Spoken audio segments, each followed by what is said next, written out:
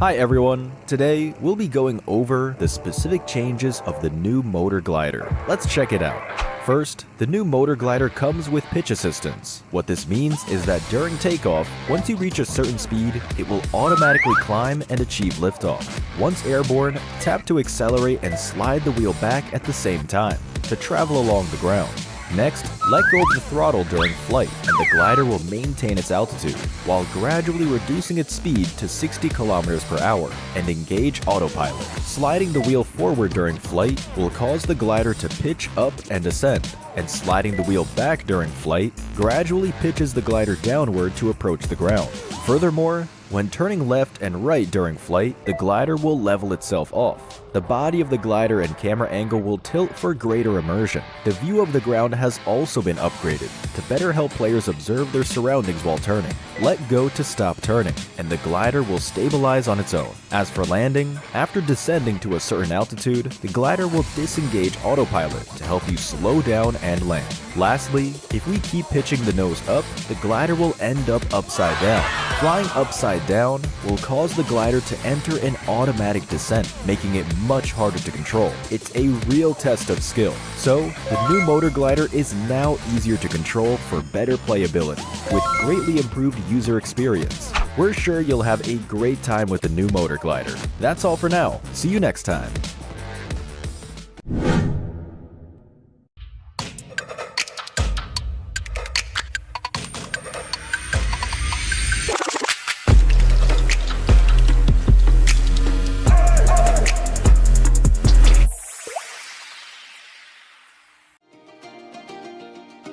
Wow, what a lively sky treasure ship!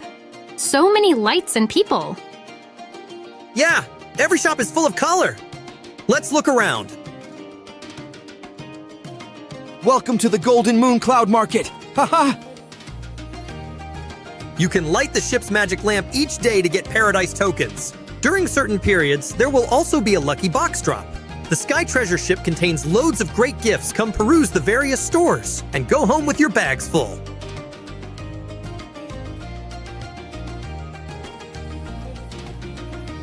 When completing various adventures in Sky High Spectacle, don't forget to head to the Treasure Emporium for the Golden Moon Paradise Crate, as well as tons of Paradise tokens that await you.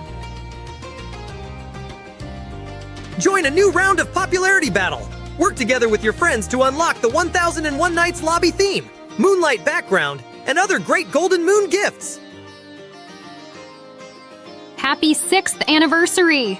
Here! Not only can you revisit your past year's game data, you can also play a 6th anniversary exclusive target shooting minigame. Head to World of Wonder to check it out. While playing, you can redeem the 6th anniversary theme song as well. The Palace Musician set for free. Awesome! Choose your exploration path on the Sky High Spectacle Nimbus Islands. Collect your discoveries as you go. Spend more Paradise tokens to aid you in your treasure hunt. What's this? Wow! A secret shop!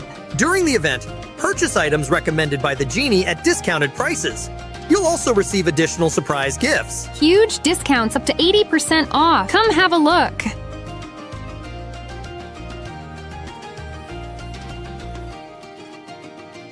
What are you waiting for?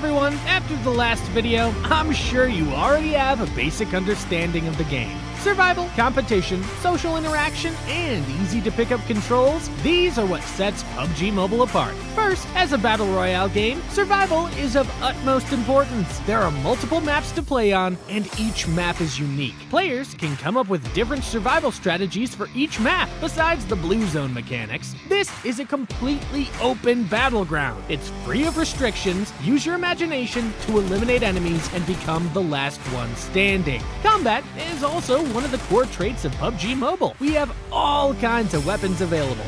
These weapons let players battle in any environment. You can be a sniper or storm the front lines with an assault rifle or shotgun. Furthermore, there are also protective gear, consumables, items, vehicles, and more. The comprehensive supplies available ensure a fulfilling combat experience. Our game has multiplayer modes with teams where you can invite friends to play together. Enjoy the thrill of PvP battles. Come up with strategies with teammates, find items for each other, and take up complementary positions. Try to make it to the end together. You can also go at it alone and carry yourself to victory. Lastly, we also have some simple tutorials for beginners in the game. There are no prerequisites, and they're super short. Learn how to play in a flash. We're still planning to release more guides detailing all kinds of neat tips and tricks to help players quickly familiarize with the game. Becoming a skilled PUBG Mobile player is super simple. Boot up the game and play now.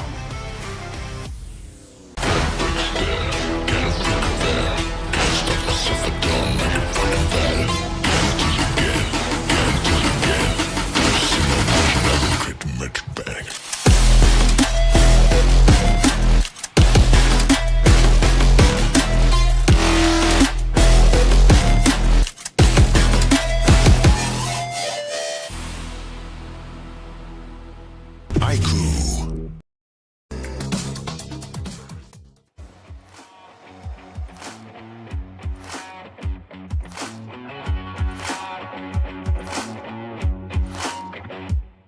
Hello everyone, welcome to the 2024 PMSL SEA Summer Week 3 Day 3. And now I'm here with Sita XX from VOIN Donkey. Hello? Hello. Okay. Your team needs to make it into Super Sunday this week in order to secure a spot of Grand Final. Is there anything that you feel your team need to improve? Oke, buat Super Sunday itu harga mati lah buat pasukan VOIN karena kalau mau lolos ke Grand Final harus lepas Super Sunday dulu. Dari Zeta sendiri, apa yang harus diperbaiki oleh pasukan VOIN Donkey ini? Mungkin kalau dari tim VOIN harus diperbaikinya mungkin dari kita ya comms-nya, tektokannya sama eksekusinya mungkin masih kurang. I think the most important part that we need to improve in order for us to qualify to Super Sunday is the communication, because I think we still lack of communication and the way that we execute our strategy. Okay, communication is important. What do you think about your performance so far? Bagaimanakah performa seorang Zeta sejauh ini? Ya masih di bawah standar. I think it's still below the standard. I expect more, but then it's still far beyond performing. Okay. If you think like a percentage, how about your percentage? Berapa persentasenya performa kamu sejauh ini? Ya 50%. Still 50%. Oh really? Yeah, still 50%. Okay, hope more. There is high chance to your team go to proceed to the grand final. Is there any team that you hope can proceed to the final too? Oke, chances buat ke grand final buat pasukan VOIN itu masih ada. Ada nggak tim-tim lain yang kamu juga berharap mereka lolos ke grand final? Kalau ada, apa yang kamu mau sampaikan kepada mereka? Ya yang pastinya seluruh tim Indonesia harus lolos biar kayak di spring kemarin kan seluruh tim Indonesia lolos. Ya semoga VOIN juga bisa lolos nyusul kalian. Of course, I want all Indonesian team qualify to the grand finals. Same like last season, all of us qualify to the grand final, and I hope my team can follow you guys and meet you guys at the grand final as well. Okay, please give like any words to cheer up them. Kata-kata semangat buat tim-tim Indonesia. #dominasi. #dominating. Oh, #dominating. Yeah. Thank you for Nagi Sita XA to join us for the interview. And now it's time for our first game. Let's go to the casters.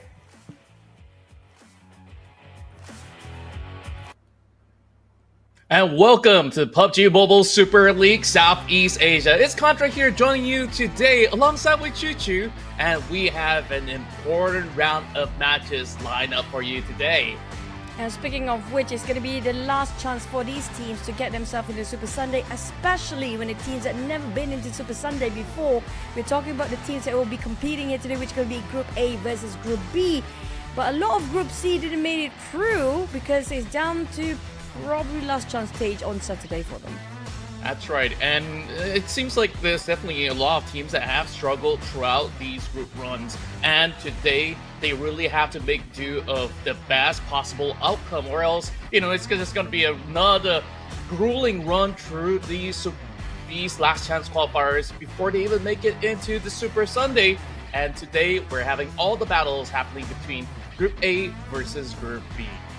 Now, I talked with XERXIA yesterday. I don't know about your opinion so far, but when it comes to the grouping, who do you think, which group do you think is going to be a group of death when it comes to the final week here?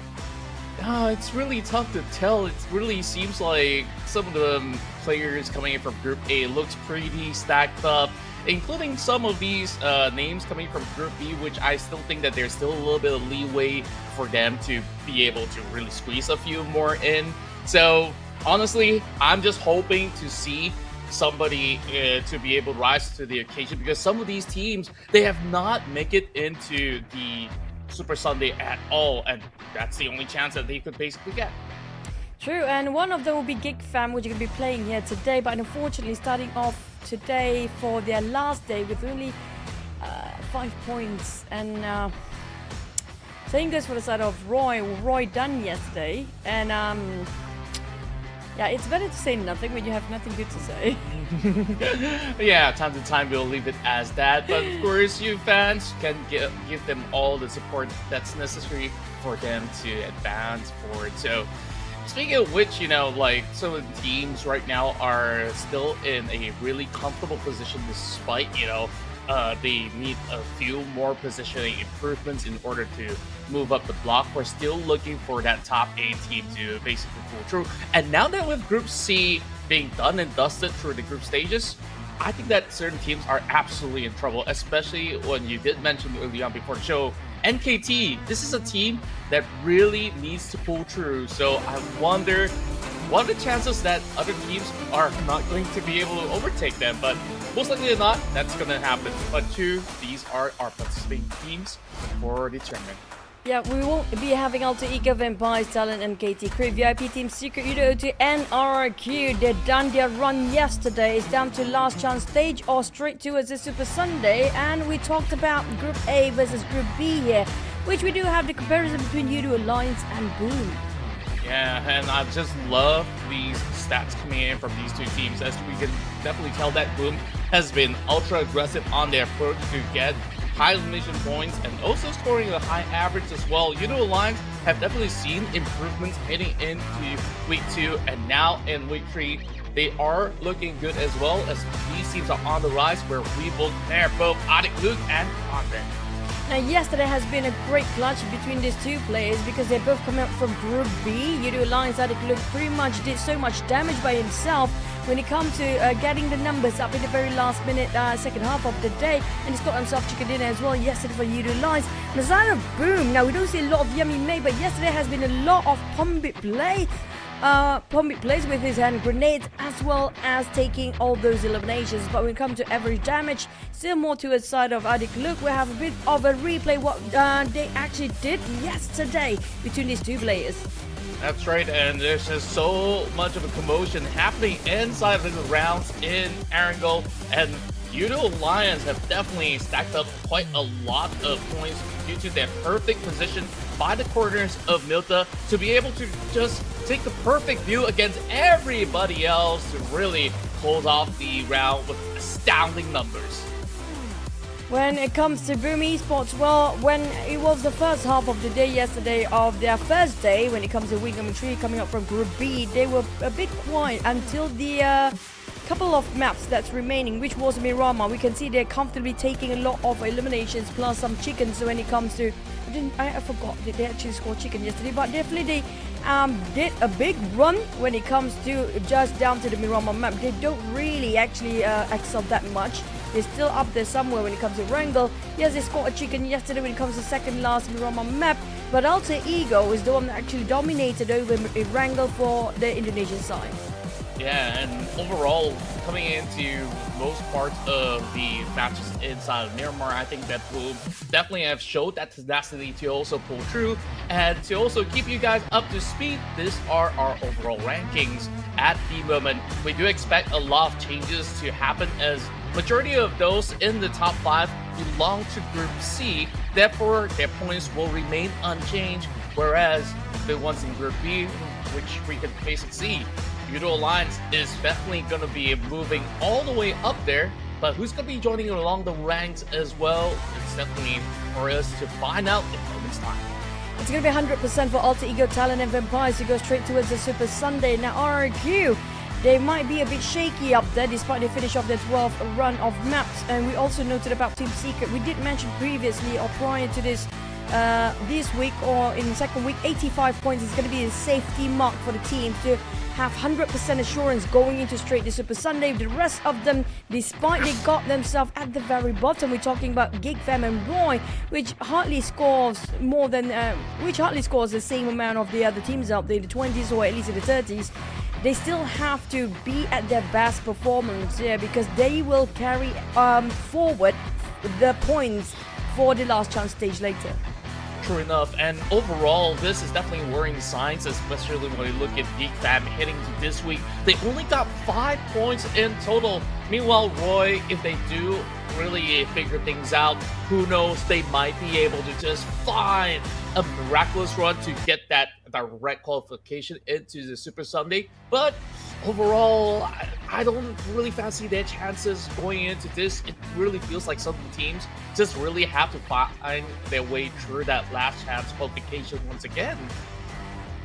Well, speaking of qualification or not, the teams that will not even see the grand finals at this point. I hate to break the news, but Team Secret, Roy Esports, GEEK Fam, Crate VIP, TODAK, YOODO never been to any Super Sunday. Now, for this, in the hands of GEEK Fam, they still can make a comeback here today. They can finally score himself for the Super Sunday. Same goes for Roy, which can be tough, but still doable. But there's a lot of conditions have to be met up there. One of it is going to be they have to start performing since the first map here. They have to make sure they got themselves at least 10 points minimum throughout the entire day, or nothing less than 10 points per map. Yeah, and it's going to be really important for them to do so. Some of these teams should be looking pretty on form to be able to get by. But we look at also teams that are currently stuck into Group C, which other teams that are playing for today can actually look at that as a benchmark, where we have teams like Crit VIP, who's currently sitting on 11 with only 42 points. This is definitely something that they really want to at least hit a certain mark. Let's hit 42 first and then look for even more. Now let's go to predictions, Choo, because we got some interesting picks on our side. I think that Boom as well as YOODO Alliance definitely have been looking really good, and with the amount of points coming in from the side of YOODO Alliance, I want to see them actually make it for that first Super Sunday. I think that this might be some typo down there because YOODO is not playing for the side of Control, but I think YOODO Alliance is actually a good pick, and Boom as well. But for me, I do want to see GEEK Fam and Roy at least score himself chicken here for the entirety of the tournament. They haven't scored any here today, and not just today, the entire week, the previous week, even week number 1, not even once in any stage at all. Another note that I want to mention is going to be the Xaviers. Now, when it comes to the overall league rankings for the grand finals, the head start point will be 30 points, and the Xaviers definitely want to maintain their statue up there. They cannot afford to lose this Super Sunday. They really can't afford to do so, and we're going to be moving into our map real quick in moments time too, and this is where these teams will have to look super sharp heading into our Friday run. So let's get into our first match of PMSL on the beautiful Friday.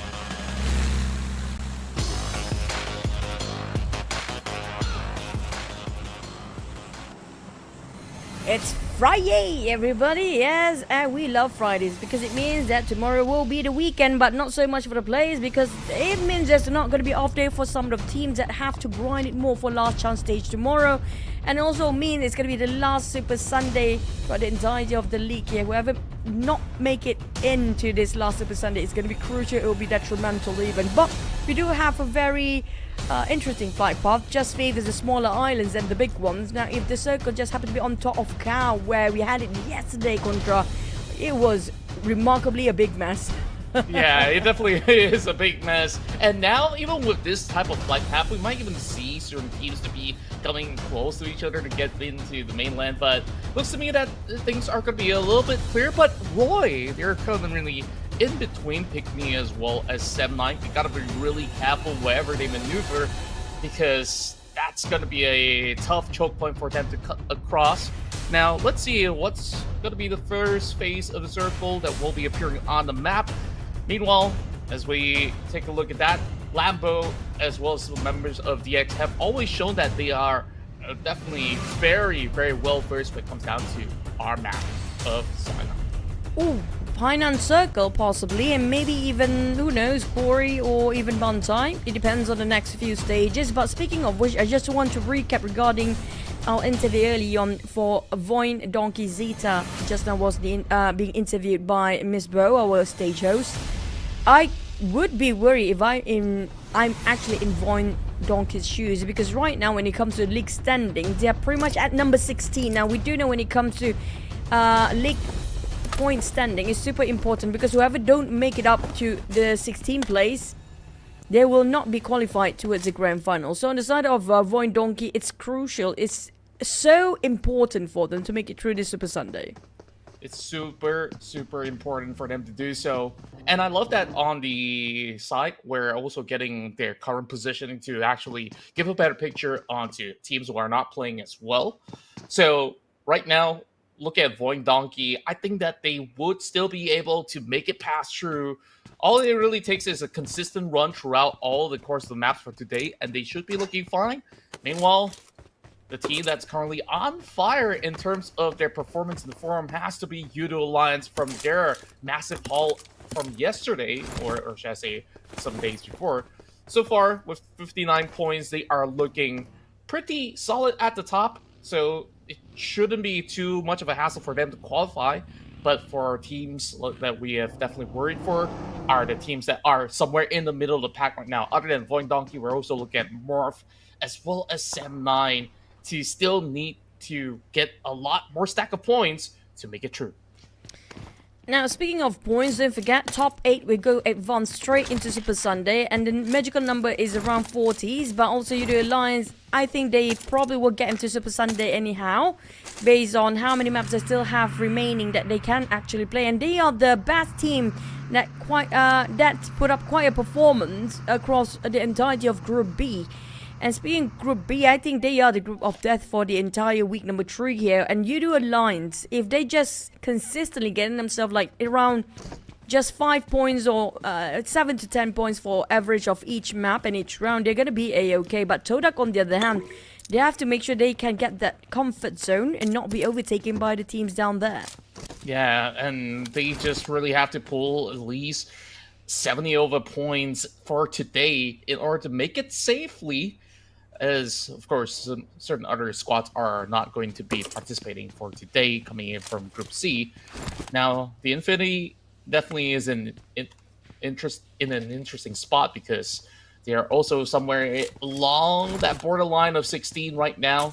They cannot really afford to drop rounds with 0 points at all. This is going to be safe for them to journey their way through from the north point of Cow, but it's definitely a long journey heading into the south side. Meanwhile, Team Flash, I think they've been outstanding throughout the course of the tournament. Another run into the Super Sunday looking very likely, but last week they didn't really gain any massive pointers out of their run in Super Sunday. So when they do qualify, they need to still stack up a whole lot more. But we've seen some improvements coming from the squad, as the rest of FaZe Clan are definitely going to be looking for another chance heading into the weekend runs. For Team Flash, I personally feel like as long as they got himself in the last Super Sunday, it's basically very simple when it comes to the formula. Whoever will qualify towards the Grand Finals, as long as they got himself all 3 Super Sundays in, regardless of how many points they actually managed to gain throughout the Super Sunday, they will go into the Grand Finals. That's going to be one of the best formula right now. But BTR, spot out moment, down to only 40% HP, almost knocked down, and it's down by Sata on the other side. So beautifully executed by Luxy as well, just holding through these high elevated hills. There's no way that Mormon makes it out alive. FaZe Clan starting off this round with a deficit.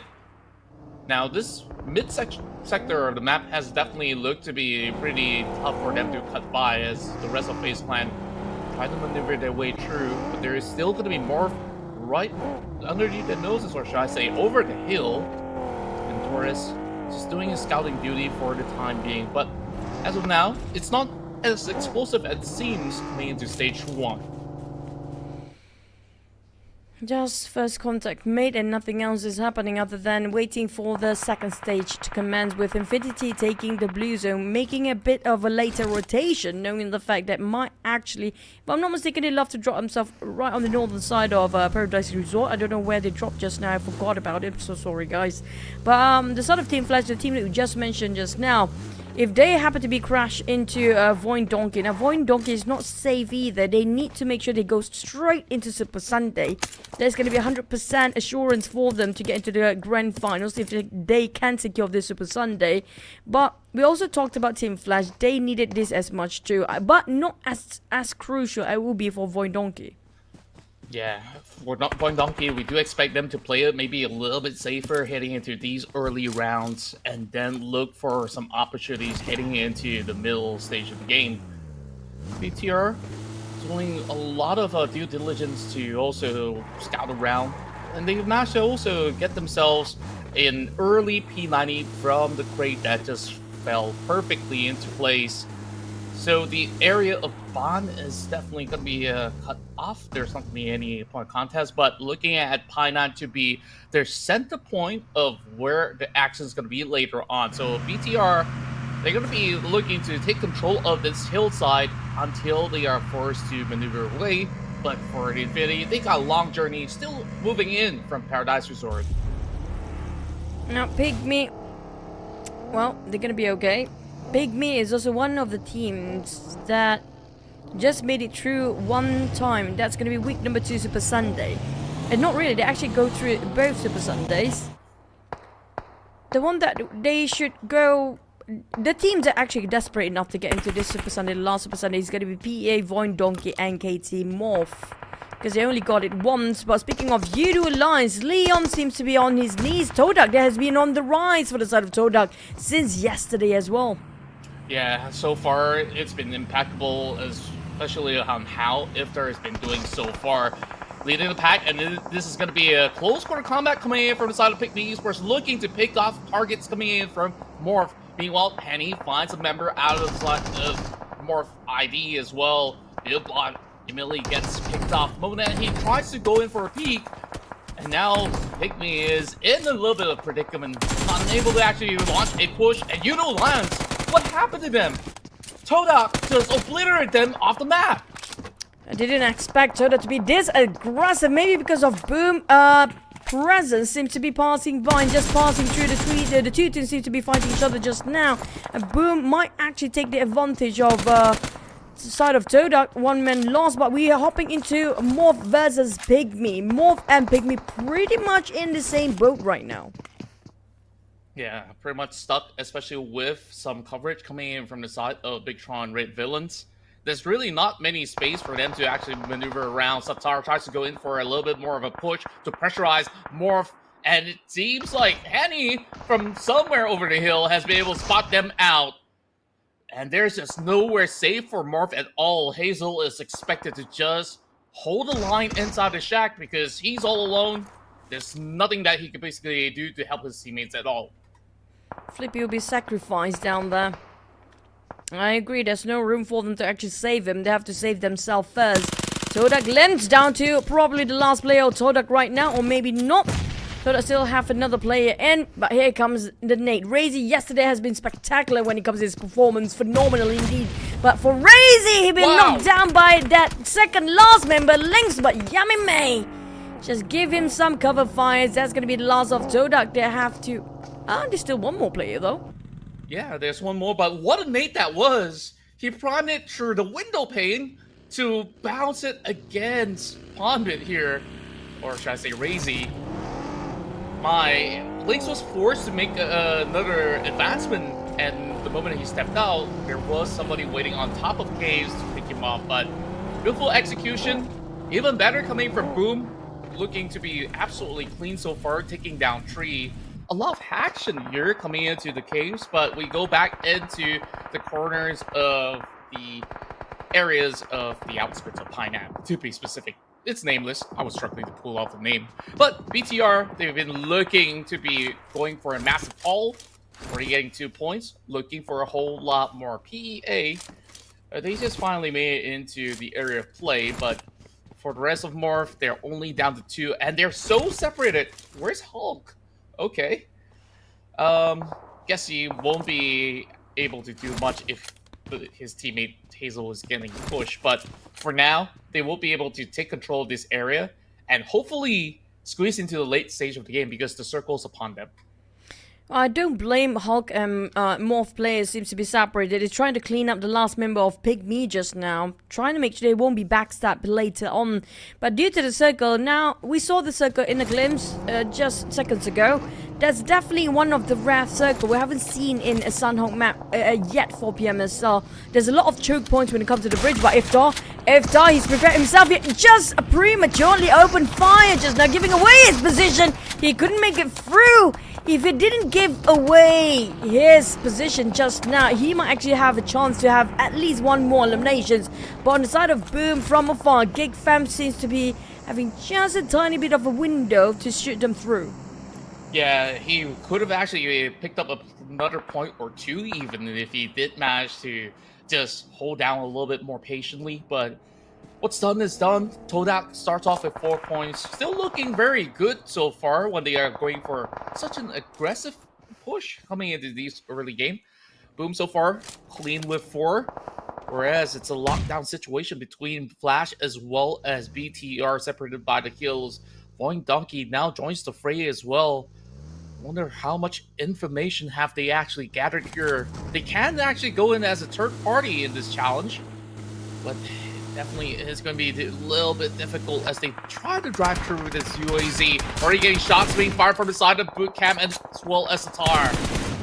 Managing to make an escape for now, but Kenny's going to be able to find even more for Sem9.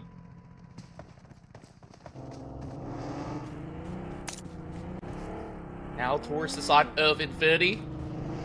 Seems like they're just going to be able to hold by the outskirts here. They need to get into the circle, and this is definitely going to be an uphill battle against the rest of DX as well. Being swarmed from all corners as Slambo tries to connect the shots, not finding anything at all. Needing to pull off a good defense overall. But I have to say, pretty solid defense from the side of these Xaviers at forcing Infinity to reposition themselves despite they got the elevations before. But Lamborghini now in action, going with another flanker from the sides. But when it comes to the circuit, it will shrink even further. It's going to be a heck of a choke point, 2 choke points with the very small bridge and the bridge on top of Camp Charlie. But on the side of Infinity, they have to pass through these Xaviers if they want to just get into the circle. But they can just rotate down south and get another entry and just gate him from the inner side. Yeah, and that's what they have been doing right now. And seems like on the feet, we are seeing Roy getting a whole lot of points against Team Flash. A little bit of a good run so far from the side of them, but it's going to be XERXIA holding it indoors, finding one. RNJ already popped through his smoke, and it's going to be hard for the rest of the VOIN Donkey to push through. Now they're looking for an opening while PIGMY's going to be on the outskirts as well. XERXIA has some nades to pop in. If anything happens, Rocky goes in for the exchange, but he could not find anything at all. Zeta getting popped, and it's only down to a few members left. Down to only one last player. Rocky did fought valiantly, but unfortunately couldn't make it through. Outnumbered, overwhelming. Xerxia's team is surrounding him left, right, center, but there's no break for Xerxia at all. You're coming in with another team. BTR try to flush them out. RNJ's on his knees. Another nade will clip them through. Didn't actually connect, but finish off Mega Mind down to a Z. And also one of his another member to just hold their grounds there. But how to do so? Look at the nades tossed by the side of BTR. The pressure is real. Yeah, and they're definitely looking to crack open the case right now. Urge retaliates, brings out the DPS, but shots from the top! Oh, Satar, he managed to get all the way up there. And the rest of XERXIA, they're all cornered up. They're forced to run, ring around the Rosie inside the city of Hainan. And Satar is just leading the fray. Big nades once again coming in from the side of BTR. Trying to catch Lobby. He knows where he's at. But they've got to be careful as well. Kids are approaching. Satar finds one. Have his back turned. Lobby goes in for a trade. They need to wrap things fast for Xerxia's and BTR because these Xavier seems to be interested with a crosshair just eyeing up this angle. But Lobby X, he will fight and he will make it difficult, but it's still not going to be enough. Numbers do matter when it comes to manpower on the side of Xerxia, unfortunately, but at least it didn't go empty-handed this time. But when it comes to the top two teams at 6 and 7 placement in the overall rankings, YOODO Alliance and TODAK has been finished off. But BTR, this is going to be a reset, and this is going to be the opportunity for them to take their solid placement later in overall rankings. Yeah, and BTR definitely executed that so perfectly, although of course a little bit more of the hiccups when it comes down to knocks, unavoidable. But their aggressive push when they knew that there was a team that was fighting XERXIA early on, they immediately pounced upon that pocket. Right now, PA right outside the zone, trying to squeeze through, but the rest of Roy is just blocking their passage. There's just no opening that they've managed to cut through. Roy, really when he sets foot in, gets spotted out. Quick run coming in from the side of Valak to be able to secure that. On the side of Roy and PA, they're both having the same idea when it comes to the objective for the day. They're going to play it safe, going to play it late, but both teams will clash either way. On the side of PA, there's going to be Blaze, the last player standing. But Noah will not let him flee and pass by because right now, Roy, they need to deal with PA before they get into another fight, which is going to be 7-9 approaching from the west side. 7-9 so far, starting off really, really strong. Still having a full squad in their hand. Blaze left out all alone, managing to make it out of the rut. Still have the zone to play for. But he is unable to make any form of advancement from that position. He will just have to turtle in for now. Meanwhile, 7-9 has heard all these gun barrel shots, but unable to actually spot the rest of Roy just yet. Now prodding some grenades as the rest of 7-9 is pushing through. 7-9 giving some warning shots and a couple of nades just to make sure that they try out their luck with the random toss coming out onto the side of Roy. Noah already prepped himself with the DBS coming up from 7-9 PEA. Finish off Roy Noah. At the same time, that's going to be a big win for the side of 7-9 thanks to Blaze just now got finished off also at the same time as his team, enemy just now, which was Roy, but Boom will be the next contender against 7-9. Everybody wants to be on top of the hill due to the elevations that's right in the center of the circle. Yeah, and they really have to fight for it. Boom as well as 7-9. This is the fight that we're looking forward to. Just long tosses of the nade so far, as there's not going to be angles towards Pombit or even Kennyez. Meanwhile, Shadow coming in from afar challenges the rest of FaZe Clan. Taurus is already down. Pombit is not going to be able to find anything with those nades. And it really seems like Boom is just gatekeeping the rest of 7-9 from approaching this. They know that there's not much areas of coverage left for the side of 7-9 for the time being. Lots of deflates now being thrown at the side of 7-9 once again. Pombit putting up the pressure, but the full squad is right in front of him, so he has to hold it down, unable to do so, as the rest of Boom will falter with 8 points acquired. 8 eliminations plus placement points. That's going to be double digit when it comes to total points for the side of Boom. Now, despite they quite early for elimination, but FaZe Clan, Kenny, how did he know how to pick out 6 out of 6 eliminations just by Kenny himself?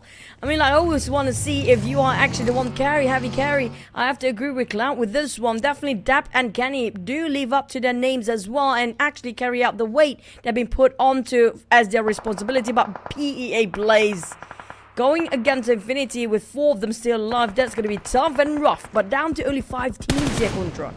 Yeah, that's some important points though for PEA. They stash about 5 and heading into the top 6. They do add some placement points on top of that. So it's been a really good round for the Malaysian squad. Meanwhile, Mela could not even hide from the gaze of Luyu. What a shot coming in from up the top. And he's also looking to pick up members aside of the Savior as well. The rest of the Infinity looking healthy and strong, and 7-9 wants to attest to that. Still looking for an opening here as they do see members of Infinity running across, hiding right behind a rock as a safe measure for now. And Tiger X runs into the open, will be picked off by Yuhai. Yuhai trying to find his target across the other side with very, very little room to play with. Just to sneak through his bullets across the other side of a map. 7-9 Dap on the other hand playing around the slope, trying to give pressure, shutting down on Infinity. That's going to be TODAK reposition himself. Fired back by TODAK. What a crispy spray down there. Back to the side of 7, they have high chance of possibility winning this chicken dinner. They will not leave it by. But GEEK Fam has been taking the strongest compound despite it's slightly on the lower grounds. But they do have those 4 walls to barricade themselves. 7-9 will try to push in, but Yuhabi put a stop as Audrey and Aizen that just finished his entrance into that side. TODAK coming up from behind the last member of Infinity, while GEEK Fam, the moment they try to pick out, it's going to be a sharpshooter, Damroot, taking them down. A beautiful nade now tossed right in as it will suppress Audrey. That could have actually clipped over onto the side of Tourney. 7-9, they were too focused onto the launch of attacks against the Infinity, but they forgot about GEEK Fam from right below. And now it's down to the Savior and GEEK Fam. The Xavier's 6 hand grenades left with most players still alive on their side. GEEK Fam is going to be 2v3. They open up the angles there in a spread for the Xaviers, forcing GEEK Fam to come up from the hiding spot. They can get themselves a couple of buildings around there. The small shacks will be available for them to actually take covers. But Parajin going on for the flank side, trying to scout out for Aizen. And Parajin might actually visualize on Damroot if he can actually just find himself a good angle. But it's just not gonna happen for now, and the blue zone will start to close up. There will be no more circles. 3 seconds to go with lesser and lesser resources for these teams. It's down to who's first. Indeed, and GEEK Fam, they're still inside the shack though. They will be pressured to move into the center of the map. They don't really have smokes to utilize, so they have to take this fight by hook or by crook. Now comes Shadow pushing through, looking for that grenade through the door. Not gonna be able to find it though. Does know that there is one inside of the closest hut. Aizen will try to draw blood by his own as he's getting pretty much wrapped around. Damroot still finds one, and now the odds have been evened up. 2 versus 2. Oh, Damroot, he shot first with the shotgun. The DBS didn't work out right, and it's gonna be GEEK Fam. It was down to 1v1. What a close match between those two. It's down to 50-50 till the end. But GEEK Fam, they're desperate enough and they push themselves beyond the limit. This is their best performance. They threw up the entire league and their first ever chicken dinner. Congratulations, GEEK Fam. They've finally done it in the most important round so far. And they're definitely looking for that morale boost from this win onwards to propel themselves into that Super Sunday run. What an incredible performance coming in from all the teams out there, but GEEK Fam, they were outnumbered but never outgunned. I have to say, this is what we hope for early stage of the tournament. Now, we'll be a bit too late. We're going to have to wait and see how much can they score for the rest of the day. With Damroot, he got himself the most eliminations across all the 4 players of GEEK Fam. But when it comes to damage, you have to give it to Aizen. Yeah, so far he's been doing impeccable work, especially on his launch of attacks against some of the members of 7-9 alongside with Audrey. And it's been pretty much crucial for them to really hold that final town in order to secure that chicken dinner. And that opening that we saw coming in from the tag team duo to close off the run was just beautifully executed. So these are the stats coming in from our run of Sanhok, and we're definitely looking forward to Erangel already. But boy, these two Malaysian teams so far looking really good to start off the day with. Meanwhile, we do have DX trying to reclaim their glory here, coming in with second place. And also, Boom has been outstanding on their early game performance heading to the mid game.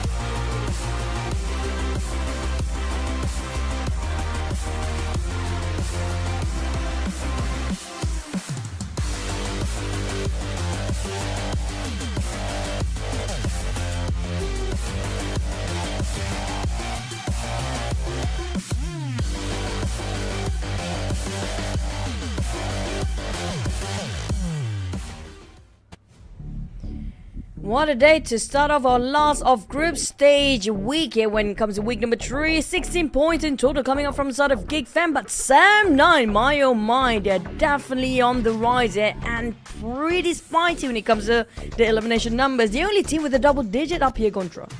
Yeah, and when we look at how Sam9 has been able to do that, it's all due to the heroics of Kenny S in this round that have scored them so many massive pointers out there. And we have seen a lot of early game advancements coming from Roy, TODAK, as well as a few other squads. XERXIA, as much as they managed to win one trade in Thailand, they were overwhelmed by BTR overall.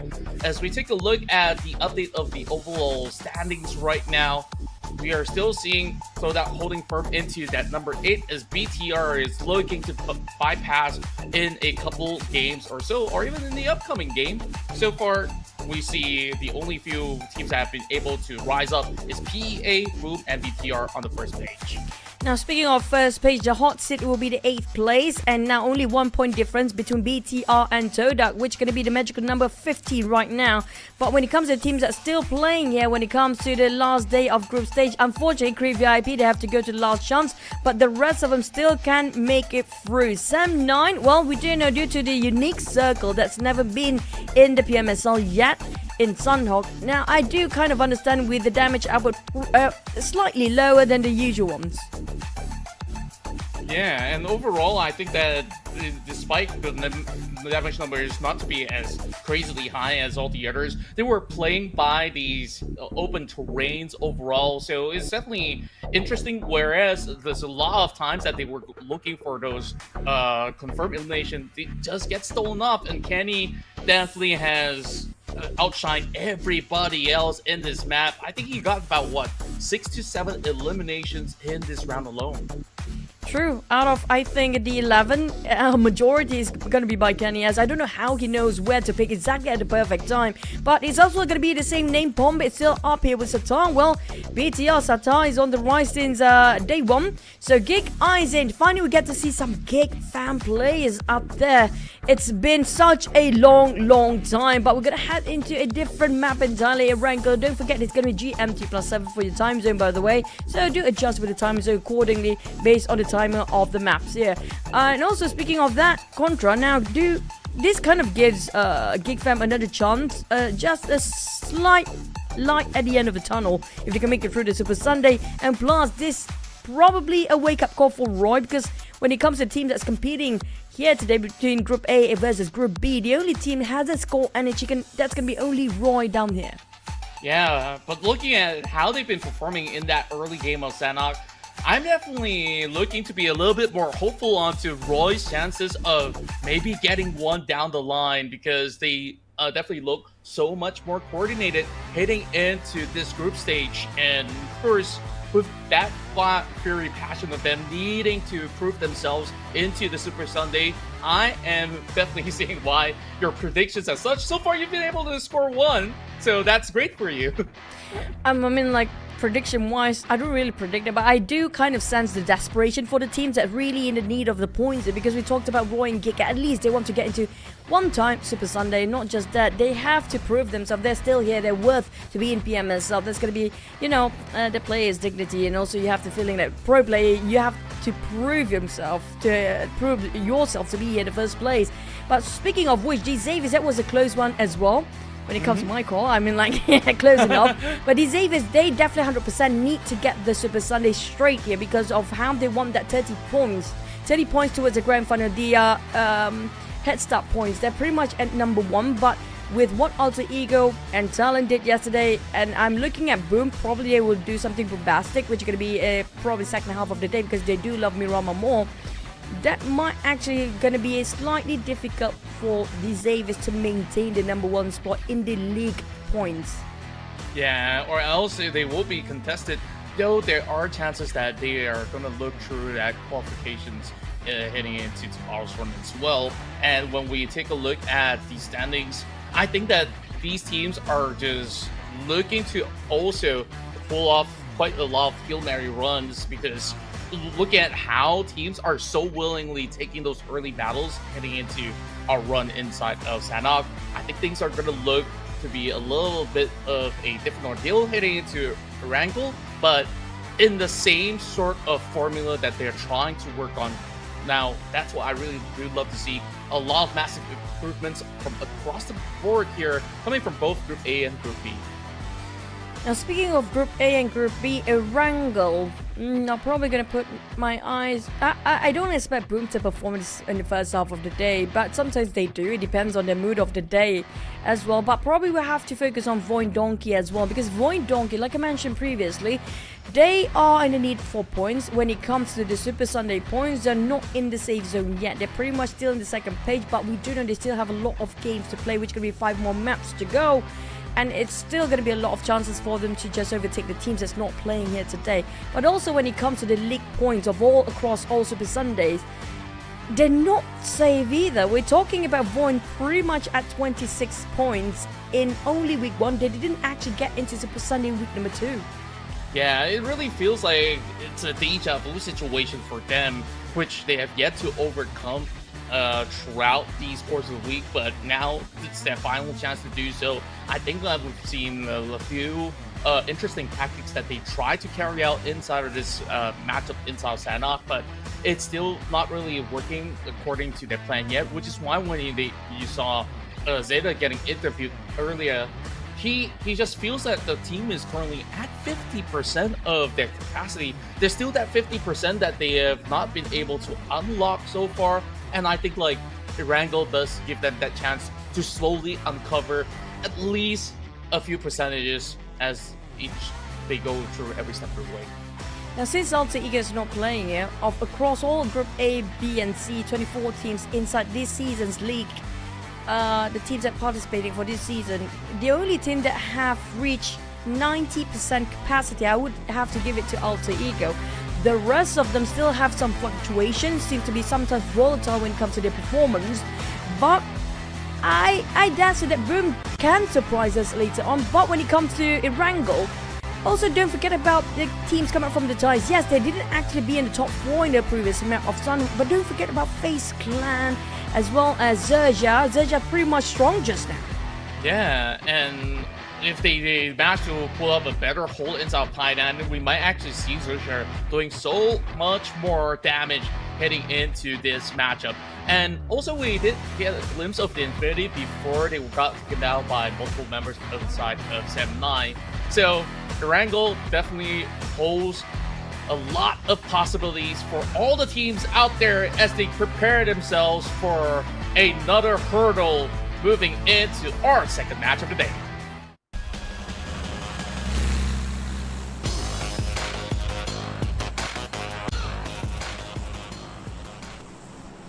Heading back into the first Erangel of the day, we do have a very south towards the northeast of the flight and the map. It's going to be up to Starburst, starting off from the outskirts of Quarry. But today, I don't know about the circle pattern because I never seen Sunhawk map pattern like that in this season. So we can expect something unusual when it comes to today's circle because it is the last day of the group stage. Now it's down to whether the players can adapt to the circle later on or not. Yeah, this is definitely going to be a tough one to start with for certain teams that are hoping to traverse into some safe area of play, heading into Milta or even Prison. Just a little bit of a stretch. Meanwhile, I'm expecting to be seeing a lot of all these teams really fighting for those vehicles in this early run. But the Thai teams definitely love themselves at South George, so they'll be able to claim that for themselves. The Thais, where do they drop themselves? It's going to be the usual drop here. Nothing unusual by far. I mean, like, correct me if I'm wrong, but GEEK fam seems to be having a bit of a clash despite they are on the way towards the side of Ferropier. But due to the flight path itself, they might land it up a bit earlier than they used to just float around to Ferropier. This time, it will be them dropping into Quarry, and the circle is going to be almost, I think, 80% by now. We can confirm it's SMB. This is so difficult, especially for teams that drop so late into this matchup. PA's got the longest journey, always moving into Stalbert, needing to get across. Now they gotta really stock up very quickly and advance to the bridges. So these teams, they're definitely having the clocks running really quickly for them, it feels like. Meanwhile, it's still looting phase, so they got ample time to prepare for the worst. Well, it's not the worst case scenario for PIGMY, just having some trio as a start. So still got something that's doable, still winnable. We've seen a lot of duos since the start as well, but we do have a bit of a replay. What really happened? Like I mentioned before, Aizen actually landed way earlier for the micro Uzi. So that's going to be the big win against PIGMY player, who just slightly outskirts than the rest of the teams, a bit separated even, so they cannot actually give him extra cover fire whatsoever. But Hospital might have some skirmishes as well. I do have a glimpse of around the corner. Just now it was FaZe Clan. Infinity, FaZe Clan, Hospital area, or even Jogopur seems to be their usual spot. But Infinity, will they want to take the fight or not? It seems to be pretty scattered in terms of position for the side of FaZe Clan at the moment. Maybe they might look to advance much later on instead, as these teams understand that it's going to be really dangerous to take these early battles before even moving into the island of military base. So chances are they might even avoid each other completely. Now, as we take a look at the bird's eye view of the map as well as some stats, we got some really great points that has been garnered along the journey of the play throughout the past few weeks. Boom, DX, BTR, and Team Flash, they've been excellent in the course of Erangel, and this is by far the most important map because it's being played day to day the most. So definitely they fancy themselves another high record run. But when you lesser than Erangel, but we do have a lot of record-breaking numbers when it comes to Miramar map And that's the thing, because of the distance in between and due to the uneven terrain, make it so difficult for the players to hide too much. Because we have quite a number of urban warfare when it comes to this season's Wrangle map. So everybody kind of got themselves equal when it comes to eliminations, some sort. But we do have another team being picked off by the likes of Boom, which gonna be TODAK just now losing one player way early on. I don't know why he's so separated from the rest of the roster for TODAK. Yeah, that was what I was questioning in my head as well. Like, where is the rest of TODAK, as a matter of fact? Maybe it was just sending him out for scouting duties, but then again, just having the whole squad of Boom charging through, it just was a walk in the park for them to score that one-pointer in. Hazel has already made his way down towards the south side, found a few members of PIGMY trying to actually keep him from moving any further. But for Boom, it's a free access to get themselves closer into the military base. Didn't seem like they're interested to hold on to the bridge for some reason, as there is still a lot of teams that need to journey their way in. I think that Boom definitely is going to play the smarter way around by just taking a deeper hole in the island. I don't know about Boom. You mean smarter means they might damage all the teams coming from behind and bulldozing everybody that seems to be passing by. Because they love to play that way. Boom just love to surprise people from the back, and that's going to be their signature move these days. Aside from Rosemary stealing those eliminations from afar, Boom is another one that they should be worried about for the teams out there. Because Boom, when they come in, you don't even realize they're already there before it's too late. And when they come in, they're coming in very strong. We talked about them already place themselves in a position where they will box you in. But another team where we have our eyes on, which is going to be both Vietnam teams, they're Roy. The team that in desperate need of the chicken. They're the only team without any chicken when it comes across the entirety of the PMSL Summer Split 2024 against the Super Sunday Kings with the most chicken dinner in week 1. 4 chicken dinners in the day. But can they come back for the Xaviers this week? Yeah, the Xavier, they're pretty much boxed in as well. Now with the 3 members of Roy working their magic through the shacks. Nate's tossed in. Lambo holding out all by himself, but they're still unable to find him with that shotgun barrel straight to the face. That's 1 member down, 2 members down for the side of Roy. DX, they are ruthless, but there's a nade that does clip on point. That nade can change everything for Roy. That's going to be equalizing the field to 50-50 once more. Lemare trying to reposition on the flank side. While his teammate tried to get on the higher perspective. Lume on the other hand, trying to find at least some window for him to shoot across.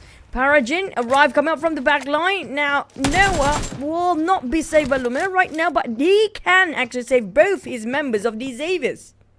Wow, these Vietnamese squads, absolutely ruthless the way that they've been managing these fights.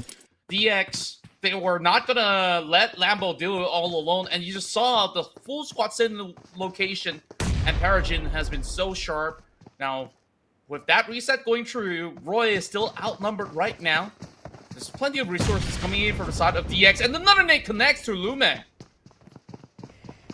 Nate needs to reset himself. Lume, after Noah being picked up, it's going to be the other member. Lume's down, finished off by Paragin, just not breaking any sweat with the AKM in his hand. Paragin now randomly trying to clear the corners, but they know it's going to be the stag game again for D Xaviers versus Roy.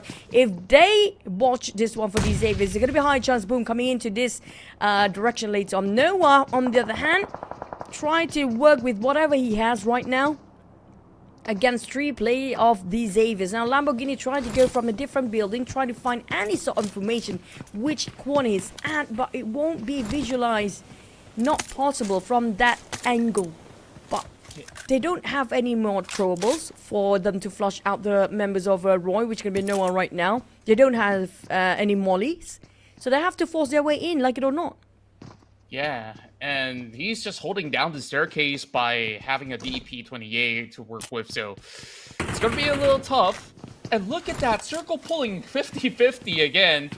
Still covering majority of the island, but chances are some parts of the bridge will still be connected. Noah just trying his chances. There's not much he can do. He cannot even run off of this area.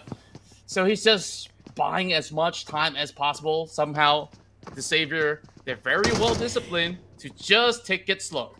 He's running out of bullets and he's done. He's dead. DP28, which is going to be the pizza gun, won't last him long enough. Unfortunately, Roy have to settle down with a 0. That's going to be tough. He's... well, I have to break it. Roy definitely will go into last chance stage here.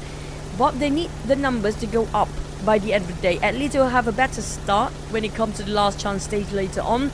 But speaking of which, BTR and also TODAK, the one that we should watch out for because of the points they have right now. We do have a couple of teams coming in very late in the blue zone, including PA, which just managed to get into the safe zone right now. Team Flash taking their own sweet time. FaZe Clan, on the other hand, victorious. Oh boy, the rest of FaZe Clan were hoping to journey their way into the western side of the bridge, but with the presence of Sam9, it's pretty difficult for them to even think about cutting through. The only good news right now for stage 2 is that FaZe Clan could still wait it out, but the longer they wait, it's gonna be increasingly more difficult with more teams also swarming into that patrol station. Now, we'll see the rest of Boom really taking a really sweet spot inside the island, whereas PIGMY and the rest of XERXIA, they're just by the edge of Primos. And they're slowly journeying their way into the bridge as well. So 7-9 will see themselves a lot more visitor coming in from the ports of Fairpier. I'm not surprised if you do have a couple of teams resorting to swimming because it's still a 50-50 circle by stage number 2 here. But stage number 3 pretty much will pull towards one direction, whether it's going to be back towards the main peninsula, which can be very little space remaining if that happens. And also the same case goes for SMB. We might actually have a bridge circle which we've never seen before, since the platform of the bridge has been modified in the previous patch like long ago. We never had bridge circle since then. But speaking of BEA, they're still gonna go with what they know best, which is gonna be a very late rotation. But it's not just them. Team Flash seems to be having the same idea. Yeah, it's just a very, very slow burner for some of these guys out there. FaZe Clan now coming in really closely to try to trail some members inside of 7-9. Now that XERXIA has already made their way into the corners of Fairpier, this might just be a three-way battle between these three squads as they are taking control. But 7-9, they're really locking everybody off. BTR, I think it's likely that they will swim over. A lot of teams coming in from the south side already inside the island, but we are already seeing a chance for a pickup here. Flash almost getting run through as Fugosu holds it down by his own. And now the rest of them will just suffer as PEA takes this battle and will start to lose members. Both teams will not survive here. The moment they're just going to jump out from the blue zone later, whoever actually win and get the victory over this fight, it's going to be 1.5 kilometers away from the safe zone, by the way. It's going to be tough because there's so many choke points and a lot of Marines waiting around the other end of the corner of that SMB. Now, we're going to leave Team Flash versus PA for now. It's down to how many eliminations they can get before they go down against the blue zone, or even the players that will choke them around the choking points. But back to the teams that actually got themselves inside of SMB from the southern side. We do have PIGMY landed and docked there safely, or was it not really? PIGMY is still on the main peninsula perhaps, or not really. We're gonna have to wait and see. But Kwang, Team Flash finish off PA. PA haven't scored any eliminations yet. PIGMY on the other hand spotted out Infinity, who just arrived. Yeah, and the trouble for the side of PIGMY Esports is that they don't really have vehicles to work with at the moment. Here comes the exchange of nades. XERXIA playing on the lower ground, but the big one dropping in towards the side of Earth. Still alive and kicking for now. Yuhai will lose sight of the rest of XERXIA, giving them a little bit more time to reset. But it's tough for the side of XERXIA. They are boxed in underneath the bridge with not much area to go. It's really down to Luyu. How much can he see from that position alongside with the flank side? Kenny's definitely trying to look for an opening here. But the rest of XERXIA, they're really not giving any form of advantages towards the side of 7-9 to even think about cutting over the bridge to get their chance to shoot right towards XERXIA. It's going to be a bit of stalemate here. Unless Luyu did pick up a couple of players from his vintage view up from these elevations. Spotted out RNG just now. but the problem is they're underneath the bridge. For a side of Sem9 to spot this play out, they need to get out from their comfort zone. Quite close between Urzi and Dap. Interesting angle. And I don't think Dap knows exactly where Urzi at. No idea at all, but he does spot out RNJ Yuhai. Quickly goes in for elimination, whereas the rest of Sem9, they see this as an opportunity to pounce, and they will full set it. And XERXIA, 2 rounds in a row. They go out early. Previous round, a little bit more points. This time, 0. Oh, man. Tough. But it's all tougher for the players because it's going to be another circle. Just move away entirely. D-Zavis, another circle for them to take the chicken here this time. We also have VTR in the fray, but PIGMY versus MORPH still ongoing. Well, we do have Sem9 still having a go against a team that try to pass by, which could be FaZe Clan, their next target here. Yeah, FaZe Clan, 2 members over the top side of the lighthouse, whereas Venturas is still on the blue zone, squeezing past. Sem9, they're still not safe just yet. The moment that they look to bypass is where FaZe Clan will start to shoot. And they heard all those noises coming in from that previous fight against XERXIA, so they know exactly where they're at. But things have been looking really good for BTR as they took a swim across the river and find themselves perfectly in the center of the circle. And now MORPH will have 0 bleeding outside of the play area. The rest of Boom are just hoping to corner them up, but there's not much area to play. Flippy now out in the open, and that will be an easy cookie for Pombit and Razy. Who got the kill away? It's going to be GEEK fam stealing it from the other side because it happens to crossfire right on top of Flippy. But it's tough to be Flippy. It's going to be called that end for him to hit down in the middle there. But for GEEK fam, once they got themselves those stills, they're going to just flee. They're not being punished for the crime scene they committed just now. But Yummy May definitely not happy. But the moment they run away from the side of Boom, while Boom and Pombit trying to steal away from afar, redeem back what they have lost before. But it's going to be Sem9. Yuhai finished the MORPH across the other side. But Boom, now they have to rotate, knowing the fact that they are not too far from the circle. But the problem is, it's not just them. There's plenty of teams already take them their own place inside of the safe zone. Indeed, and overall, GEEK fam, they just don't get their chance to even rest up. The moment that they go in for that rotation after that pickoff, it's just chaos for them wherever they turn. And DX, they got the better of it. The moment that they try to get themselves into the shack, they get picked off. So, an early finish this time around for GEEK fam, though they did manage to score 4 points overall. BTR. Well, they don't have any contenders from the back.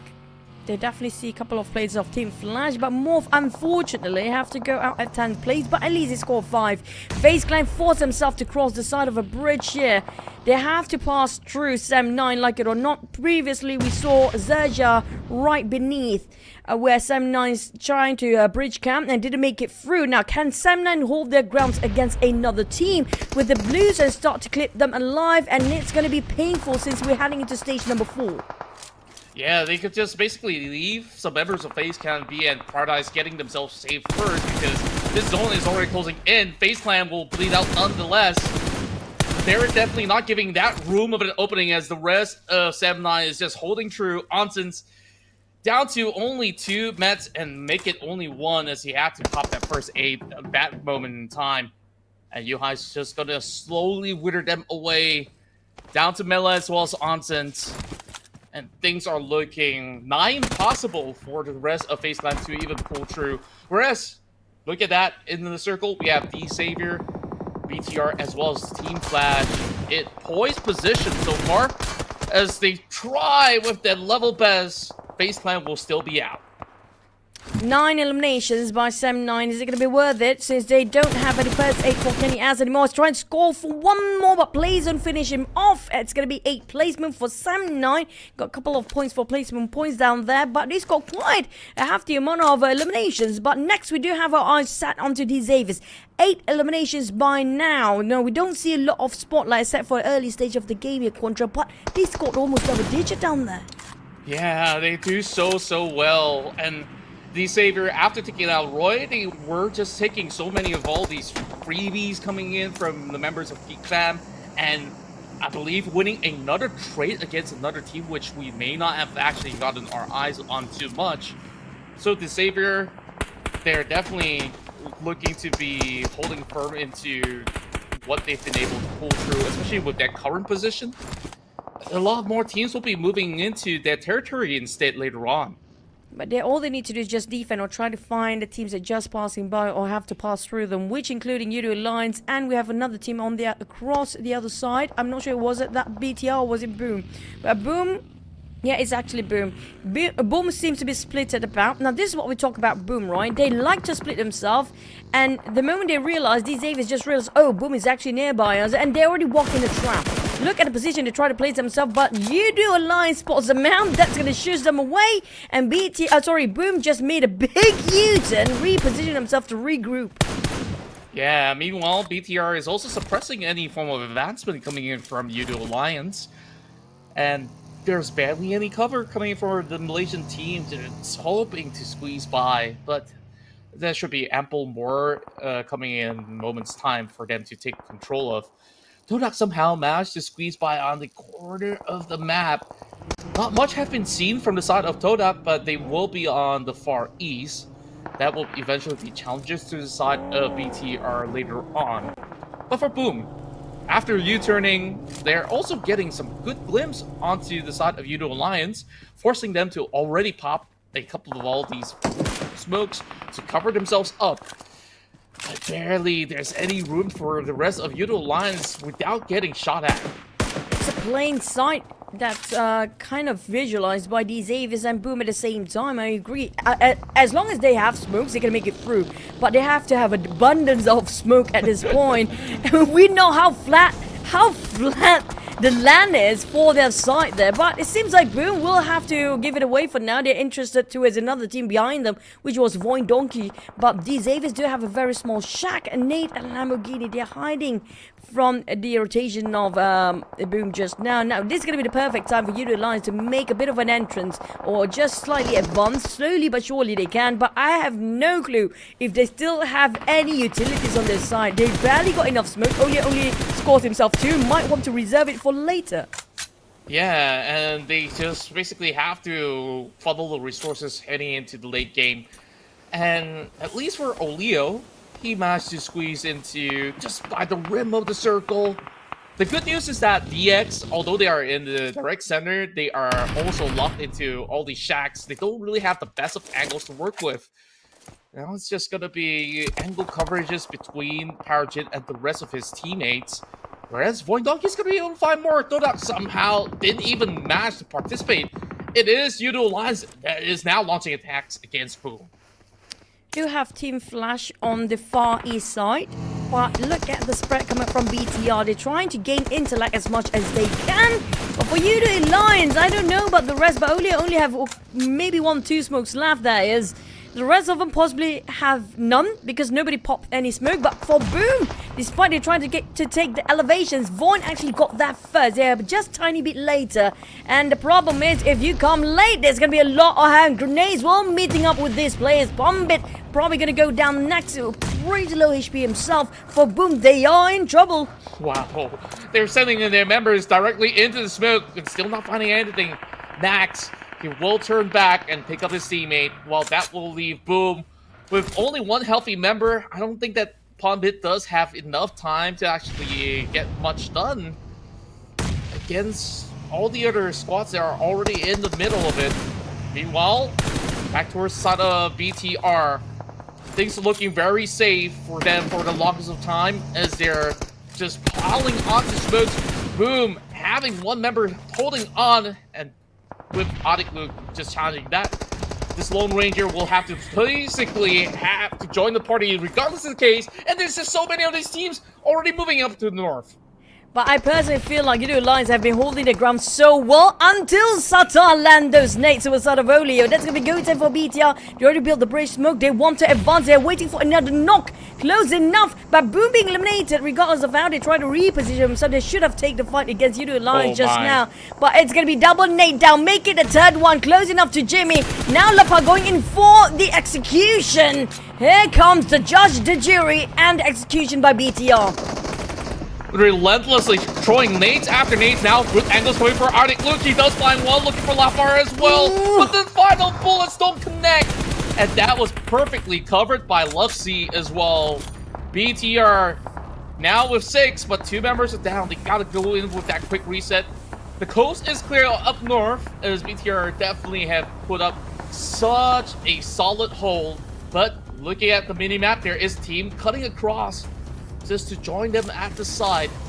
May just be the rest of Team Flash, it looks like. And they do have resources to basically run the rounds against them. Goes to now spots 1, looking to cook a long-range grenade. Let's see if he finds it. I hate to break the news, but the death boxes don't have that much more because last time we saw YOODO didn't have anything on them. And BTR pretty much running dry with their utils. Nobody can save Luxy. Luxy saved everybody, but nobody can save him now. How isolated he's at is just difficult for the rest of BTR trying to reach out to him. And the Twins seem to be playing in this round as well. But Team Flash, they can take the advantage. They can take the opportunity being given and presented right in front of their eyes. But they made a U-turn instead. Yeah, and the rest of Team Flash, they really want to take priority into the circle. They found themselves a perfect shack, trying to actually get a little bit more of a climb to get those elevated angles, and perhaps that will give Team Flash a little bit more of an advantage heading into this final battle between the 4 teams. VOIN Donkey still holding strong, and I'm surprised, DX, they were unchallenged the whole time. They have currently the most resources. Look at that, 11 grenades to cook up, but no chance to use it so far. Saving it for the best time because nobody can expect them to be split apart by those small shacks just across the other side of the street. But for Team Flash, the reposition is due to the circle just shifted the moment they want to go for the push. They know for a fact if they coming in late for that kind of circle, it's going to be punishing for them. It's going to be tough for them to just place themselves in the best position to see all the other teams that are participating when it comes to this crossfire. But VOIN Donkey spot out the rest of these Xaviers. The moment we mentioned they've been hiding it so well, that's where we kind of leak the information for VOIN Donkey, where they kind of spread out trying to find all the positions of all the teams that's remaining down there. I'm actually surprised he still has a vehicle to make that the cross. And BTR has Satar spotted out. Team Flash now dealing with the situation against the Indonesian squad. Whereas VOIN Donkey, they've tried to actually crack open that shack, but it's still going to be defended so well from the side of DX. So they will be focused onto what's really happening up north instead. Now these 2 teams, they're going to lock horns. The rest of Team Flash are pushing members of BTR to the brink. And the trades come back. It's going to be set up from the south that will find one. Problem is, it's going to be less than 10 seconds for stage number 8. It's still going to be one last circle for these teams. And Zeta, feeling uneasy regarding position, have to cut across these Xaviers. Happen to be in the center nearby the street, but they have a very small shack. They don't have any troubles on the sides of Ray. Zakbai spotted out. Satar, that was a crispy one. The perfect execution, didn't even whiffed. Yeah, that was so beautifully done, especially coming in from this angle as well. Now VOIN Donkey is looking to be in a firm position at the very least. But with 2 members left, can they find themselves this chicken dinner? Especially with all the other squads being so preoccupied. Now, Zeta has a lot of room to work with, but Batman is on the watch. We find it though, there's no vision overall. Somehow, the rest of BTR, they're taking it slow. They're not really launching an attack against Team Flash just yet. They don't have resources left here, Contra. Look at how low Lapa is. He doesn't heal himself. Yeah, it means that he got nothing else in his pocket. It's pretty much nothing in there. He doesn't even have a pocket left. Now BTR, on the other hand, they just keep it, the pressure because the Blizzards start closing on the side of Team Flash. Sorry, on the side of VOIN Donkey. But BTR, that giving away the position. Here comes Lamborghini, spraying over the spot both at the same time. Double down on BTR, leaving with the only last player standing. That's going to be Luxy. That's crazy coming out from Lambo. He's all proned up and he just gets these 2 members on the side of BTR. And now we're looking at 10 solid corners for the side of DX. Luxy still spots out the rest of Team Flash, but he's already down for the count. Unable to move past the blue zone and will also be picked off. Now, this is going to be a Vietnamese chicken dinner to claim. Is it gonna be VX or Team Flash? We'll have to see. Big nades now coming through. Gosu just getting pressured by the corner. And the rest of VX, they're feeling confident. They got those nades to run in, and they're just gonna throw it at them. Same goes to Team Flash. As they're all cornered up, here comes Lambo. Lambo flanking it out for the rest of the team. He's taking one for the team here. Batman trying to find Lambo, realizing he's trying to go for a flank, but the nade chip down to 50% of HP left. But nade just finished off Gosu, and they'd be burned off. But the blue, they don't have a choice. They have to reveal themselves. But Persian taking the blue from the back line. This might going south. The X, are they just watching the chicken again? Oh my word! I think they just did. Team Flash! Bro, are you kidding me? These Xaviers! I don't know what to call it. If it's down to love, but Perogen, he ran to the blue zone. Why? He couldn't survive. Why? 2 times in a row, they got themselves in the top 4, and 2 times in a row, they've been presented with the chicken. They got the circle, they got everything that needed, they got the small shacks, they got themselves in the center. They not being spotted by any teams. All they need to do is just make sure the position just now was perfectly not burned off by the blue. But they just willingly giving their bodies away towards the blue zone. Yeah, I guess like in such a frantic situation like that, they just panicked. And that gave that advantage to the side of Team Flash. They were so calm and composed. They were throwing all these deflates all across the corner. And maybe they were just trying to dodge it coming from VX. But even so, Team Flash, I think that was such a good hold. We saw them coming from the north, moving down to the south. And there was only Batman left. And that Batman, that one Batman left, is the one that leaving the chicken. Taking the chicken away from the side of these Xaviers, leaving with the chicken by the end of the day. He actually secures. That's still a big featuring Batman when it comes to that chicken dinner. He actually, despite being outnumbered for Team Flash, still a big chicken, a big fat one for Team Flash down there. These Xaviers, hopefully they are mentally strong after this match. I hope so too. I mean, to lose out on the chicken dinner twice in a row in such a close battle definitely has dampened up some of the spirits, but looking at their performance, number 2 times in a row, they still hold in a lot of points. Meanwhile, BTR79, they definitely pull off some big elimination points heading into this round, and we saw so much action. Let's take a look at the highlights again.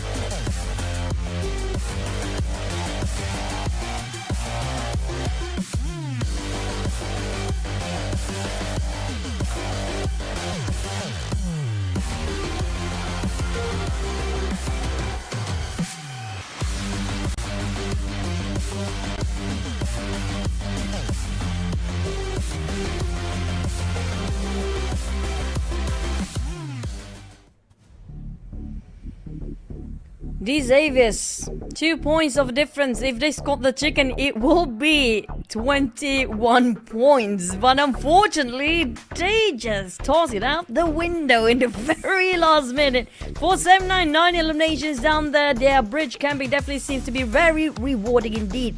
BTR, they've been fighting YOODO Lions so long. YOODO Lions, despite the elimination just 3, you have to give the respect of how long they've been defending around the coast area. Yeah, the final battles were absolutely intense, and in the early game, I think that a lot of teams definitely had some fair share of struggle, not only making it into the island, but also having those early launches of attack, especially onto Roy, which definitely sees the rest of DX pile onto so many points, and man, DX, I just couldn't really get over that. Like, a little bit more of a cleaner execution would have gotten that chicken dinner. But, of course, credit where credit is due. Team Flash, they did exceptionally well. But for TODAK, this is going to be definitely a grim day for them. They've been pushed down 2 stairs down there, which they didn't score too much in the last round. They placed themselves in 10th before it was 8th place, which taking by the side of BTR. But the teams are still on the second page, slowly being pushed down. NKT, Creep VIP, and YOODO 2, they've done their round. But for PA also being pushed down, still within reach because they still have 4 more maps to go. Yeah, very well within reach, especially now with VOIN Donkey also finishing in the top 4 of the ratio, or should I say top 5? I gotta recap on that. But things are still looking a little bit bleak for certain teams that are over onto the far bottom half of it. But you gotta give it to BTR. There's just a ton of damage that they've been doing to members of the side of Team Flash, YOODO Alliance, and anybody that moves by. DX definitely have that party of the circle for most part, and yeah, let's not talk about that any further. These Avis, why? I was hoping for them. Welcome back, these Avis. I was like scripting in my head. Welcome back, these Avis in week number 3, but you know what? Not yet. Close enough. Close enough. Very close. 2 times in a row. Like, yeah, no problem. But for Sam 9 on the other hand, they have been aggressively trying to find a target. The bridge camping just now was remarkable.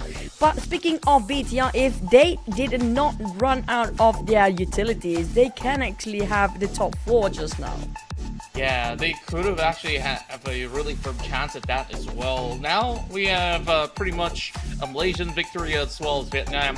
We're going to see whether the Thai teams as well as the Indonesians will be able to step it up a notch, as we still have 4 more maps to be played out as we eventually move our way into Wrangell. I think that in that instance of that matchup, a lot of teams may actually feel, oh my goodness, it's a Moscow military base again, and just got really overwhelmed, right? So hopefully with something different, they will stand a better chance. I personally feel like that today has been rough for the players regarding the circle. It has been so unique here today.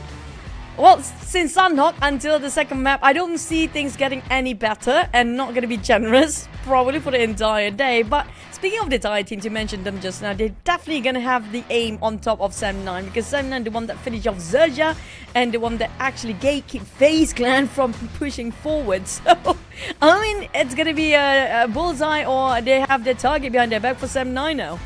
Yeah, and they really got to watch out, right? But for Sam 9, they basically take what's given, because these teams were running into them for most part. So, for Acid, you shall receive some damage being done. So, that being said, of course, that was a fun match to watch. If you guys could basically rewind that, there's definitely a lot of interesting moments in that matchup. But moving into these couple rounds, despite Sam 9 not really getting that run for the chicken dinner inside of Wrangell, that's 9 points.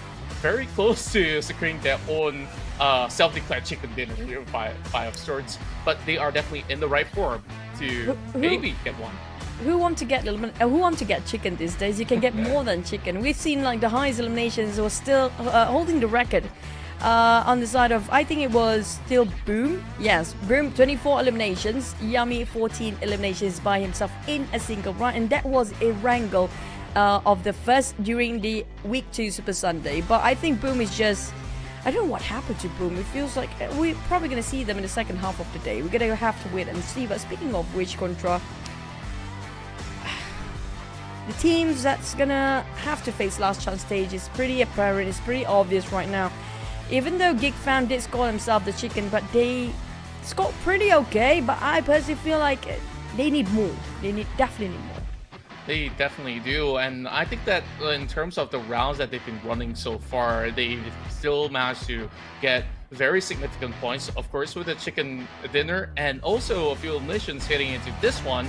I guess that there's definitely a lot of opportunities for GEEK fam to maybe pull off a crazy run for today, but hitting the Miramar, I'm not sure if they're going to be able to handle the heat later on to the final two maps. It's all down to the circle. Honestly, I hate to say it, but it's heavily depending on the circle based on the past few maps here, because if the circle just happened to be very rough and barely got enough space for the players to land themselves, it's tough, man. You don't have enough land to stand. For the teams, they force themselves to swim over the southern side, knowing the fact there's so many choke points. If you try to just cross the bridge just now, we witnessed two Thai teams couldn't make it through due to 7-9. If the circle happened to be SMB one, so I mean, like, today has been a blast day for us casters and audience, but for players, a cursed day indeed for them. Treacherous. Absolutely treacherous, right? Like, the moment that you were hoping to score high points and then you figured out, oh, that circle's all the way down in the south side and I'm over in North, you feel like you screwed yourself over. But then again, that's the nature of the tournament. It's always going to be tough when you have some of the best teams of Southeast Asia contending alongside, and only the best will prevail, unfortunately, for some of these block that may be taking the wrong turns or so. But moving into Wrangle, I think that at least hitting to this upcoming two maps, they will squeeze as much points as possible before getting into that rally run of Miramar. True, especially when it comes to... I'm looking for Roy here. Now, we talked about the teams that might not make it through straight into Super Sunday, but they still have to carry forward their points for tomorrow, which is going to be the last chance stage. And so far, just to update you guys who just joined us, they 100% secured themselves the slot to this Super Sunday. It's going to be Alter Ego, Talon, and Vampires, who happen in Group C. They are not playing here today. But for this, for the others, including YOODO Alliance, they are pretty much close themselves in their... still can push themselves quite a lot up there. They can still get a couple of points here and there. As long as they got more than 85 points, then that's 100% the slot to the Super Sunday. Yep, that is definitely that target for the teams that are still battling for today. Well, some of them are definitely looking to be getting into that poise positioning for now, but many others, they are still trying to fend off against all these challenges that is brought forward into play as we dive into Wrangle once more in the PMSL Southeast Asia.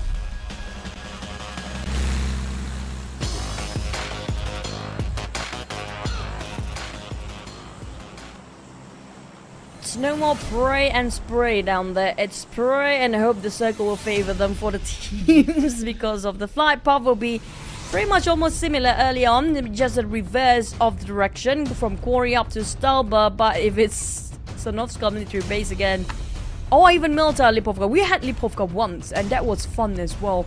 But if we have very far east circle, that's also going to be tucked into one direction. A lot of teams will have early skirmish due to the same direction of rotations towards the center of the safe zone. Yeah, and this type of flight path looking to be very, very familiar as to what it was in that past game of Wrangle that was played out. Now, taking a look at the damage chart so far, I think Convid so far has been impeccable in terms of how he's been able to do so much damage, and majority in the early game as well. I think that Boom has definitely relied on him to always be very effective on this execution. So we'll definitely keep our eyes on to Boom later on again if they're going to be able to do it for Indonesia. For now, I guess we'll just wait for the circle to appear. Maybe third time's the charm for the Xaviers. They are one of the most average elimination points. So third time's the charm, guys. These Xaviers, don't lose the hope. Third time's always the charm. But we do have a northern circle. Now, Based on this sort of circle, we might ended up right on top of either Yasnaya Poliana, but high chance it's going to be Yasnaya Poliana in between Yasnaya and also Rovzog, where we do have some players of Boom seems to be quite splitted. Yummy May just so far apart from the rest of the team. Yeah, very, very interesting start for some of these guys out there in terms of their positioning, and some of them have only gotten those vehicles to rotate all around. Team Flash, they got themselves into one of the best spots possible against Poliana. Like you did mention early on, that it's very likely that, at least for the first 4 stages of the game, the circle's going to be around these facilities, so they got ample loot to start with. Team Flash even got that chicken dinner from that previous run. I think things are just looking up and up for this squad. Just to fill you in the blanks and just to catch up regarding a Team Flash performance, I remember, I think it was yesterday or was it 2 days ago, first one of those days, Conti managed to clutch a chicken in a 1v3. Wow. And it was 3 different angles with a DBS. He was running around one very small compound, one very small building. And the 3 players of that one particular team didn't make it through just because of how Conti just uses DBS, shutting down one by one. It's always going to be very depressing to be on the receiving end of the DBSs, but if you have such a teammate that could pull off clutches like that in close compound fights, you bet they will be roaring with their phones pretty much down and just taunting or whatever they want to do on the stage, because, you know, golden chances like this don't always come by. And now I assume that D-Xavier is one of the roaring team down there. Oh, yeah. I'm sorry, D-Xavier. We'll have to pull it out for you guys. That was just so close again, and they were they were outnumbering Team Flash, but not taking the Team Flash credit away. They definitely did such a great clutch against D-Xavier just now. Probably traumatized, but D-Xavier still can have a shot, because look at the gap, Contra. It's so tight from 5th place even down to possibly 17th place.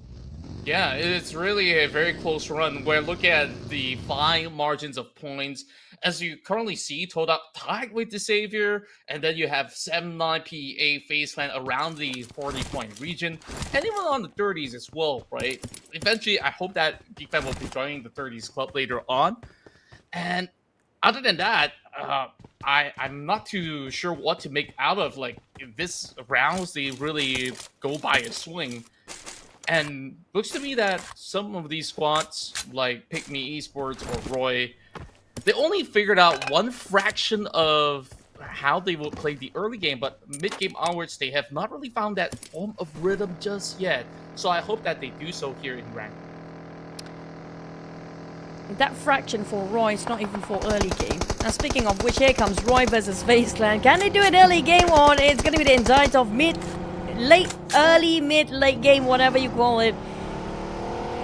They need to focus one thing at a time. I think problems with Roy, it's going to be they're just having too many things, trying to just overcompensating themselves in every area possible. It should be one step at a time. Like example, they can just focus on positioning first or drop themselves in a safe zone first. But MORPH, despite FaZe Clan has been chasing down the likes of Roy, it seems to me that their tail's been taken out by MORPH team. Yeah, and just like that, FaZe Clan has lost one member so early on in the midst of traversing as well. Now you were talking about, you know, needing to focus one thing at a time. Roy did an excellent job focusing on staying alive, getting chased down. That one really took a lot. That definitely took a lot. Looking at how aggressive they were, man, they never had it easy. Not easy at all. We don't have that zombie mode to play survival game here. Maybe they're in a different mode for Roy. Sorry, Roy. I mean, I don't mean it bad or mean in that way. But, you know, Roy, if they can just make sure that their safety is going to be a priority first, it's going to be a way different team entirely. Because firepower-wise, I think everybody is on a same par. Pretty much the same standard up here. But it's all down to trigger discipline, information, and also rotation and timing. Speaking of Roy again, FaZe Clan seems to not getting them off the leash yet. And down on the ground for Valak. This scary nun is not too scary. It's going to be a team Valak for now. Yeah, it seems like they've brought some crosses or even more stuff to book. Like, these led definitely will puncture through, whereas MORPH as well as Roy, they've been running from the hands of FaZe Clan, and now it seems like even more members are being caught up. Zero is the one to just destroy the vehicles of Roy. Even the tires pop! How unlucky can they be? And now he's stuck by the corner. Hulk's gonna watch him. The game's pretty much done and dusted. Noah is screaming for Noah. Miller. He's trying to bait him out. But there's also MORPH, and no, it's gonna be no for Noah. Definitely, it's gonna be no and an other. Down to the last player of Roy. I don't know where he's at currently. I think they're just forced to separate themselves just now. Their formation has been broken down due to how they're being chased down by FaZe, and MORPH happen to be passing through at the same time. FaZe Clan on the other hand, well, they have visitors here. It's gonna be Infinity. And it's just road rage after road rage, right? The chase has never stopped, and now you have the Infinity hoping to be the fourth squad to join in this rally as well. It starts to feel like this is an F1 race or of sort, but the one on the short end of the stick, definitely Roy. I mean, FaZe never really put any brakes on that, and when you have MORPH also looking to move into 70, they were absolutely gated from getting anywhere at all, leaving only one member behind for now. What do I even say? Contra, do you want to retract your statement regarding Roy? Pretty good at survival. They're doing still okay with one player. Still it still counts, right? Like, for what it's worth, I think that they're doing okay, at least. Yeah. Okay, we get an update.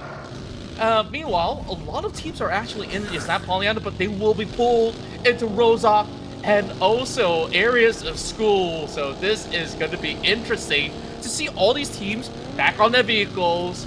And the people from 70, the people of the Astaya, they will now be funneled into bridges as well as some open spacing. So we might just see a few pickoffs, starting with YOODO Alliance.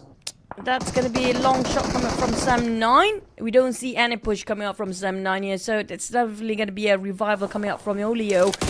But for what it looked, he tried to spot where the shots came out from. It's going to be Dap he spotted him out, but it wasn't Dap that shot down Olio just now. So if they're not being careful, Boom is around the corner too. YOODO Alliance attracting so many attention in the center here. And also we noted that the Pochinki Poretta Hills is still in the circle. Actually a couple of team passing through that. That could be a really safe area of play, considering that the majority of these teams are playing up north. 7-9 definitely has an interesting spread going across these regions. They can take over some areas of Rosa from this POV and some areas of Yasnaya at the same time.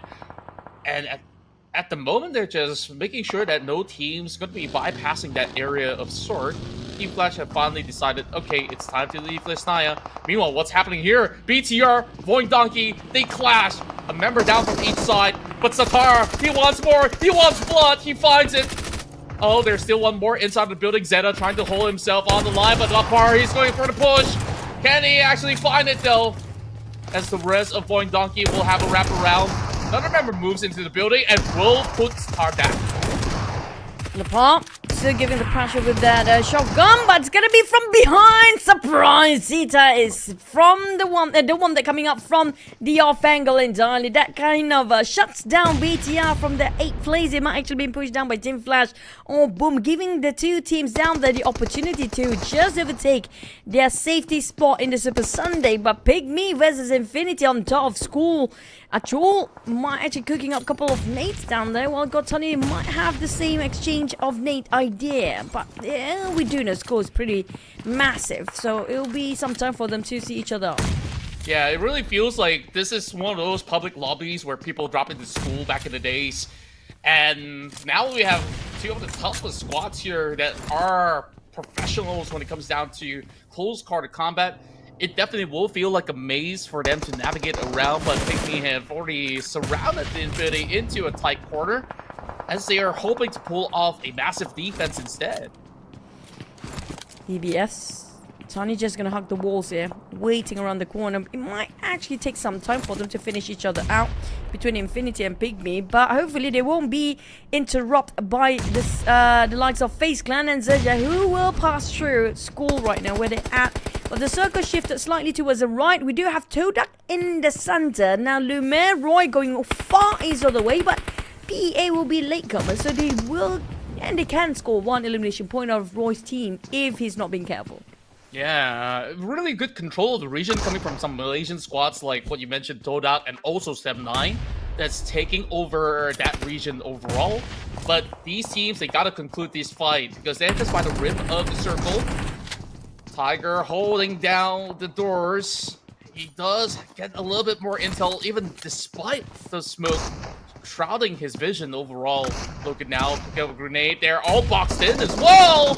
And that's a freebie coming from Logan. 2 members eliminated from the side of PIGMY Esports as things are slowly crumbling for them. Now it's a 2 versus 4. I think they should exit out, but they cannot exit out. GEEK fam seems to be just behind PIGMY. They don't have another way round. While Roy being eliminated, I think that's by probably the blue zone. Because PEA didn't score any eliminations. While Jabranki tried to work his way through the smoke, but he got knocked down instead, leaving only Billbots left. And he's cooking up the net, hearing the footsteps getting closer on that angle, one particular direction. But Billbot, he can exit out. They got Buggy, they got Dacer at the back, but he's not willing to give away yet. He needs to, have a bit of revenge. I need to fight something for my team. Oh. And he ended up with a 0. Yeah, all of that ruckus, and they've just burned out all these resources, not even finding a single unit of Infinity. I thought that with that region of control with Infinity blocked to a corner, they would have actually gotten a lot more in return, but they gave that free space back. And eventually, Infinity, they claim everything on the line. That's now, true. With that's a big one for Infinity. Definitely a big one. Very, very huge. And then when we look into the rest of the region, they're just pissed chilling. Like, there's not much of a worry for them for the meantime. So as long as they are already within the region of these outskirts of Yasnaya, or even the eastern side of Rozhok. Now, Infinity, after concluding that battle, I hope that they still have some utilities left for the late game, because that really took a while out of them. They did have a couple of upgrade of loot. I think coming up from PIGMY, they do have a bundle of utilities still, but they couldn't land anything. They couldn't toss anything due to how many rooms in between them, and just couldn't visualize where to toss those throwables. They don't want to waste it either. But we talked about the circle just now, which is still taken by these Xaviers. Now, these Xaviers, they can do this. I'm looking for their performance. Please get that chicken that they've been aiming for since Sunhawk map. I hope so too, and looks very likely in terms of chance, as they are now having a great control over the hills from the center. XERXIA will be the one to challenge that later on. Meanwhile, on the minicam, we do have Izane with a long angle shot against Gatsuni. That was wonderful, but he won't be able to spot out the rest of the Infinity. He was wondering if he's going to be rescued at all. There are members somewhere in the middle of the forest, but that should be a pickup nonetheless. But for GEEK fam, still quite a distance. We do know the circle is still not on top of them yet. They need to leave, they need to rotate and position themselves in a better spot, because a lot of teams are already taking their own slots here in the center of the circle, and there's not many places for them to hide themselves if they're coming in very late. Sam9 taking the crate area. We do know it's going to be you have to have a lot of utilities to play here, by the way. Hopefully Sam9 do have that. It seems like they do. 7 smokes coming in from Luyu. I think that says enough, right? So later on, if they were to be left with a lot of teams moving their region, hold that for now, because boom, they found more members inside of Infinity as they tried to traverse across the region. Losing only 1, I guess that's the only good thing that happens for the side of Infinity, because they have definitely had a rowdy start. Now, meeting another in the crosshair, it is Team Flash that has been in the forest for the longest of time. Everybody trying to make their way through, but there will be a lot of clashes, because Team Flash, they might meet up with Boom, I assume. These Xaviers, they love those small buildings. They will try to hold their ground as much as possible, and that's kind of flat terrain here the moment they step out of it. Hopefully they're still inside of a circle for the next couple of stages. just to see if they can score the chicken by the end of this map, and finally we can get to enjoy that for once. But for Team Flash, like we mentioned before, Boom is actually on the hunt. They've been running and gunning people down. Frenzy down to only 5% of HP, but still cooking that nade up a bit too late. Yeah, that overcooked nade has somehow given the opportunity for the rest of Team Flash to strike. Poppy coming from the top. Good for one, but not more. Only down to Razy. What more can Razy do? Team Flash, they need to resuscitate Corn T, but that's not the time to do so yet. As Razy is still piling up the pressure, there's also some crosshairs pointed from the side of YOODO Alliance. So this is not going to be all too clear for now. Big Nate's coming in from the side of Razy, but Gosu, he's going to take charge. Let's see if this push is going to work well for him. Razy now opened up. Quad goes down. Oh, 1v1. Oh, Razy! No way! By himself, solo-handedly, just settles down for the rest of Team Boom. He's the last one to survive. He got 3 out of that 3v1. With that very small hill, he worked his way through the terrain. How did Team... That outplay has left me out of words. How well he did it all by himself. Of course, there were trades coming from Pondbit and the rest of Boom. But that could have been a little bit cleaner for Team Flash. They were also panicking because of how the Blue Zone slowly closing in on them. But there were time given to reset. They were unable to do so. Well, we move on from that. We see the update. It's going to be TODAK directly in the center. 7-9 still around the corner. This Savior also guarding the south. Meanwhile, there's a lot of team coming from the south as well.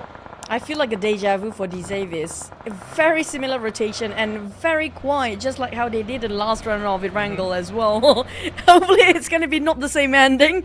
But on the side of Boom, they are... That one Boom player, that was Razy, doing all the work by himself. 5 out of 5, he scores a 4 now. Now the entire Boom definitely have to treat him a big dinner by end of today. He did so much work for the team. Indeed, 6 points, 6 massive points, and he's now also fighting for a top 4 finish. Whereas this sole member inside of MORPH tries to buy a little bit more space. He's gonna be in a similar situation as compared to Razy, but this time with the full 7-9 squad.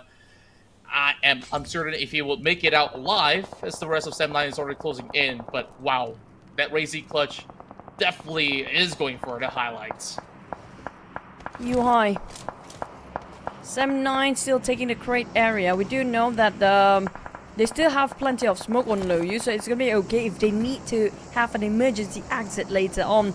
But MORPH, that's gonna be the last player as well, I assume. Yep, it's gonna be Hazel, just being the neighbor, the friendly neighbor for 7-9. Hopefully he won't be discovered by these teams, but VOIN seems to be the next contender because UI just happened to be pushing out of his way, trying to find any sort of information. He might actually bump into VOIN next.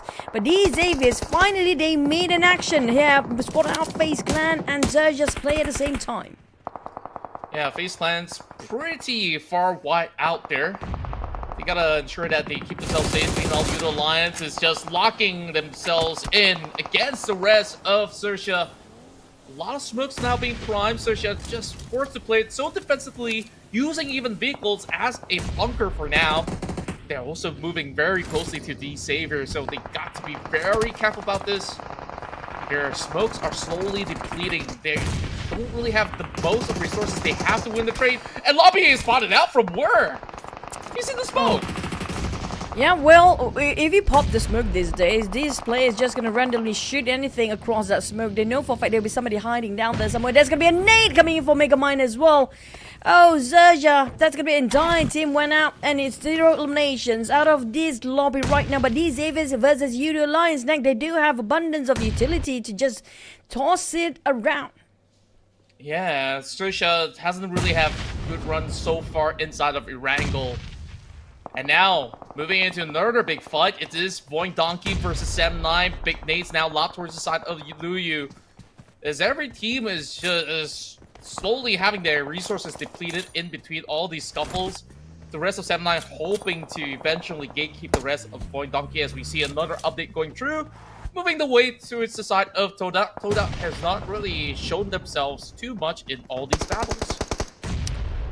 VOIN Donkey versus 79. 79 has been here for the longest. They didn't actually take an action. Just now, Yuhai did go out for a bit just to find some information that he can actually relay back to the roster what to do and where to go next. But for VOIN Donkey, this is them taking the reign over 79. All they have right now is just smokes. They don't have too much of a hand grenade or molly to slowly burn these players alive. But that pretty low himself. He only got first kit.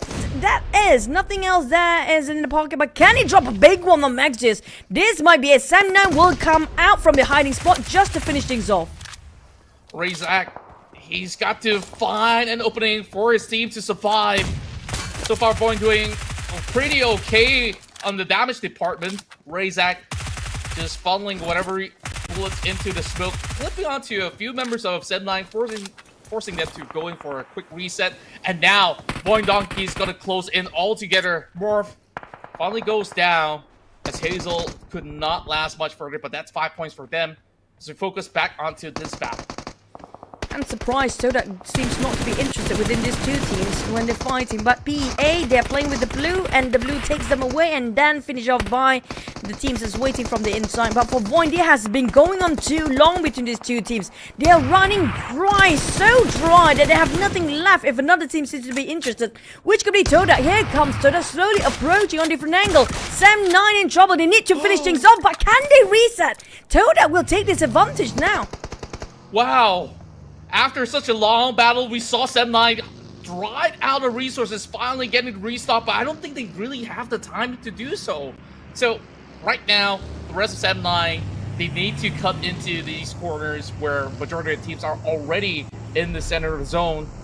And TODAK is finally showing a little bit more appearance, trying to flush 79 out of position as they move back into the vehicles to try to claim some position of their own. But there's not too many space that is going to be all too safe, so they are still working on terrains. But Raze is still alive. Raze will change the flow of the game here, depending on whether YOODO Alliance are aware about his position or not. But 79 just now was lucky, so darn lucky that TODAK pulled all the way back. It was a bit too late when TODAK finally initiated some engagement to a 79 just now. If they're actually pushing way early on, they definitely can take 79 down since they're pretty low HP themselves early on. But next we do have YOODO Alliance taking those elevations. Razy is still there, hanging on. TODAK got him themselves the compound. D Xaviers is on the move. Yeah, and there he's just an absolute survivor, right? Making it into the top 5 already with so many points for Boom. But he's also being spotted out. Damage being done. Right underneath the vehicle is where he hides, but how long can he hide? And that is going to be the 5th position claimed by Boom Esports. I think that was incredible from Razy nonetheless. Majority Malaysian flags waving here when it comes to the finale with 1D Xaviers to get that one chicken dinner of the day. 16 hand grenades, 1 molly, 17 smoke. Come on, you can do this. But for YOODO Alliance, 79 and TODAK, especially YOODO Alliance, they didn't score any for the last round. They needed so much, so bad. Need to rectify the mistake for the last map here just now, but for Jimmy is bleeding out. Depp cooking up the nade. Now slowly try to push to a side of look. Here comes Yuhai, and can he finish off Jimmy? And 79, they're not stopping, not having a second thought, and not even questioning the situation. Just go in and put their brain away. Now they really depend on Leon, but Leon goes down as well. YOODO Alliance slowly getting overwhelmed by the rest of 79. They tried to puncture through into the zone. There's still Olio dropping a couple more grenades. When you hear the music, you know it's go time, baby. And 79, they know that they do have the numbers advantage. They don't really need to force any measurements at all. I look just behind that stone. That he's got no more grenades, but there's one locked in from behind. Rock will cover temporarily for the side of 79 and YOODO Alliance. Yeah, the terrain is uneven. Will have a bit of curvature on the ground. But these Avis 20 hand grenade. When will they start to toss it out? YOODO Alliance in shambles. Now it's down to Olio. It's gonna be Kenny as going for flank side off angle entirely with Depp coming in from the front. Here comes Sparge. It's a plat! And that's gonna be the last of YOODO Lions. These Xaviers, finally, they are setting out that they are here to win the chicken.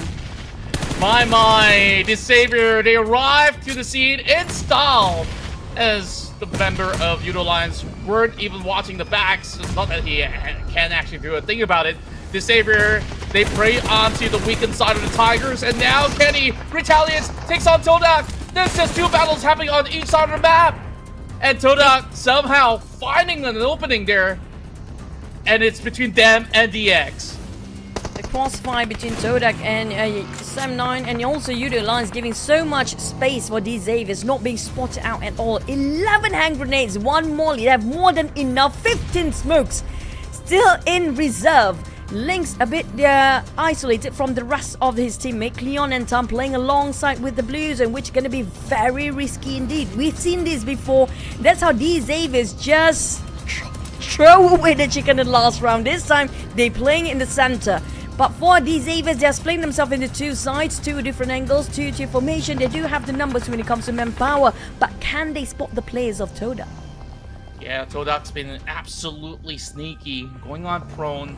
There's a few areas that the Savior has not been able to cover grounds, and that's where they're sending 1 member on the flank, whereas the 3 members coming in from top side of the hill is gonna see if there's gonna be any area of coverage where they can find something at all. While TODAK putting in the disciplinary moves to hold every form of angle that could come in from the top side of the hill, might be able to spot out something eventually, but DX, I think they know where they're at. Well, they're pretty much trying to slowly covers all the terrain, every centimeters of the terrain. They're trying to make sure that it's clear. And if there's nobody there, then definitely there's nobody there. But they know it's going to be exactly where they're at the brink of the circle here for TODAK players. But the problem is if they can actually pick out, because they know that Cleon, the rest of TODAK right now have their crossfire already trying to pre-fire as much. The moment they try to pick out, they can see just a tiny pixel of that hand and start to shoot it down. But in between, they do have the airdrop. They can actually utilize that as covers. Yeah, and they're just being so patient with this play. Nate T, he could be the huge difference maker. He's getting very close to the side of Lynx. And DX, they're slowly choking out any form of position that TODAK can claim. So if there's anyone that could basically open up the rounds for TODAK, it has to be Lynx. Because he's hiding by the shack, he has a little bit more cover as compared to the 2 members. Now with the smokes being popped up as well. Oh, it's just very tight space with the squeeze, and the nade's flying in! Oh, and hitting on Cleon first. It's gonna be go time for these Xaviers. Burgess spotting out. Tom as well is being eliminated here with the blue zone helping on the side of these Xaviers. Down to the last play. Finally! A clean win. Welcome back, these Xaviers. And look at Lambo's face like, oh, this is how we actually win, not the last one. We played a bit more safe and that's how we actually win. Yeah, you did. They will be denied no longer. And finally we will win. And also, a back-to-back second place finish. They are looking to be the top team to beat with that huge level of consistency and plenty of eliminations to book off this round with a big fat chicken dinner. I'm happy that they're not traumatized by the fact they tossed 2 chicken dinners early on out of the window prior to this one. But hey, they secure finally. Is that to take? Well, it's destined to get that chicken. You finally will land 1 for today. It's gonna be Parajin.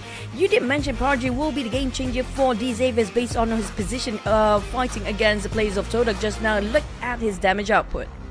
Yeah, it's just phenomenal. He's on that AUG just shredding people out there, and he takes the least amount of damage at the same time. I don't know how he does it, and that's why he's a pro player.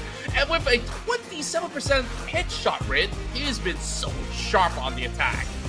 I agree. 801 damage with the most eliminations across the board just now. Another player got themselves 6 as well. That means they secured more than 12 eliminations, maybe around 13. And that's a big one for these Xaviers.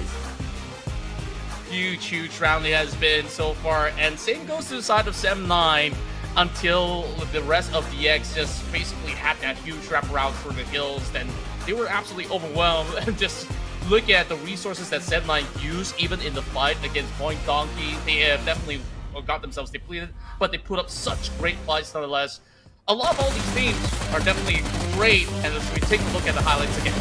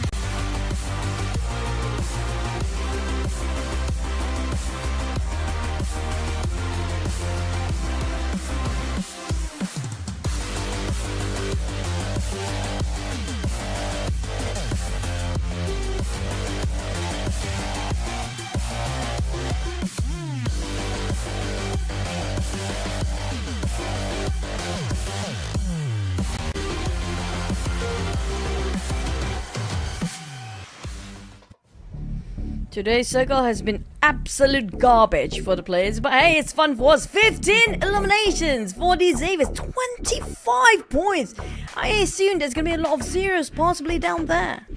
Yeah, and with this win of a chicken dinner, I think that it's safe to confirm BX into our Super Sunday round yet again. And now with Sem9, TODAK, as well as Boom also moving in with those double digits, they are also very well on their way. But when we look into the second page, first, we have a lot of chasing action in the early game, which sees Roy being taken out very early on. Somehow, FaZe Clan hasn't really got the engines running at all throughout the course of this Friday run. Roy just being Roy, 2 weeks in a row now. Oh, Roy. That's all I can say for now, but... You know what I mean, man. But speaking of the side of these Xaviers, they're shooting up to the 4th place with that one huge chicken dinner. Not just they're very consistent regarding their placement points, and they've been playing quite a number of time in the center of the circle, which seems to be very beneficial for most teams that play in the center here. They lasted in the top 4, but the magical number is going to be in the 65, 64, very close for 8th and 9th place now. That's right, and over onto the middle pack, we are seeing the Infinity making that steady climb upwards into that 16th spot, alongside with VOIN Donkey with the eliminations being acquired. But other than that, we don't really see that many changes, except for teams that are not playing into these maps here with Group A as well as Group B. They will remain stagnant, so some teams are already locked for tomorrow's final hurdles, of course, to get their chance into the Super Sunday again. But Choo-Choo, that was a fun round to watch as we see so many battles taking place. Hey, that's just the epilogue for today, by the way. We haven't gone into the next Erangel, which we do have a break later on. Now the next Erangel will be more than that. Brace yourself, ladies and gents, including Contra. Don't sweat your pants down there. It's definitely going to be a hectic one later on. That's right. I guess that we're going to take a little bit of a breathing space, and when we do come back, we offer you more action here in the PMSL Southeast Asia Summer 2024. We haven't got the queue for break yet, by the way. Well, not We're yet, waiting not for the yet. queue. We're waiting for the don't queue worry. now. It's But- all to our producers. Producers, before are we- we good to go? I guess we're good in a moment's time. But Razy, he's been crazy on that ambush onto Team Flash. I think that is definitely one of the best moments in that matchup. And not only that, Boom has also managed to make it into a top 5, of course, in that past round. Well, what can I say? It's Boom. It's just incredible. It's Boom. I mean, like, Boom, a lot of times they've been playing a lot of survival games in rank. They're always left with a couple of players left, that is. But when it comes to Miramar, it's going to be a different stack entirely. It feels like being possessed or something. And I heard our producer just screaming, no, no, no, no, keep talking. I have to mention it. I mean, like, I can see his bit panic down there when we asked that question. But regarding of that, we still have one more wrangle to go with 2 more Miramar. Now, I'm looking for Boom's performance in Miramar, but for next year wrangle, with these Xaviers being so consistently playing in the middle, and so far, I assume most teams will want to get into the center as soon as possible based on how these Xaviers and TODAK have been playing, because they have been quite consistently getting themselves in the top 4 just by placing themselves in the center, and they don't even engage too much early on. I agree. Like, you take a look at all the past matches for the side of the Savior. I mean, other than some of all these early runs where they're not in the position, the moment that they get their rotation right, all they have to do, plan themselves into a firm area of play, and teams will be running at you. You don't really have to go chasing in until the final few moments where you claim more areas of the zone, and then you just block out all the other teams. I think their formula has worked too well to my liking. Like, I was really surprised nobody has been able to challenge DX in this early rounds. I think teams have tried, but they have failed. I think from what I've seen, like these Xaviers didn't play yesterday, by the way. They did. And I think they were fighting against a lot of Alter Ego players, and that's how Alter Ego Ares actually play when it comes to yesterday's performance. They always place themselves in the center, and these Xaviers seems to be mirroring regarding that position placement and their timing as well. So I think they definitely have analyzed the entirety of the day prior to today, which was yesterday, regarding how the teams at the very top, how did they actually play? Because right now, like I mentioned earlier on, Alter Ego is the only team that seems to be having the almost absolute perfection when it comes to the performance compared to all the others. Like, even you talked about Boom, when we talked about VOIN, or like another team that's pretty strong out there, which can be TALON, and even Vampires don't have the consistency as Alter Ego does. Yeah, and I guess that this is where there is that formula for teams to be able to reap rewards out of. I think that certain teams have also emulated that. I think Sem9 for today has been doing so. So we'll see if there's going to be more. And this time we're not trolling you. We're going to take a break. And when we come back, we'll go to our final matchup of Wrangle. So stay tuned.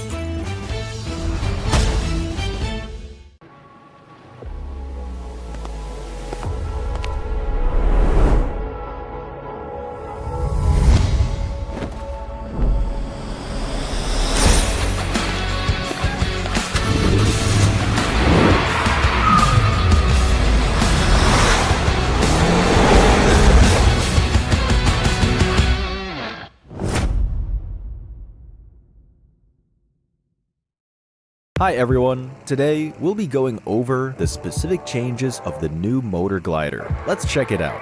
First, the new motor glider comes with pitch assistance. What this means is that during takeoff, once you reach a certain speed, it will automatically climb and achieve liftoff. Once airborne, tap to accelerate and slide the wheel back at the same time to travel along the ground. Next, let go of the throttle during flight and the glider will maintain its altitude while gradually reducing its speed to 60 km per hour and engage autopilot. Sliding the wheel forward during flight will cause the glider to pitch up and ascend, and sliding the wheel back during flight gradually pitches the glider downward to approach the ground. Furthermore, when turning left and right during flight, the glider will level itself off. The body of the glider and camera angle will tilt for greater immersion. The view of the ground has also been upgraded to better help players observe their surroundings while turning. Let go to stop turning, and the glider will stabilize on its own. As for landing, after descending to a certain altitude, the glider will disengage autopilot to help you slow down and land. Lastly, if we keep pitching the nose up, the glider will end up upside down. Flying upside down will cause the glider to enter an automatic descent, making it much harder to control. It's a real test of skill. So, the new motor glider is now easier to control for better playability, with greatly improved user experience. We're sure you'll have a great time with the new motor glider. That's all for now. See you next time.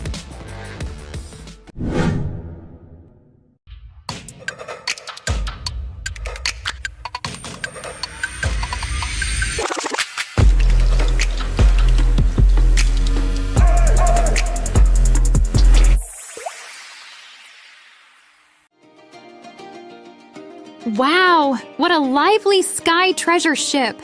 So many lights and people. Yeah, every shop is full of color. Let's look around. Welcome to the Golden Moon Cloud Market! Haha!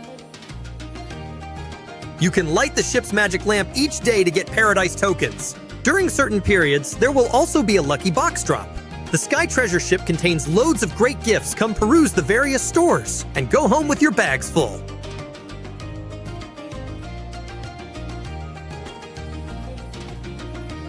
When completing various adventures in Sky High Spectacle, don't forget to head to the Treasure Emporium for the Golden Moon Paradise Crate, as well as tons of Paradise tokens that await you.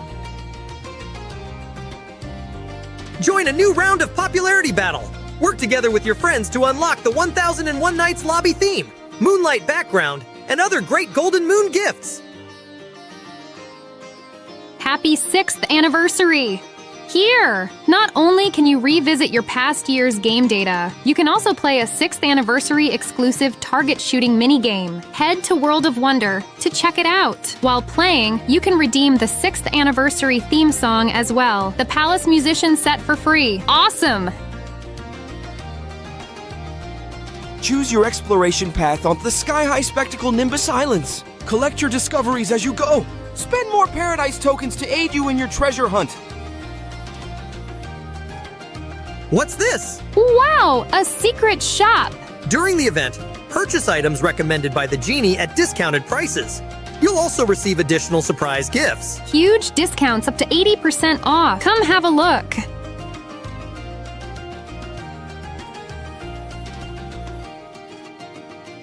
What are you waiting for?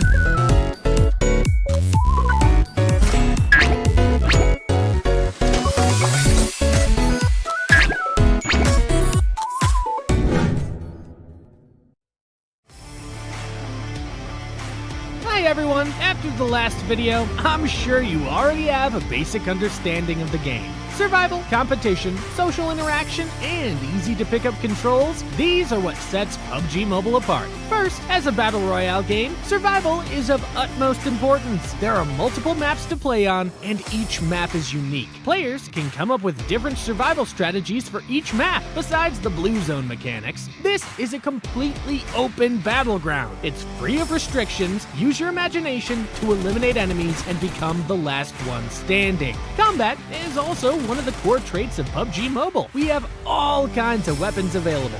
These weapons let players battle in any environment. You can be a sniper or storm the front lines with an assault rifle or shotgun.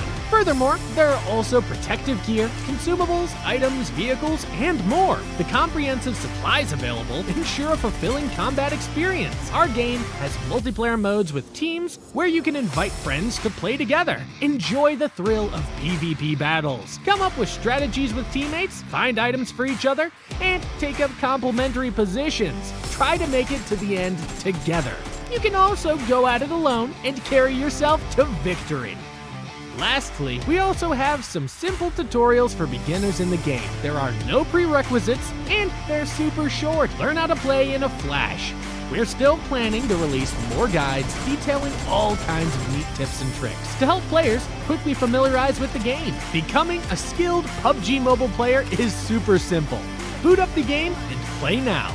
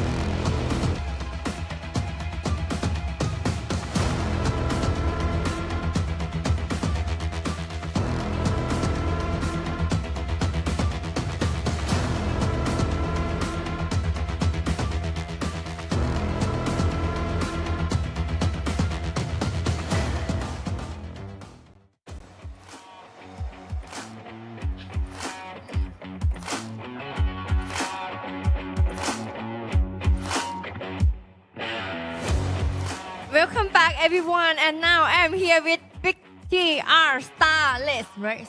Starless. Yeah. Okay. Starless. Starless. Okay. You guys must make it into the Super Sunday in order to collect league point for Grand Final. Could you share with us your mindset for this week? Oke, buat pasukan BTR itu harus masuk ke Super Sunday biar bisa dapetin lebih banyak lagi overall liga poinnya itu. Bisa nggak cerita sedikit apa mindset anak-anak di sini sekarang? Kalau untuk itu sih kayaknya yang lain pada mau last chance. Tapi dari diriku pengen langsung ke Super Sunday sih. Biar kita juga bisa banyak nonton dari tim-tim lain biar final nanti udah lebih lancar lah. If you ask me about this particular thing, I think most of my teammates wanted to play on last chance. But for me, I personally would love to go directly to Super Sunday. It's because of I still can watch a lot of teams and then I can study them in order to play very well in Grand Final. So prefer no last chance. Yeah. Okay. I hope you got a fast pass. Some fans are comparing a lot between your team and AE. Is there any words to AE that is the top one now? Oke, sekarang netizen di luar sana, bocil-bocil di luar sana itu lagi membandingin lah antara BTR dan juga AE. Ada nggak sedikit kata-kata yang mau disampaikan ke AE yang sekarang berada di posisi 1? Kalau untuk itu sih nggak ada sih. Cuman mau kasih kata-kata semangat aja. Apalagi kan sekarang lagi di atas. Takutnya ya terlalu enak di atas terus jatuh sakit juga kan. Jadi ya dari aku mengingatkan aja sih. Apalagi kan ada Rosemary kan sama-sama Manado. Tunggu aku di final ya, anjir. Okay, to Alter Ego, I don't have any bad word to say to them. I just want to cheer them up. I just want to remind them that whenever you on top, whenever you fall down, it's gonna be hurt for you. So be careful. And to Rosemary, you are same district with me in Indonesia back then. So I'll meet you in Grand Final. Wow, watch your back and meet you at Grand Finals. Thank you, BTR Starless, to join us for the interview. And now it's time for highlights. See you. What an interview that was with Starless. And of course, it's always lovely to have our dear host Bo as well as our dear Jangs to be the translator. Now we go back into the journey so far today. It's been a beautiful run for BTR and even more so for the side of DX as well. As they start off their journey into the rounds in Sanaa with high flying colors and also having a lot of frags to book out with. But it's quite interesting, the interview, the takeout that I actually get is actually very two different perspectives coming up from BTR's lineup. Some of them do want to play last chance stage. Some of them, including Satar, do want to go straight into Super Sunday. I do get the sentiment from both perspectives, by the way, because if you get to play last chance stage, you get to play more games to warm up to the grand finals, right? But it's already week 3. For me personally, I do prefer Satar's opinion regarding that you definitely want to have a bit of a break in between. But yeah, I don't know. Both way works, I guess. Indeed, and I guess like maybe he just wants to carry on with a momentum heading into the Sunday round in order to continue on with spree. But with the likelihood to be able to watch teams along the journey is even more vital, where you get so much information. And just look at the stats right now, BTR is definitely looking to be in a good shape to really challenge teams, even in the grand finals already, I would say. But for BTR, they're still being pushed down from going straight to Super Sunday with 11th placement compared with Team Flash, which currently at 9th placement. Both teams are very close when it comes to the overall rankings just now. But when it comes to elimination of points, you have to give it to BTR. They're definitely more aggressive. But just now, congratulations, Xaviers. We're looking at the numbers looking pretty good on the 2,223 for their damage output, which is pretty much at the standard par or the normal standard of the entirety of this season. But the rest of the team, look at the gap between here contra VOIN, Donkey, 1.2. It's still a bit of a gap, the stretch between the first and 4th place. Yeah, and those damage being done were basically telling you that they were involved in so many of all these battles, as well as pickoffs, And one person that's really stood out in that past round of Erangel was PUBGM. And other than that, Semi was just holding no stops to just launching attacks against Point Donkey and so many more. And now to the final match of Erangel. Oh, this is definitely going to be a really good game. It's going to be an explosive one indeed, and we're looking forward for the last wrangle for the group stage between Group A versus Group B. But man, today's circle, it has been incredibly rough for the players, but it's definitely entertaining for us. And speaking of which, we talked about top 8 going straight into the Super Sunday. These Xaviers definitely already secured that one out. They already pushed themselves way up there in the top 5, so it's pretty okay for them to drop just one ball, probably just one, because the gap in between from, I say, 4th place, including the Xaviers up there, down to probably the 13th, 12th place, still reachable. It's still swappable between the teams. Indeed, and from that point onwards, I guess that there's also certain teams that we didn't really expect to struggle so much through the run of the day. Has been some of the time teams like Infinity as well as FaZe Clan, which are sitting around the middle of the pack, right? I think like this is also very concerning, though some of them may have already gotten just about enough points to get by. It's definitely not the best of look, especially when you want to be battle ready for the Super Sunday. Speaking of the Super Sunday, we definitely have 100% confirmation when it comes to the top 3 teams in overall Week 3 group stage already booked for the Super Sunday, which can be Alter Ego, Talon and Vampires. I love the fact that Satan mentioned, and Alter Ego, you guys have been up there. If you fall, it's going to be painful because you guys are way high up there. But speaking of all the other teams at the very bottom, now we definitely highlight a lot when it comes to the teams that are performing here. But what about the teams that are not under the spotlight? A GEEK fam, they had a great run, but then they dropped the ball.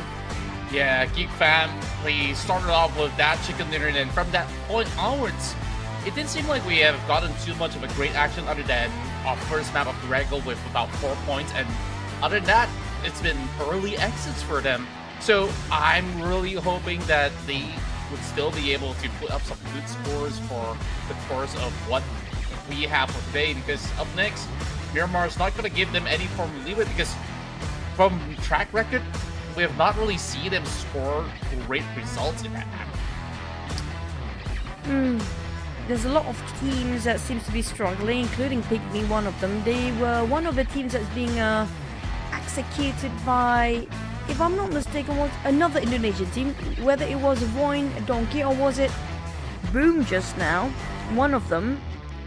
But also speaking of another team, VOIN Donkey, they're also not in the safe spot to be comfortable here. We're talking about the league points for grand finals.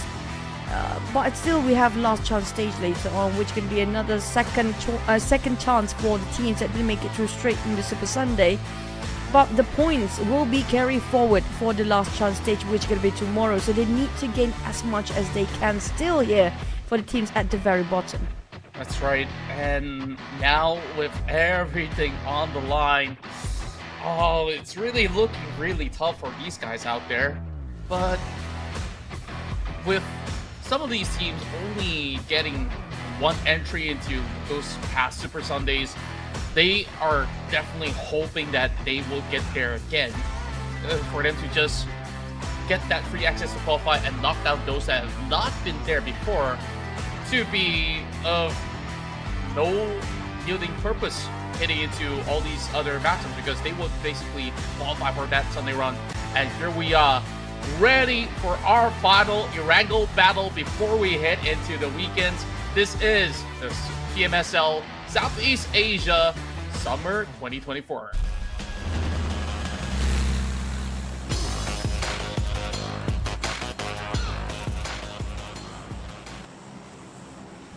Speaking of summer, that's going to be the exact statement for this very map. It's going to be hot, it's going to be heated up, and it's going to be fried for the teams that's coming in very late. We talked about being center of the circle. We have so many northern, pretty much almost the same direction, but it's just different kind of whether you go up or you go down for the flight path for the entire day here. Yeah, other than the one that's inside of Sonoska military base, I guess like teams are already pretty accustomed to how to exactly play out some of all these fields. It's just that these early rotations, they got to still weather the storm or just have a cleaner entry into some passages without getting caught out, because I've seen teams like, PEA throughout the course of the day just getting yeeted off the map just like that. You don't want that to happen, especially when you are starting off with Stalwart Kameshi. That's one of the safest place possible. So they should find an opening space later in the game, which would expect them to do so. I don't know if they've been yeeted out by another team, but mostly they booted out by themselves by the play zone, by the way, because of how slow they're taking the rotation in. And the thing is, they didn't even hit the circle. And speaking of the circle, that's gonna be fun, man. What a treasure day. A versus B, I think it's pretty much cursed between these two groups playing for today. The circle is just, my god. So Choo Choo, is it gonna be mainland or island this time? Because I'm still feeling like it's the island. Oh, what say you? I personally feel like a lot of teams will try to park themselves around the coastline of Ferry Pier or along that shoreline, because that's going to be one of the most favorite places for the teams that don't know or can't decide to go SMB or Main Peninsula. And one of those teams will be utilized. Usually they will get there as soon as possible, or maybe even FaZe Clan. FaZe Clan slightly a bit later usually, and also possibly along the process it's gonna be one of the Indonesian teams, perhaps VOIN Donkey, because I don't see Boom coming into that kind of compound due to how they love a bit more open space than blocking themselves from going anywhere. Because if you play around the coastline of Ferry Pier, there's a lot of rocks in between there somewhere, and you have to just hang on to that and have abundance of smoke just in case you need to get out, because there's pretty much a flat field across there. Yeah, I certainly agree with that. And from the likelihood of what this circle offers, I think that BTR can just execute that same plan. The last we saw them play out this type of circle, they move into the riverside over onto the mainland and just wait it out until they need to cross. And once they do, they duck by pretty much safely into the territories to play this one out. Meanwhile, all eyes on DX yet again, as we have the team to be on a good track record. 2 second place finishes, 1 chicken dinner in the past round. At this time, Roy's traveling very early. And there is BTR. Instead of waiting by the river, they are already into Nova Repnoye, and it's first blood for TODAK. Noah, sneaky indeed. For Noah and the rest of Roy, this is the issue coming up from the side of Roy, right? They always separate it way early on, and they're just too far to reach out when they need help. But Noah is on the other end. They are gonna. He's definitely following the tails of TODAK. Boom just arrived. Noah just missed a tiny bit of time there. If he actually overstays himself just 1 more millisecond, he's done. But speaking of which, we do have bridge campers probably now. Oh boy, I'm not sure if Roy will be able to withstand the heat that Boom Esports can offer. So it's wise they pulled away from the bridges instead. Now let's take a look at the replay again, how this first blood happens. Oh, on a hightail run. And Iftar just did him dirty like that. Wow. This early game island endings, man, I tell you. What's happening to this replay? I'm curious. That's just it. For Roy, you know, the biggest concern coming up from Roy is there's so many things they need to rectify. There's so many factors that kind of affect the gameplay here. Like I mentioned before, they probably overwhelmed with, wow, there's a lot of bikes in there. Oh boy. They stored the bike in the car just now. I think they did. It's a foldable bike. I think so. Well, I guess they're definitely on an adventure. They're hoping to go, what, mountain hiking, and then after that, it feels like the Ironman challenge, you know? One thing's lacking is the swimming. They might need to swim over the river if the circle ends up back in the mainland. And speaking of teams that's not swimming, they definitely go in straight into SMB. These are going to be 2 teams. Lumiere. You look at how far Noah is at right now. It's 2v1 and he's just calling himself down. It's pretty much straightforward for Roy. Boom just secured an easy elimination out of that, but still clipped quite a damage down there. First 8 nowhere to be seen by Boom. Just, they skip entirely looting FaZe for Boom. They're just gonna go straight for SMB. Yeah, it has worked out very, very well for them according to plan. All they needed was firepower, ammunitions, and that's it. They're on the hunt. They know that Noah is going to be separated from the rest of the pack, and they can start looting up around this military base. And the moment that they got just about enough resources, they could just chase down the file member Roy or just do it from the get-go. Wow, TODAK here has been doing a lot in the early game. That's, what, another point? I think they probably breached camping by now. Maybe that's the case. We don't have any info regarding position. Oh, never mind. It's actually they going for the rigs around this warehouse where PIGMY, bit surprised, I guess. TODAK just arrived. If I'm not mistaken, PIGMY do love this place when it comes to this sort of circle.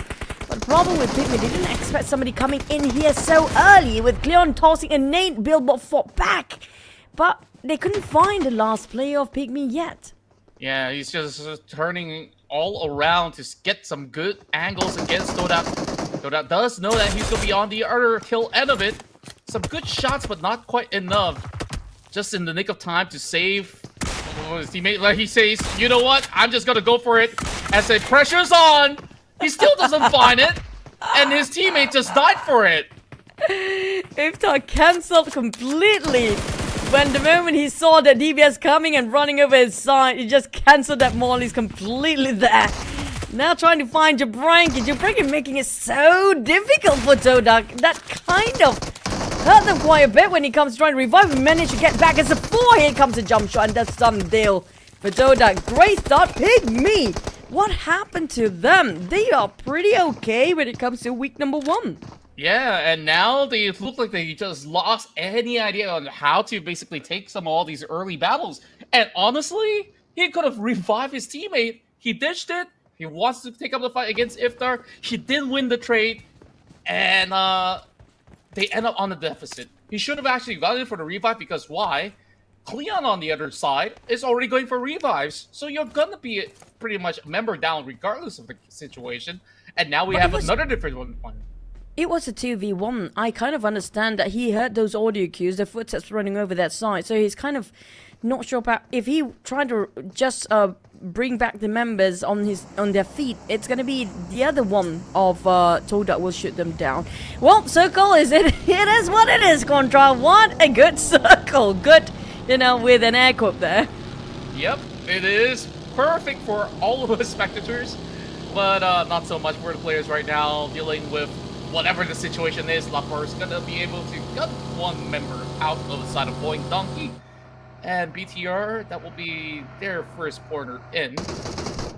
Whereas, it's been taking a long time. Satar does find another. Razak's gonna be down as the rest of VOIN Donkey. They're cornered up by the edge of the island. And they're just gonna take a dive for it. Okay, I think BTR, Might as well. They're just gonna seal the deal.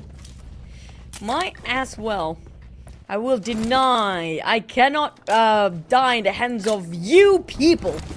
I'm willing to just take my point away and just deny the points. But speaking of BTR, they're taking a bit longer rotations here. But at least they got some loot on the side. Because last time we saw Boom, due to how they skipped the looting phase entirely, just go straight to SMB. They barely have anything.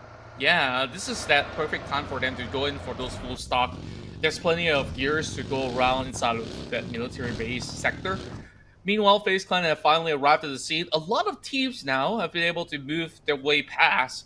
But as for XERXIA, they're taking the slow approach, coming in from what I do believe to be the edge of Primos to get into the island. So they will have to utilize whatever health packs that they do get along the way. Meanwhile, for the rest of the EX, they're also firmly planted, just waiting by the edge of the bridge. And any teams that will have to run from any gunfire on that bridge will be running to the EX, so very nicely planned. Yep, they're thinning out the crowd by just staying around the edges and wait around the bridge area. But Sam9, well, they will part ways against FaZe Clan, but it seems like they're walking straight into Roy. That's going to be the 2 remaining members of Roy still alive, which are going to be Noah and Tusk. Now, Noah Roy's just... I wish they can stick as a 4 for once, you know, at least in Miramar map later for Roy. Yeah, I hope so too. And with 2 members already out, I would consider them to have very little contribution into what really happens in this round itself. Of course, they can try to survive to the tail end of it, but I don't expect high numbers to be churned out of this map of Wrangle for the rest of Roy, unfortunately. GEEK Fam out in the open though, and the rest of FaZe Clan has already claimed this territory. It's gonna be hard for GEEK Fam to really find a good spot of their own, considering that there was one map in particular that time that it ended up in the island once more in the Erangel. GEEK Fam got caught up by over-rotating, so I hope they don't commit the same mistakes twice. Well, at least they're quite in the center, but the problem is it's gonna be only 50% of water in there and 50% of land left, 55%, making it slightly more towards land side. But XERXIA, we talked about the edge play, where there's gonna be a lot of very steep slopes, and you know, He threw a buggy for he that. just tossed his buggy. It's a useless buggy. Go away. But for VOIN, this is where things get really difficult because of how I think he accidentally jumped there. I don't know what really happened, but look at the taunt. My god. And looking at the twins playing when it comes to the final week here, it seems like this is going to be the main roster probably for even the grand finals. Very likely the case, as we can definitely see a very strong synergy coming in from the team. Of course, putting the brothers aside, they really work together well with Satar to enable him to do as much damage as possible over on the front lines. And over on the side of Boom, it seems like Roy has been able to do some chip damage. Other than that, Boom Esports, they can go in for the reset. I don't think that Roy will be moving away from the sniper bunker just yet, as they're just by the edge of the circle, but the rest of Boom, they can turn the other way around. But knowing Boom, they might want to check this sniper tower, or even if not, it's not Boom, somebody will try to check this tower, because we do know the top teams up there, they are the type of teams that will try to clear and try to make sure everything is clear before they start to move as well. But on the side of Boom, I guess you were right. They definitely don't want to waste any more time because the circle shifted away from them early on. Definitely heard some warning shots from YOODO Alliance possibly, or even a different team, but XERXIA just gonna play the hide and seek game. Peekaboo, I see you.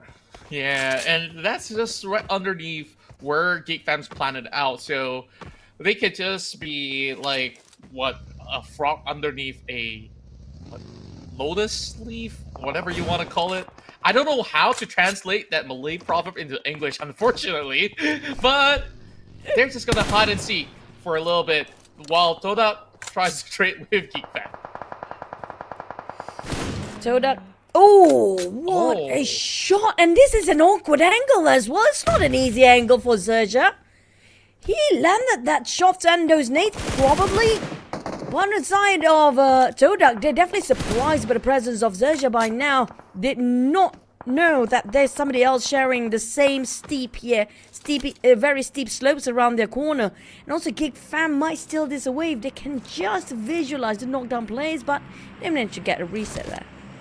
Yeah, it's a really tough area of terrain, but look at the nade from RNJ. They're just bringing pain everywhere that TODAK turns.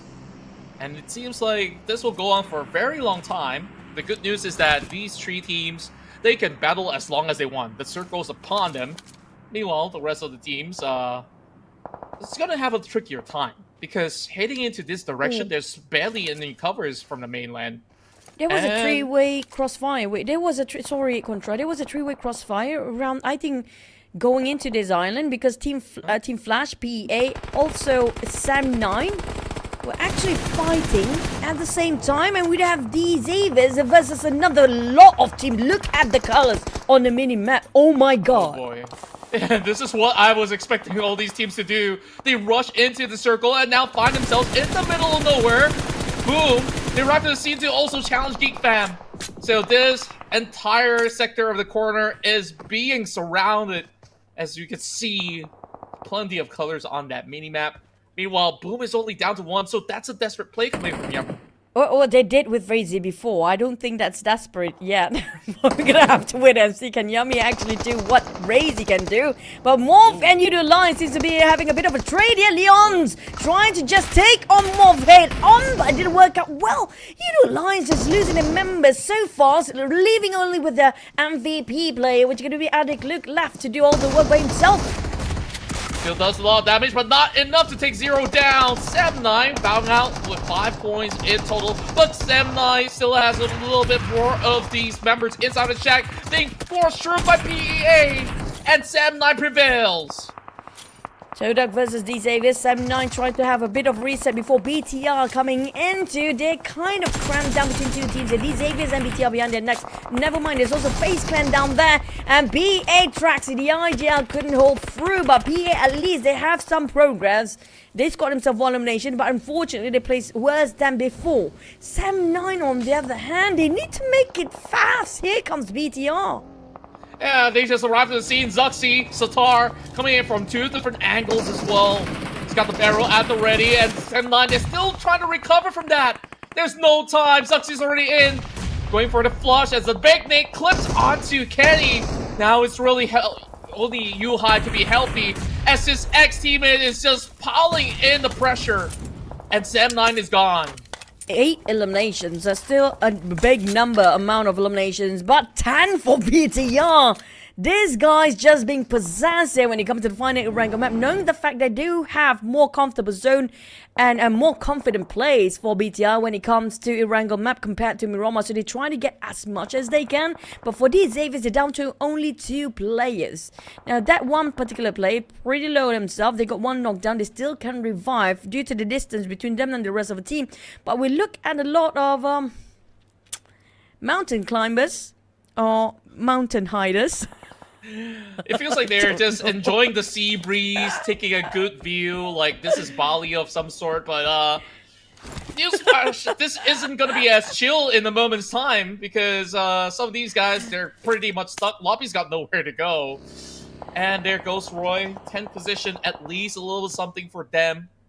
But boy, BTR is turning up the heat right here. And one more shack for the side of the XO hideout. All the members are in there because BTR is giving no space at all.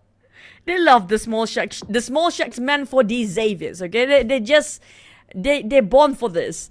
But for the other teams, this is quite concerning of why. If the circle shifted away, it's gonna be half of the populations down due to how they're just hugging the walls here or hugging the rocks that they kind of not playing in the zone. Probably in the next few circles. Hopefully, we pray that everybody still covers by the next circle. But RNJ spotted out. Yummy me! We talked about Boom with 1 player left. Boom! 1 player or not, they still try to get those elimination numbers up. Wow, Yummy so daring to go in for the peak as well as takedown. Well, it's really interesting what Infinity is doing. They're just swimming across, taking their sweet time to maybe wrap down towards the southern end. And lo and behold, stage 5 and we're already down to only 24 players left. Super rapid round it has been as teams are trying to battle for cover. Tiger X versus iZane. These two going neck and neck, but he's lights! Oh, maybe it's intentional. Maybe. I give him that benefit of the doubt. I don't know, man. It's quite slippery down here. We're gonna have to wait and see. Hopefully we get some interviews later on. But GEEK fam, they're being forced to break their formation, but we're gonna go back to the Battle of the Center. These Xavier, despite they got the small shack, this time the shack will not be enough to just take cover for all 3 players of these Xaviers that remain on the side of, in the center of the circle. But BTR, look at how they open up the space. They try to dominate and capitalize over the eastern side of the circle, but they do have another contender next. FaZe Clan seems to be pressuring BTR from afar. Yeah, eventually they will close in, so BTR, if they want to wrap up this fight, they have to do it quick. Meanwhile, Satar still knows that they're hiding in the shack somewhere, and XERXIA will try to give him a little bit more enforcement. Is it going to lock perfectly in there? It will actually do some chip damage, but not enough to take DX down just yet. As they go in for a little bit of a exchange somehow through the smoke. He can't see anything, but he lands it on Satar. The nade will be the last one for Levi, aka Shadows here. I'm not sure about Lamborghini's side, but Lambo, he didn't have his helmet. He definitely don't have his helmet anymore. Lapar, couple of tap actually connects. My God, that very small window. Lapar just landed a couple of shots that's turning quite a number of damage to a sort of Shadows. But BTR, they're attracting too much attention at the same time because Mormon seems to be very interested to take a backstab here against BTR. Yeah, and I don't think that they're checking that angle because Zuxi and Zatar, they're more focused onto DX at the moment. Zuxi now sent towards the back. I think he knows, which is why he's putting his smoke all the way towards the back. Izay now finding a little something as well, pinning down one member inside of Infinity. Well, I guess Infinity also have some dilemma on their side. While the rest of FaZe Clan, that's an open northern point. Because everybody's just hugging by the rim of the shore. It just feels like it's just BTR versus DX versus FaZe Clan at this moment. Dizavis, Lamborghini. Well, they have nothing left, but they do have 8 hand grenades for Lambo, though. There's going to be a lot of team death boxes laying around. We see a couple of death boxes just across Lamborghini as well. But for Luxy, BTR trying to reserve and not using too much to just toss around and wasting their utilities too much. But I think BTR had it enough. They want to go for the push. They don't want to go and play hide and seek between these two teams anymore. They're done with being shy. Now they're speaking out loud, advancing. Look at the nade spray cook and being tossed to his Lambo. He'll be hit here. Double nade down, didn't connect. Another one will actually almost eat out Lamborghini alive. And they're just really playing so well until this point where Shadows moved out of the shack. And there we go. Luxy with a fire in the hole.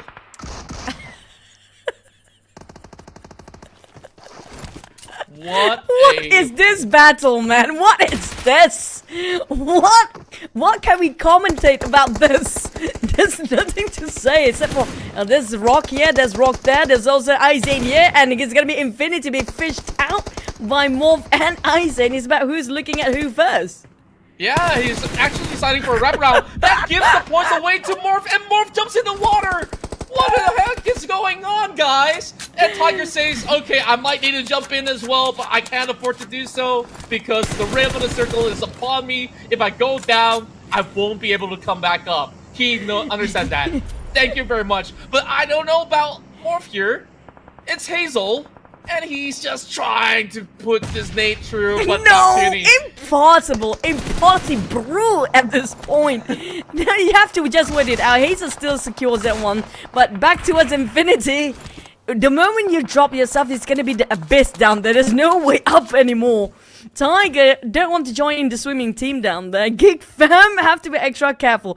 If they've been surprised, they shook to the core and slightly just having a bit of a rough time to control their fingers during their playing. Yeah, and to my surprise, GEEK fam's doing so well by the shore, right? Although they could have actually walked away with a little bit more points. Here comes Yummy again. He strikes down one member of the side of BTR, and that gives them even more troubles facing against FaZe Clan as Warren has already gone down. But I would say Mela definitely is keeping up with the pressure here, and in fact, he's the last one standing. He's running out of hand grenades, trying to keep BTR from advancing, but it's going to be only Lapar left. He needs to reach out to Onzens, but I'm not sure if there's anybody behind them. There's definitely nobody, so he can actually go and revive. But maybe he's kind of insecure regarding Lapar's utilities. He's kind of worried if he's going to drop a big one. And they seem to be stacked up here. And he's definitely cooking it. Look at this one. If it's dropping straight, lucky enough for the side of Miller. Oh, they're so close. But it does seem to chip onto Onsens. They should be able to go for a little bit more of that reset. So FaZe Clan will be back up to 3 members now. Meanwhile, BTR, they took on so many battles already. And look at that, 14 points already capping the highest amount of eliminations in this match. Thanks to all the teams that's quite busy being cavemen down there. It's like, we take whatever's on land. Any open space, it's BTR's. On the side of GEEK fam, they laugh at the coastline just now. Definitely don't want to play the edge game anymore, but they split themselves into two sides here. Two playing in the center, the other two just gonna fish out whoever's actually playing the cave area or around the rock. There's not even a cave down there. But FaZe Clan Mormon still managed to reset the entire crew. Well, they lost Venturas, but it's gonna be Onzons and Mela back on their feet. Mela managed to revive on Mormon and Onzons. But back towards the fight against BTL, but here comes the rest of GEEK fam. They're joining in the center. GEEK fam, they finally decided, okay, we're done with the shore. The coast literally is clear. Or so to speak, Hazel is bleeding out to the zone already. Let's count that out. Okay, the coast is definitely clear. So that's your 4 teams right now. GEEK fam, full squad standing in the way. FaZe Clan has a chance to challenge that later on. But it's going to be Iftar, the final member of TODAK, down and out through the smoke. Beautiful spray coming from Audrey. BTR. That one last player, Lapa, has been holding on for such a long time by himself. Despite he got a couple of members of FaZe Clan knocked down early on, now here comes GEEK fam. If GEEK fam happen to be engaging towards FaZe Clan first, then Lapa actually do have a shot at winning the chicken. There might just be a chance, but I saw a grenade being tossed towards the side. So the rest of FaZe Clan, I guess they'll do diligence to check. I want to say diligence, and my, that's a beautiful day from Danru, and BTR have already counted out their run. Now, tree versus tree with one member knocked down from the side of GEEK fam that can be revived. There's plenty of space to work with while Audrey tries to go in for attack. Options will find Izane, so it will be a confirmed 3v3. GEEK fam, can they score another chicken here? They just finally have their debut for chicken when it comes to today, week number 3, day number 3. But they want to score another. High chance they can, but it depends on their utilities. Right now, hand grenade not so much on their side, but they do have abundance of smoke. But on the side of FaZe, they have the upper hand of the damage output, because definitely the molly will actually help so much. They got a bit of re-loot when it comes to hand grenade as well, to get to 2 hand grenades. Now it's down to Sonix to open up the angles for the team, but I think he's been discovered and shot down. Mela spot him out from that distance. What an angle was that? Like, from a tiny little pixel, he managed to bring that member down on the side of GEEK fam, and things are looking really bleak with the push coming in from side Mela. He's got the MG tree at the ready. He's pretty much going to shred even if they're on wheels. We missed this Mela for such a long time. Finally, we get to see him play like this again. It's been such a long time to see Mela doing so much work for FaZe Clan. Finally, he's on the rise here, but they're trying to just divide the attention of FaZe Clan, making them confused regarding the position, with one on vehicle and Audrey trying to do some revival to the side of Sonic just to make sure they have the upper hand and a bit more manpower to just box into the side of FaZe Clan. But Onzons and Mela, will they allow them to do so? Well, I don't think that they're going to give them any form of leeway at all, especially now that they do have a lot of crates that they could just go in for restocks. And Mela so far has taken so much spacing. GEEK fam, although they have tried to open up that space, they just keep getting picked off. So Sonix is down. And now it's the advantage in the hands of FaZe Clan. And they're just going to wait it out. They don't really have to force the issue against the rest of GEEK fam. The curvature of the terrain make it so difficult for the teams to see the other side of the hill there. So it's down to the place of the hand grenades and smokes, possibly, where GEEK have none at this point. But running dry is going to be FaZe Clan as well. They have to move first, probably on that side Mela. But GEEK fam only down to 2 players. If they try to march forward, they pretty much cover pretty well for the side of FaZe Clan. Their formation is pretty perfect. Yeah, it's a very wide angle coverage. And Mela, he's just gonna be able to hold the direct center of it all. Damru, he's got to get a little bit closer at some point in the game. And this kind of split between him as well as Audrey will not supplement one another. So things are definitely looking to be so difficult as these guys go proning. It's gonna take a while, but FaZe Clan, I fancy their chances here to close it out. It won't be long now. I feel like Mela definitely, when it comes to game instincts and game sense, he knows there's gonna be somebody around the tree. And the blue zone pretty much already covers the tree right now. There's only 2 trees remaining, one of them. And Audrey and Damroot slowly being chipped off bit by bit. They know exactly the direction, the angles, and that's going to be the last of the hand grenade melon clip down on Audrey, down to Damroot. They finally get themselves chicken here for FaZe Clan. It's been a while we have the ties to secure the chicken dinner here today. And finally they do. FaZe Clan, I was scrutinizing them earlier to the day where they didn't manage to get much done, but they finally got the better of it on the second half. And what more can they offer in Miramar as well, as this big win will give them a little bit more of a reprieve heading into the upcoming matches. But today's circle, oh my god. I'm pretty sure the teams, they're glad that Erangel is over. It's done. It's a wrap. That's why I worry for the teams that are playing around the coastline, just hanging on those very slippery edges, because the moment that Circle shifted away, all of them are done. Done, completely done. But you have to give it to Mela. He did so much work. He did so much opening. Despite GEEK Fam got the upper hand before with the 4, but because of Mela tossing the nade and finish off another play from the off angle, that gave them the opportunity to secure this chicken dinner.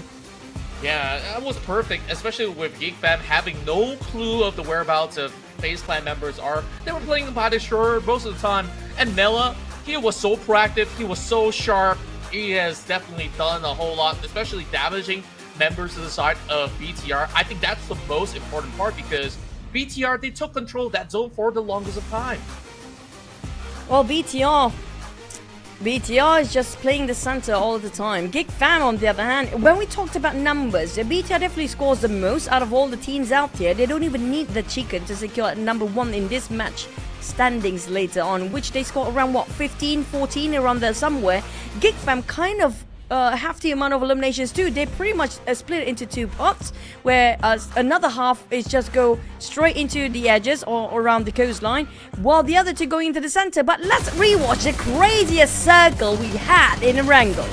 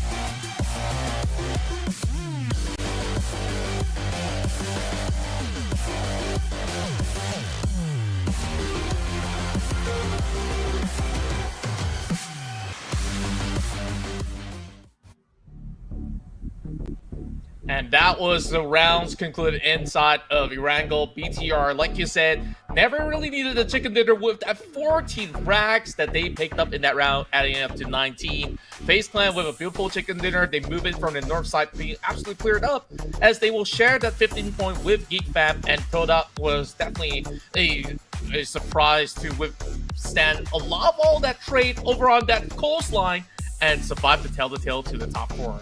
5 teams with 0. These Avies, well, they are the shackers, I guess. They love those shacks so much, but didn't score any. It didn't work out as they planned, like how they had in the first 2 wrangles earlier today. 5 teams with so many zeros, but this just pushed BTR all the way up from 10th place before, and they were straight up to 4th based on their elimination numbers just now. Pushed down, boom.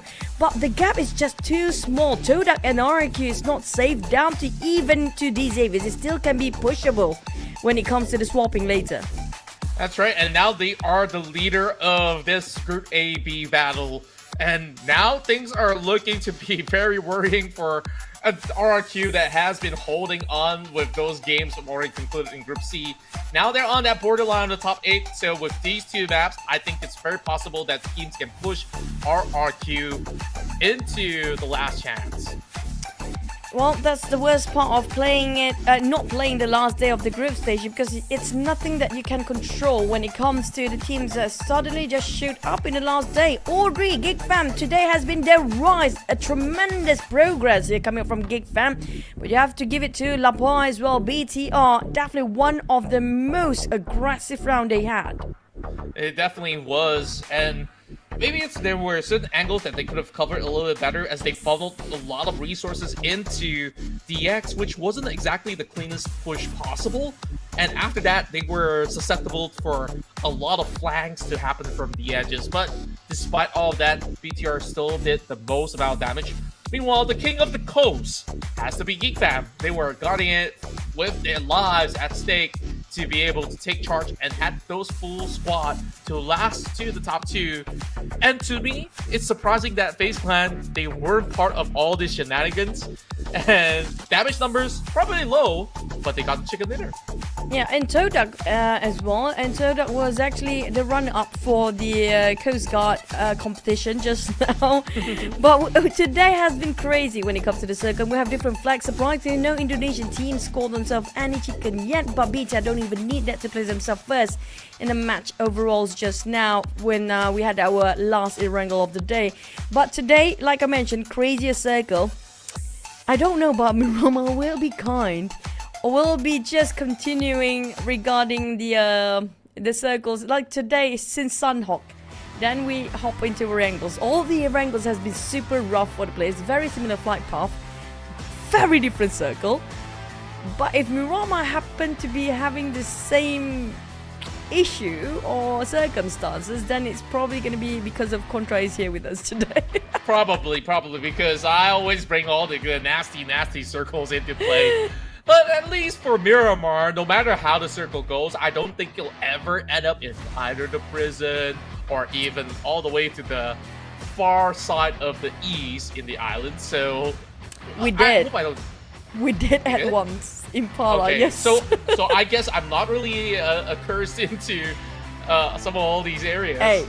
Hey, that was like one-time map. Today has been the entire day. The map has been crazy. Course. The entirety of it. So if it happens again in Mirama, I don't know what else to say. I mean, if we suddenly have Patona for the last circle. Oh, I want that Patona to happen because, like, you know, like that area was updated, given a new name to it, and we haven't really seen how well these pro players can actually play around that Patona section. So the good news is I'm going to be joining on that Super Sunday, so we're going to get some more crazy run on our Sunday. So I look forward to that too. But what can these teams prepare? I think, like, right now with only last 2 maps of play, so these guys, they are forced to play the last chance qualifiers, and then some of these guys who are fighting for that top 8 are seeing some of the chances depleted because right now it's BTR's TV show right now. It's also DX, but of course last round wasn't too much of them. And the Malaysian teams are really stepping up this time. Do you assume that this forward momentum can carry them and propel even more points inside Miramar? I'm gonna just give one statement. It depends on the circle. Really, today has How did been- I not see it coming? It really just the circle day, man. It's just the circle just making it so difficult for the players, but it's comical to watch, especially the last Erangel. So based on today's circle's pattern and rotation, I don't know what to expect to, when it comes to Miramar. It's maybe this is a sort of a bleak or just a peek in the future. What's gonna happen in grand finals, possibly. And very likely than not, when it comes down to the grand finals, we will see certain adjustments to be brought into play, even if they were trolled with all these wonky circles. So, I guess like by then, it's all about teams with the most confidence to be able to really secure that vantage point in the early rounds to basically go in for brave rotations. They may be able to actually get reward for that. Other than that, when we take a look at how teams that play across Miramar, they're definitely fond of all these long-range trade-offs and also whatever skirmishes that they could basically get their hands on in the early game. But late game onwards, we haven't really seen too much of an urban ending, have we? We did. It was not fun. It wasn't fun at all. I tell you, there's so many buildings. I think it was around yesterday or 2 days before, which was such a tough place for the observers. I feel bad for the observers at that point because it's going to be so difficult to spot the fights due to the buildings in between. So hopefully it's going to be a different case, an open area, and everybody can reach towards the circle. And I don't know, I deep down I feel sorry for the players. It has been so rough, especially coming out from Group A. They didn't play yesterday, and the moment they play, all the circles has been very... I don't have any more word that can actually just express how difficult it was. If hell is the worst of plays we can think of, it's worse than that. This is probably the bottom layer of it, right? And today, I think what's surprising is that we haven't really seen too many of these roster changes heading into the course of the entire run. So they are very likely than not to run the same four units into the battlefield as we move our way into our first run in Miramar. This is match 5. Let's go.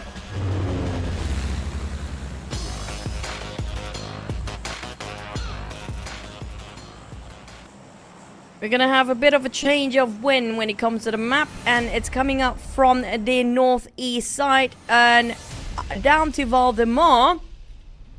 I would be worried with this sort of flight path because it's very similar to the Erangel flight path early on, but never mind that.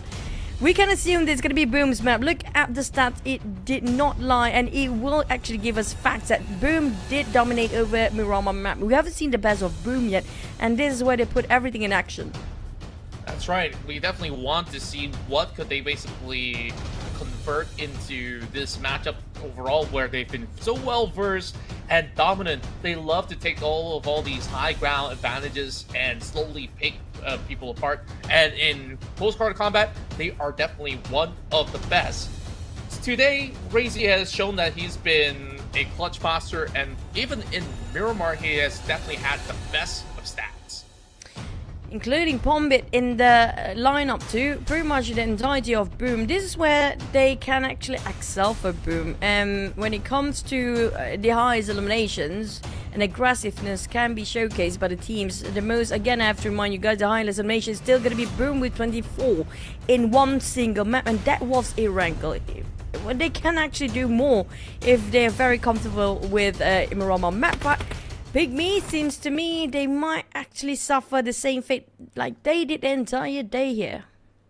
I wonder what really resulted into this, as PIGMY Esports is once again challenging the Infinity inside Minas Generalis.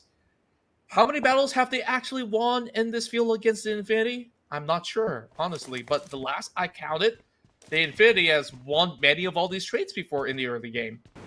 We do have a bit of replay. Tony just landed. How? What are the odds you landed straight on top of a gun?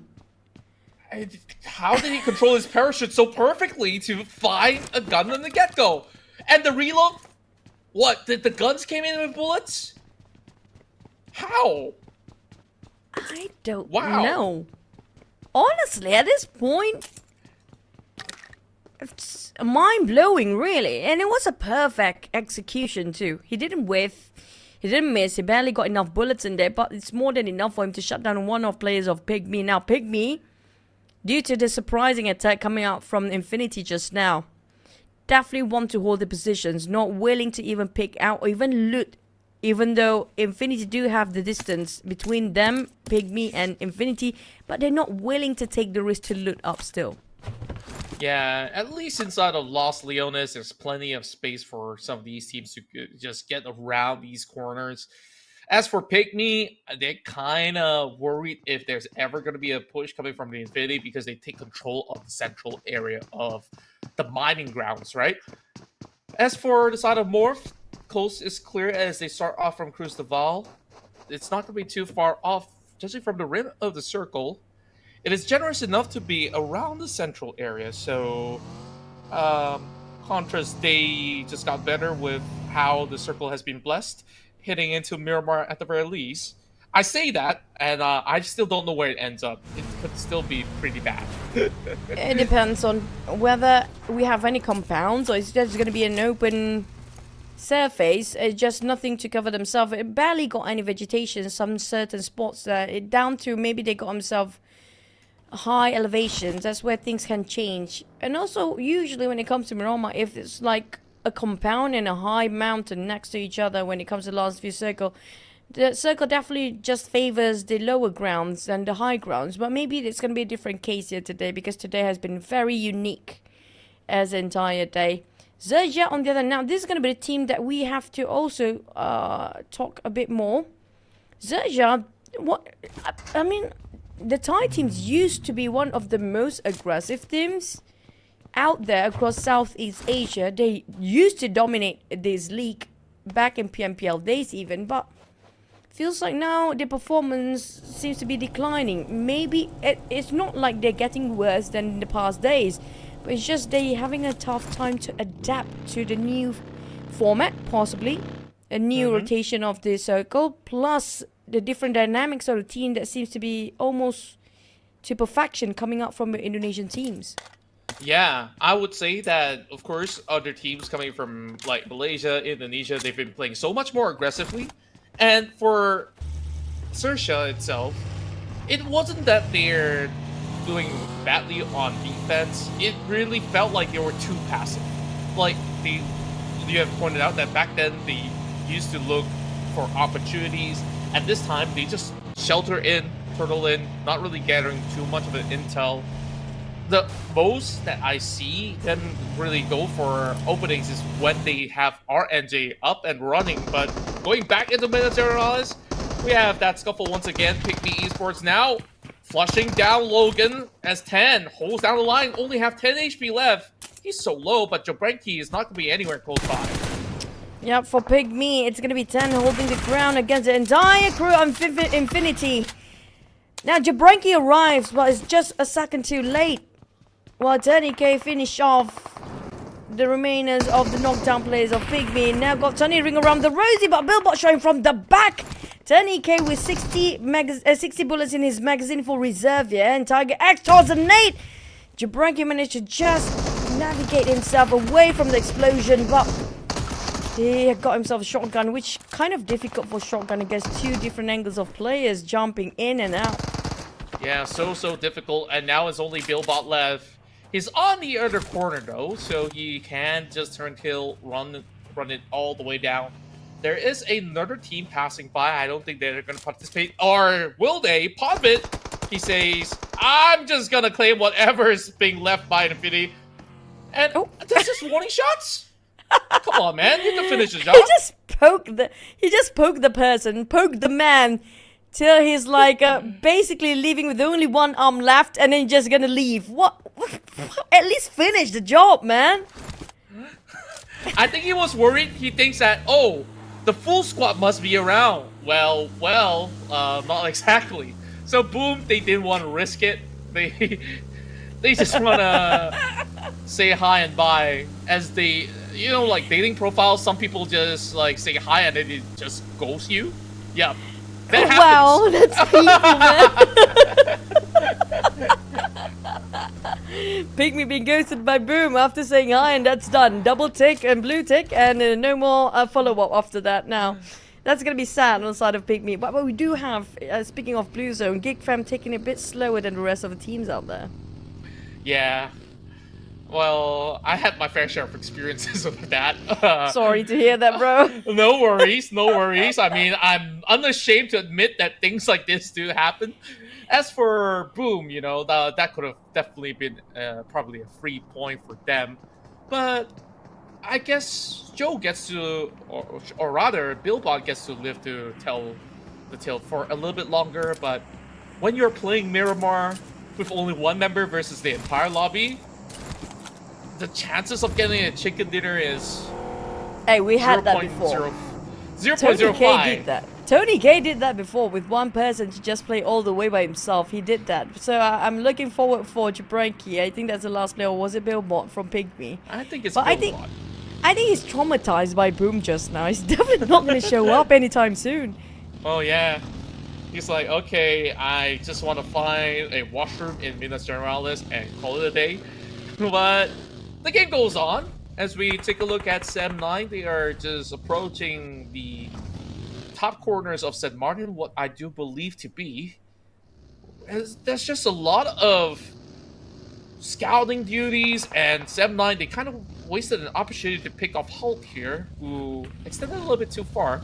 But SEM9, they are also very careful about this. They decided maybe it's not worth it after all. I do wish we get to see just a slight bit of the circle. We have no clue where the next stage would be still, with less than 10 seconds remaining, because all the teams seem to be swiftly moving around, navigating themselves into the center, which we have no clue where about. Because of how fast they want to rotate in, it means that it's somewhere unusual still. BTR taking a bit of a jab towards a FaZe Clan, one knockdown. That's quite nearby towards Team Flash and SEM9 at the same time. Yeah, from my assumption, it's going to be closer towards the central area as well as the north. PIGMY Esports eventually will close the account here for our first run in Miramar, whereas this long-range battle between SEM9 as well as Team Flash is going to take a while because everyone's just hugging by each real estate. It's going to be hard to even force a push. A wide spread coming in from SEM9, but they got to watch out for their surroundings because more and more teams are coming to St. Martin. But can't be too wide because there's going to be, they're sharing the compound with Team Flash and XERXIA just joined in as well. Now the opportunity being presented for MORPH, they do have those elevations. They definitely see the teams coming in, including XERXIA just now. Look at how Zero just placed himself at the edge of the mountain just to scout if he can actually steal away a couple of eliminations from the sideline. Team Flash just going to stop their advancements of XERXIA, denying their entry in. SEM9 being knocked down. XERXIA is focusing on SEM9. And it's going to be a crossfire between 3 or 4 teams here. Indeed, whereas Kwang is already being knocked down. He's trying to see if he could provide a little bit more cover before he goes in for the rescue. Whereas MORPH, they play the smart approach. They see XERXIA right down below. They're just hoping for some clean angles to pick them off. Big Nate now cooked up from the side of MORPH. Or should I say Batman? He's finding Lobby down on the ground. Zuxi, Onzens bleeding out. Team Flash trying to just flush out the rest of XERXIA as well, trying to pick one of the members down before having a bit of a reset. Batman take it on Megamind. BTR against FaZe Clan. This seems to me a bit too much here on top of around St. Martin, if I'm not mistaken here. But XERXIA, they need to have that reset. But Team Flash have the faster reset than they do. They're cooking up the nade, but Batman quite hesitant there. Yeah, he's been doing a really excellent job with those grenades, but not really finding the kill just yet. RNJ pulls through the door, finds Corty jumping in. He's got to go in for a flush, and oh, what a swing that was! XERXIA, they're really unleashing their fangs when we have scrutinized them in the early game. Do you think that we're too passive? Hey, we could still put up a great defense. Yep, they're being forced into the fight if they want to take the compound because they cannot even pick out. If they want to make a U-turn, it's a bit too late now. There's another team right on top of them, which was MORPH. But Cinder de Patron, we do have Infinity You were right. Probably you do have San Martin Circle, and if it's San Martin as an ending here, we do know San Martin do have that big street in between. Whether you want to pick compound or you're gonna have those elevations, most of the team want to get themselves in the compound because high chance San Martin will be there. But due to the street in between, some teams that coming in late might actually don't have any place inside of any buildings down there. And since then, we're looking back towards MORPH versus VOIN, Donkey, Nax, and MORPH have to give away the elevations because VOIN just took it away.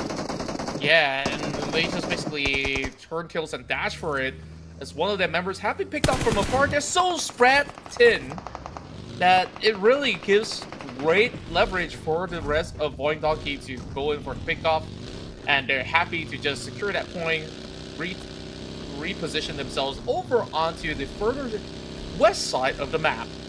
Now that's actually closer to the Sem 9. Yeah, but not just Sem 9. We have another team behind there. I think it was probably, what was the red color team that we had just now? Forgot about it. It was definitely not Boom. Probably these Xaviers waiting around the outer circle of west side. But speaking of Sem 9, he charged straight into it without thinking twice and definitely got himself a bit of a trade, Luyu. And it's going to be Maxius finish off the rest of remaining Sem 9. Despite they got a couple of knockdown, but they did not secure any eliminations from that fight coming up from Sem 9. But VOIN, they scored a 5 now. Yeah, that was so swift. If you blink, you probably missed that whole altercation between them as well as Sem 9. What the cleanest fight I've seen from VOIN Donkey so far. And that's vengeance exacted over onto the course of the battle, because the last time they fight inside of Erangel, it was Sem 9 that got in that 4-0. This time they turned the tides around. I'm really looking forward for the circle. We don't have any clue about the circle yet. Except for the first one. We don't even get the glimpse on the first one, by the way. But BTR, thank you so much, Observer. You guys the best. They heard you. Speaking of Infinity Patron and San Martin, this is what I've talked about before. The northern side of San Martin, it has this big street in between. Now, you have to pick and choose whether you want to go for Infinity Patron or San Martin at this point. But Team Flash, that's going to be the last member there. Ezo goes. He's cooking up the nade. Can he clutch 1v4? He might just be able to do so. 1 nade, but not enough to deal with RNJ. The man on the mission to eliminate the entirety of Team Flash. This time, looking so much better for the side of XERXIA with those 4 pointers. But here comes the rest of DX, moving into the territories of MORPH, but they're ready to take them on. 1-for-1 exchange, but there's still more to come. It's not just ZX, FaZe Clan is just behind them. BTL seems to be interested as well. These Xaviers, they need to wrap things up quickly, but MORPH will try to fight back, retaliating. But unfortunately for MORPH, they kind of cramped up and sandwiched between 2 or perhaps 3 teams, because VOIN seems to be moving in the same direction. Yeah, and Venturas, he's just dropping those nades. Beautiful shots from the DPS. Nate T knocks another member down. MORPH has got a lot of reviving to do. This is a chance for the side of DX, but there's only 2 members inside the building. They're unwilling to go in for the full push. I'm waiting for FaZe Clan. I mean, that was the last player, and that is the last player for FaZe Clan. I don't think he's going to take any actions there. Venturas just waiting. If somebody happened to just pass through him, he's just going to open up the DBFs and having a couple of shots in. But Nade will actually clip on 1 Hazers down on the ground, leaving MORPH down to 1 player here with 5% of HP remaining. Yeah, this compound so far have so many angles which you could just lob nades around. And DX, they're just closing it so well. Down to Hulk as well as Flippy. And Nate T, he doesn't need them. He's just going to do it all by himself. All 3 secured by Nate. Reset now, Venturas. I'm not sure if he's gonna toss any couple of nades down there. I'm not even sure if he got any troubles at this point. But YOODO line spreading out quite thin among themselves, with GEEK fam split into 3-1 formation. Izane taking the front line, but damn rude. They are focusing on too much in the front that their back is quite exposed for GEEK fam. Yeah, just wasted no time to pin him down the moment that he gets that perfect angle. And YOODO Alliance, they could start to strike down GEEK fam one after another. That's one right down the ditch. Turney K, playing from quite afar, could also alter the destiny of YOODO Alliance if they're not careful about these angles, which they are not checking against the Infinity. Infinity, They've been playing as a duo for quite some time now. BTR still having a fight against VOIN. I am not sure how many players left. VOIN still have a full squad. FaZe down to 1 player. Other than that, all the other teams do have almost full squad entirely intact for the rest of the teams that still have 12 of them down there. But the teams have to pick whether they want to take urban warfare or will they want to go for the high grounds there. We do know the next stage will hit very soon. And the next circle will be crucial for the teams that's playing inside of the building. If it's not being favored by the building later on, they need to figure out how to exit out. Yeah, and at the same time, it's really interesting to see that we get urban setting of battles between both Hacienda as well as Los Leones. And now, with the circle pulling away from Hacienda, they have to take the fights outwards as well. But TODAK is the one that conquers Hacienda at the moment. YOODO Alliance, a very difficult stance to take because if you take the highway to journey into Los Leones, you can be clipped by some teams over on the south side of the hill. Or if they were to move into Hacienda, there's multiple teams around. So they got to pick that poison. Speaking of poison, I think the one that actually in the most poisonous position is going to be VOIN. They're down south all the way. Have to have a bit of a hike to fight against VOIN, who's conquering the high elevations of the northern side hill of San Martin, or the mountains up there. And speaking of which, DZav is going to play center once more, but I'm not sure about the compounds where DZav is at. I don't know if they still pick at their small shack, but at the moment we mentioned them, Vintoris, the last member of FaZe Clan, still do a lot of work by himself with that DBS. Yeah, and so far, these players coming in from FaZe Clan has been looking so sharp already moving into the second half of the day. And I think Miramar, that's where the Thai teams are feeling a little bit more comfortable. Speaking of which, all the Thai teams are still intact. Most of them healthy. Well, I can't say most of them. Only Soshar is healthy at the moment. Meanwhile, Tiger X picked off by the member of YOODO Alliance. Jimmy goes ahead to eliminate them. And that will be the end of the Infinity. I hate to say it, but Infinity 100% going to last chance stage. Same goes for MORPH, PIGMY, and Roy at the same time. GEEK fan for our YOODO Alliance. Now, YOODO Alliance might lose their positions here. We're talking about... Well, never mind. 7-9 and Team Flash already got themselves eliminated. Unless FaZe Clan, that one person can actually do so much work. Same goes for VOIN Donkey. But I think 100% assurance that BTR will go straight into Super Sunday. DZav might actually follow pursuit. But YOODO Alliance, they want to secure the positions up there. But Roy taking a fight against BTR. Last time we saw them, they are down south. The nearest to their side is going to be VOIN Donkey. But how did they shot the BTR place? Oh, they do have the elevations. Yeah, they do. But that's also coming from quite a distance, so they can't really secure the elimination just yet. It's a little bit of a tough gridlock situation where teams are unwilling to move out of San Martin, unwilling to move out of Hacienda del Petron. So it really is down to where exactly YOODO Alliance will go to stir a little bit more of a ruckus as they're inching closer and closer towards the side of BTR, but shots are being fired from Boom. They're forced to create this vehicle bunker in order to trade back. It's Pondit always so sharp on the attack, and they're trying to tap over onto Razy with vehicle smoking up in front of them, making things a little harder. Oh, what are we... Okay. Okay. I guess that works. Not really. They go back into the bunkers now because the smoke will dissipate anytime. And they're running low of smokes as well. Another... What an accident. But BTR spotted out the rest of Roy members stepping in from afar. Roy still going away from the circle. They have to migrate themselves and reposition. Probably navigate himself into the slightly towards the right side of the circle to make a safe entry. But the center taken up by BTR, who's tapping out a lot of teams from afar. Yeah, and overall, the team that is not participating in all these battles is PEA. They're taking control over north side, whereas YOODO Alliance here is still not in the safest of spots, whereas Roy, they hunker down, but they have one member being knocked out as well. VOIN Donkey slowly taking charge as Zeta is holding down the outskirts. Pins one member outside of Roy, goes in for a quick reload, whereas this is still not going to be an opening at all. Roy barely has any covers. down to Valak. Lucky that they didn't push into his Valak. And Roy, yeah, the one that tried to flash out VOIN and tried to take this compound. Lumet took him quite some time to give himself a cover fire, but I don't blame him. He can't visualize anything indoors.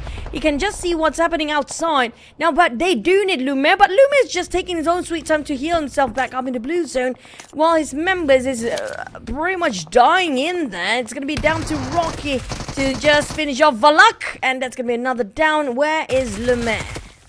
Well, Lumet says, I want out. He's not going to participate at all in this fight.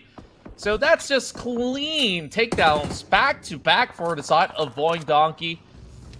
As Roy is only down to one member, and this is exactly the traditional Roy throughout the course of PMSL. Oh, no first 8.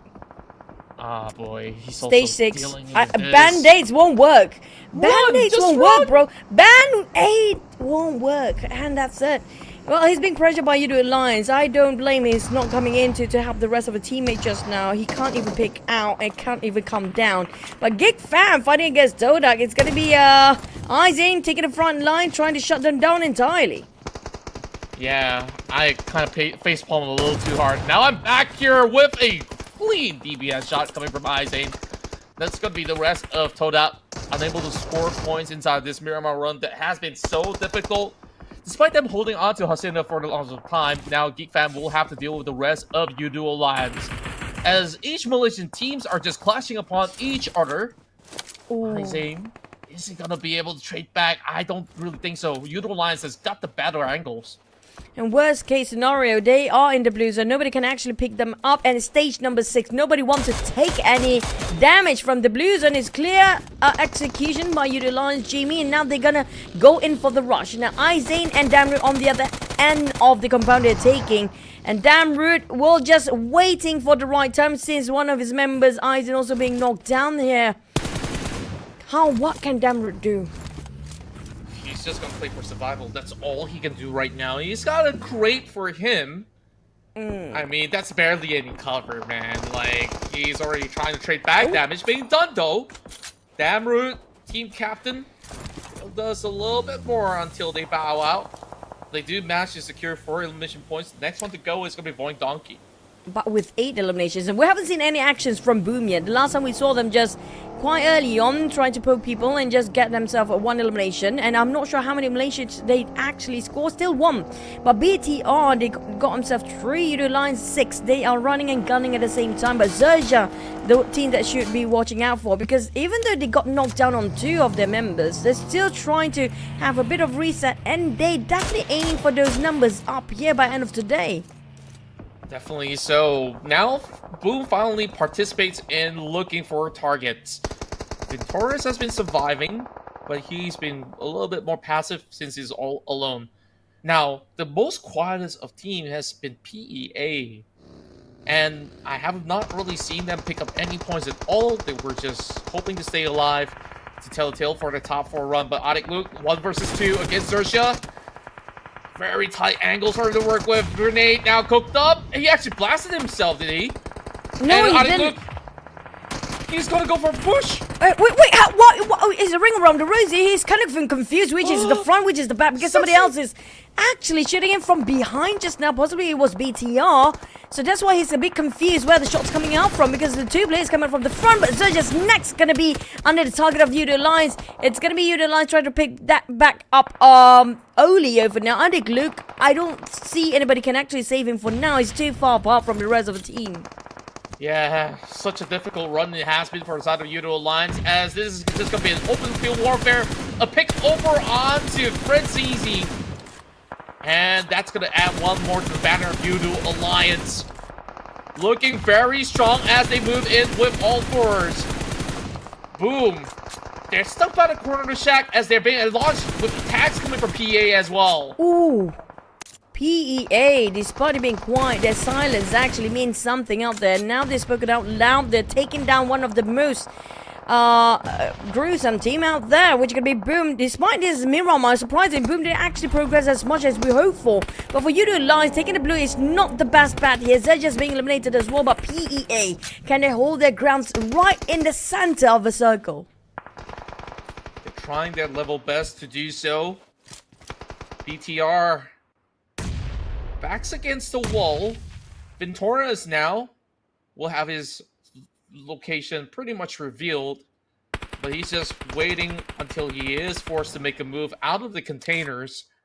Whereas PEA, they're still by the outskirts. They need to force their entry against the rest of BTR, and this is not going to be easy at all because Satar, he's going to be on the watch, and the longer they take, the rest of YOODO Alliance is going to march through. Now, Traxi is the one actually just around the outskirts, and that's going to be the IGA, trying to watch every movement coming from different teams and different angles here, trying to gain as much information. But like you mentioned, YOODO Alliance will not back down for fight. They just spotted out Kido, his silhouette within the smoke. It's going to be an execution. We're down to 4 teams. At least BA, this is going to be their best run for the day. But one by one pick up by YOODO Alliance. And YOODO Alliance being shot spiked by the side of BTR. The Xaviers have to battle in 3rd place, 4th place with 3 eliminations. But for the sort of BTR, 8 eliminations. If they wipe up another 2 teams, it's going to be another hefty amount of elimination with double digit by end of this map. And just look at the numbers. It's basically equal contribution from all of the members. BTR, they're just holding onto this warehouse like their life depends on it, and they should indeed. Quick pick over on the side of PA members as Traxi goes down. The captain of the team out for the count, only leaving 1 member standing in the way for the side of PEA. This battle is between BTR and YOODO Alliance, and they have definitely got their engines running hot, so I hope they don't overheat. I just got a spoiler from Tugman, one of the boss of YOODO. I think I know where this is going, but we're gonna have to wait and see. BTR do have a 4 here. Now, how can YOODO Alliance fight against BTR? Got himself the compound. Maybe the Blues will close out on the side of BTR first. Definitely they do. And now XERXIA have to force himself slowly crawling forward while YOODO Alliance split himself into 2-2 formation, and they got 2 angles straight. It's going to be a bit of a swing for BTR to cover through. YOODO Alliance have a lot of great terrain to work with. BTR, they're forced to push in, and they will eventually be funneled. This is going to be a little bit rough. Satar, he's going directly through the center and hoping to challenge IQOO. This is a double stack, but we know the duel of IQOO and Olio to be a lethal combo as well. Now, this nade coming from Jimmy might actually result into something. Not going to find it though. BTR, they're still trying to crack this one open, but there's just too little room for them to work with. XERXIA pretty much have nothing, no gears, because his vest pretty much gone, but Lapar is going to be the one that knocked down next, down to only just 1 player. Satar to do all the work by himself. Can YOODO Alliance score their chicken here today? Down to 1v1, and that's going to be securing the chicken dinner. YOODO Alliance scored it, and Mr. Tugman, please slow down. You definitely give me the spoilers down there. Man. And just like how the premonition has given ourselves a little taste of another chicken dinner for YOODO Alliance to secure their spot into the Super Sundays. And this is so far the best Malaysian team in the PMSL. A lot of Malaysian teams actually scored themselves chicken here today. I have to say, when it comes to the final day, that's where they start to slowly, and not very slow, too slow to just push everything in the very last minute. But regardless of that, still incredible plays coming up from the players of YOODO Alliance. Scored themselves 15 eliminations. Wow. Wow. That's a total of 25 points acquired. And just look at the damage numbers on Jimmy. This man, I don't know what he had for dinner, but keep doing it, because he has just really trampled down a lot of all these players across Hacienda, across some of all the areas of St. Martin, and they were playing out in the open the whole time, not even setting up for all these urban trades. I'm trying to relocate where YOODO Alliance actually they did take the elevations on the southern side of Hacienda de Patron, and they were not being contested by any team at all early on, but they're the one who initiated the fight. They're taking advantage of the crossfire between the other teams, being the third party, and then they start to slowly damage the teams that's right across them, and they're taking fight after fight. My god, it has been non-stop action from this team based on their utilities. 28 smokes and 29 from XERXIA. Yeah, I gotta say that they've been playing this pretty much on point. From the vehicle bunkers for them to defend, to the launch of attacks from long range to other teams as well. Things have been looking really, really clean, where they had to take on GEEK, they had to take on PEA, and so many more that comes before that. BTR, they were also controlling that St. Martin area until they were also forced to eventually make a move. But despite that, I think this has been a great one so far.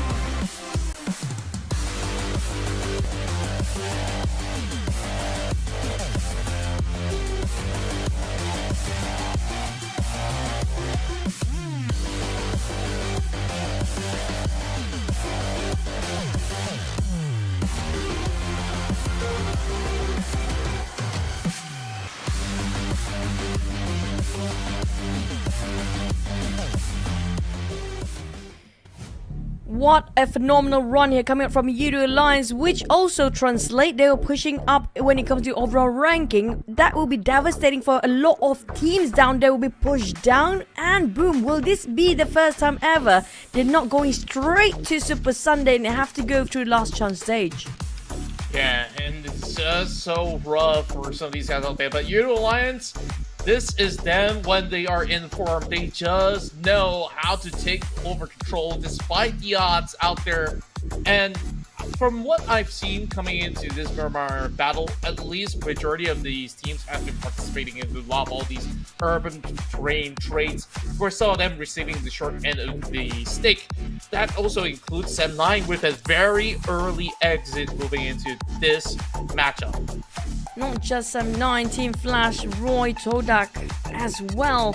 So this is where everything that matters now. Boom! Oh, despite they actually push up their numbers, but there's going to be only a couple of points different.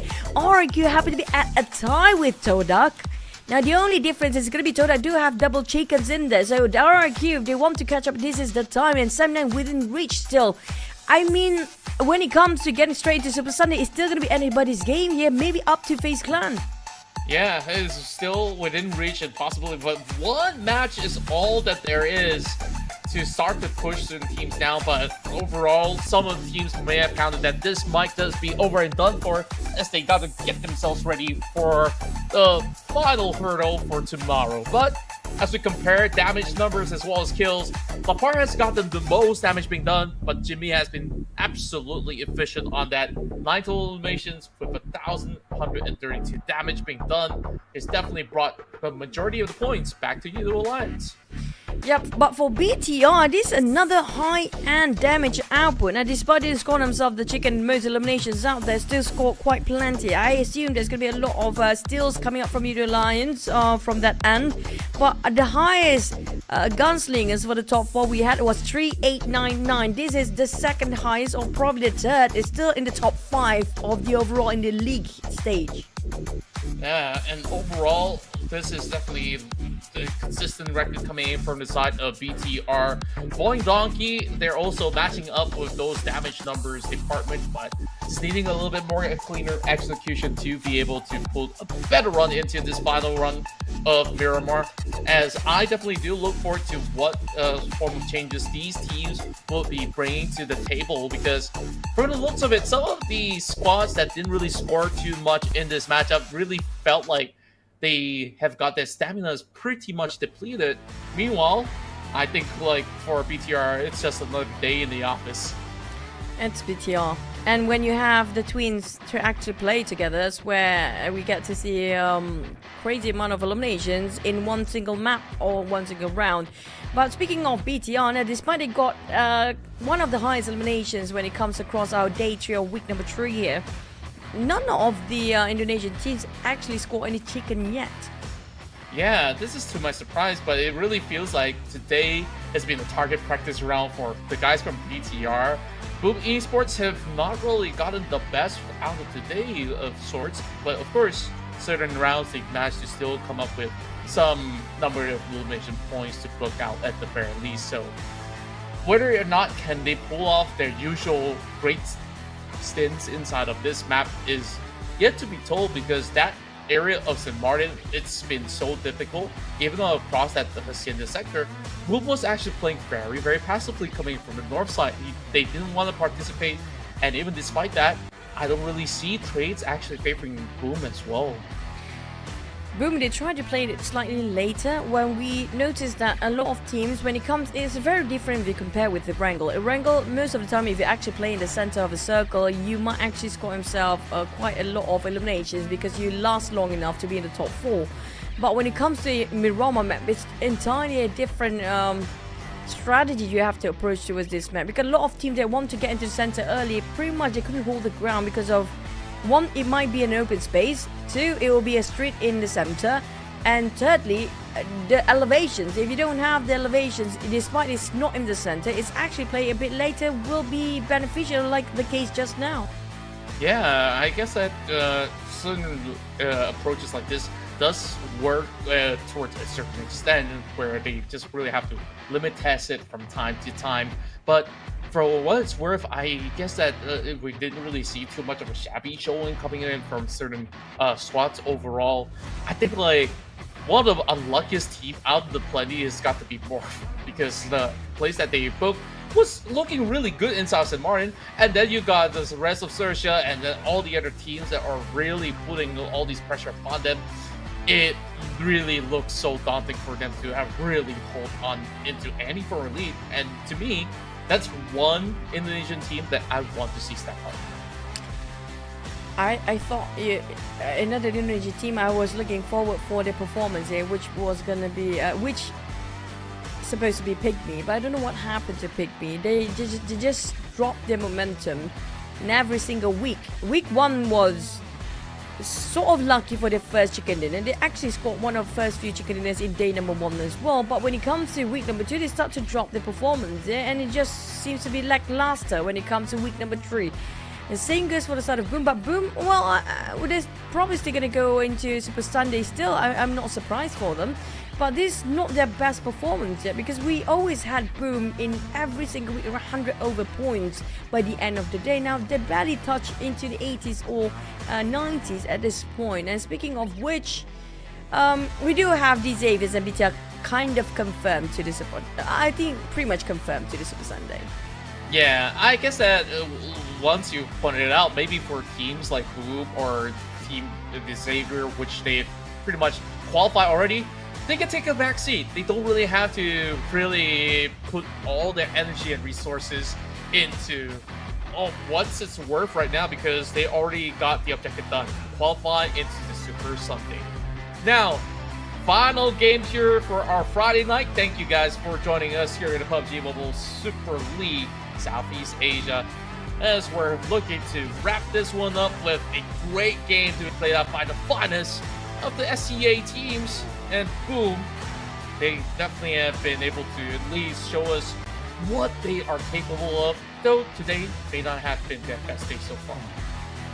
Well, it's definitely a good day, a great day for GEEK fam, because it has been a huge jump and very different if we compare with the early weeks and early stages of the tournament. It's just so different.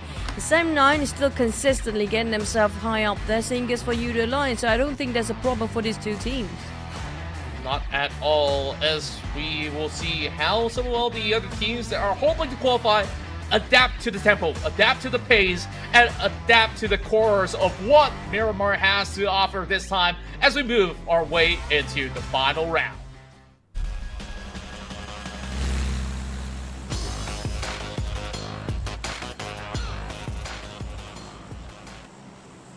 This is it, guys. It's going to be the last map of the group stage. And speaking of which, there will be a lot of teams thinking about what's going to happen tomorrow. They're planning out their vacation or they have to grind another one by the end of the day. And we talked about the top 8 teams that will advance straight towards the Super Sunday. There's still a lot of teams that can compete towards the 8th place up there. And probably up to 6th place is quite open for the teams. It depends on their last performance. Everything can change in the very last minute. It certainly could be a huge swing that can alter the course of who takes a break for tomorrow and who will have to play for the last chance happening on Saturday, which is tomorrow. Well, just taking a look at how things are going so far, this flight path takes us from the lower end of the west to the east. Shouldn't be too much of a commotion for all these teams out there, as we're going to be seeing pretty much a usual take onto their respective cities. Other than that, I want to see if they're going to see any early pickoffs at all. Now, we talked about MORPH early on. You definitely had a lot of expectations from MORPH's side, but we actually will have a truck stop. And this is also a newly named compound. Where we had, I think, around Graveyard before. But it renamed to Truck Stop. And many times we had this sort of circle. We might ended up in an urban warfare on top of El Azhar, but it depends on that. But MORPH taking all the way down to Minas de Valley. Or even, we don't have Los Higos. I miss Los Higos, by the way. Yeah, I do miss it quite a lot. Whereas, for most part, this area of play, we're just definitely giving all the teams here a little bit more time to play out how exactly to play out that eastern corner map as well. So far, I guess that for BTR, they're absolutely ready. And it seems to me that it's pretty interesting of how MORPH decides to move in from the far south end. And YOODO Alliance pushed themselves way up to 3rd place just now due to the last performance. And that's 100% Super Sunday for them. Just completed their 100 mark points. Congratulations for YOODO Alliance. And speaking of which, can Boo maintain? Because TODAK, SEM9, Team Flash and FaZe Clan. If these 3 teams, SEM9, Team Flash and FaZe Clan, seem to be eliminated early, then I think TODAK pretty much safe in their own spot. Yeah, and TODAK definitely has got themselves into such a great position throughout the week. And now holding on to that number 8, the team that could challenge that right now is SEM9 if they get a giant, enormous point heading into this final battle. So we'll keep an eye on them, as well as teams like Team Flash, as well as FaZe Clan. Other than that, if they bomb out early, well, they just have to play an extra day, which I hope they won't be able to do okay. For TODAK, if they manage to go straight into the Super Sunday, that's going to be their first ever Super Sunday. But for PEA, they want to go for the eliminations. They know for a fact it's not going to be enough if they just go for position, just like how they used to play as their classic plays, which is going to be classic PEA. So they start engaging early this time, trying to just push a bit. They have to secure how many eliminations by end of the day? I think around 15 to make sure they made it through to the Super Sunday. That's going to be the best bet. But if they couldn't, probably getting around 10 won't be enough. It will be enough for 10. 10 plus 10, it's still not going to be enough, barely. And there's so many conditions to be met up there, because Boom and TODAK definitely will get themselves some numbers. But, oh, PIGMY again. Again and again. I feel like they really have to leave Minas Generalis for whatever reason that may be. And even if that's not the case, like, just stay together as a unit, drop close by to each other so that at least you get back your teammates up. That will be a better play versus moving in the city, just wandering around and getting picked up like that. They're always starting off on a deficit, and we're seeing 2 members of PIGMY that's already out of the game. True. PIGMY, they definitely have to look forward for their last chance stage, which is going to be tomorrow. But hopefully they can have extra points by end of today, so they have a better start when it comes to tomorrow, because we do have the points carried over for our last chance stage. Same goes for the side of Roy. Now, Roy barely make any progress for the entire day here. Yeah, I mean, how do we even describe it? Like, where to start? Because even when they were taking fights, let's take the past Miramar for example. When you're battling into such a big warehouse, why do you position like one player up top without giving much of a cover fire? And number 2, the ones on the bottom, they're all separated. One lurking at the back with no angles of taking any fights. One entering from left and right. What are you expecting? I mean, it's just miscoordination and miscommunication happening all over the place that really puts Roy into such a dire state. I hope that tomorrow's run won't be the case for the side of Roy, because when they look good, they look exceptionally good. But when it's a day like this, there's just 0 activations to be done throughout the course of the day. Roy, they're pretty okay when it comes to week number 1. And we definitely see some comebacks. But I just don't know how to place myself when it comes to Roy. It's just very different entirely compared to all the other teams. Like, okay, when we talked about PEA, they're pretty much in the same boat as Roy when it comes to last season. But you can see the growth coming out from PEA.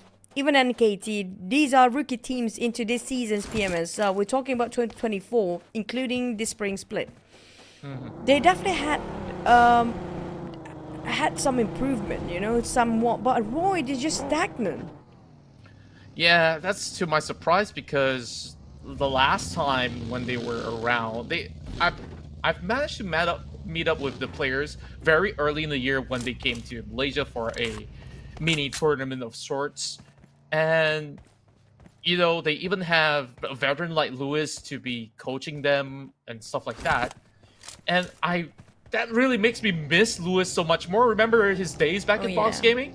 And like, a player of that caliber will have all these ideas of playing, but it just seems like all these plays that's being brought forward is not going to be as effective as it seems, because the players don't look as confident as they may.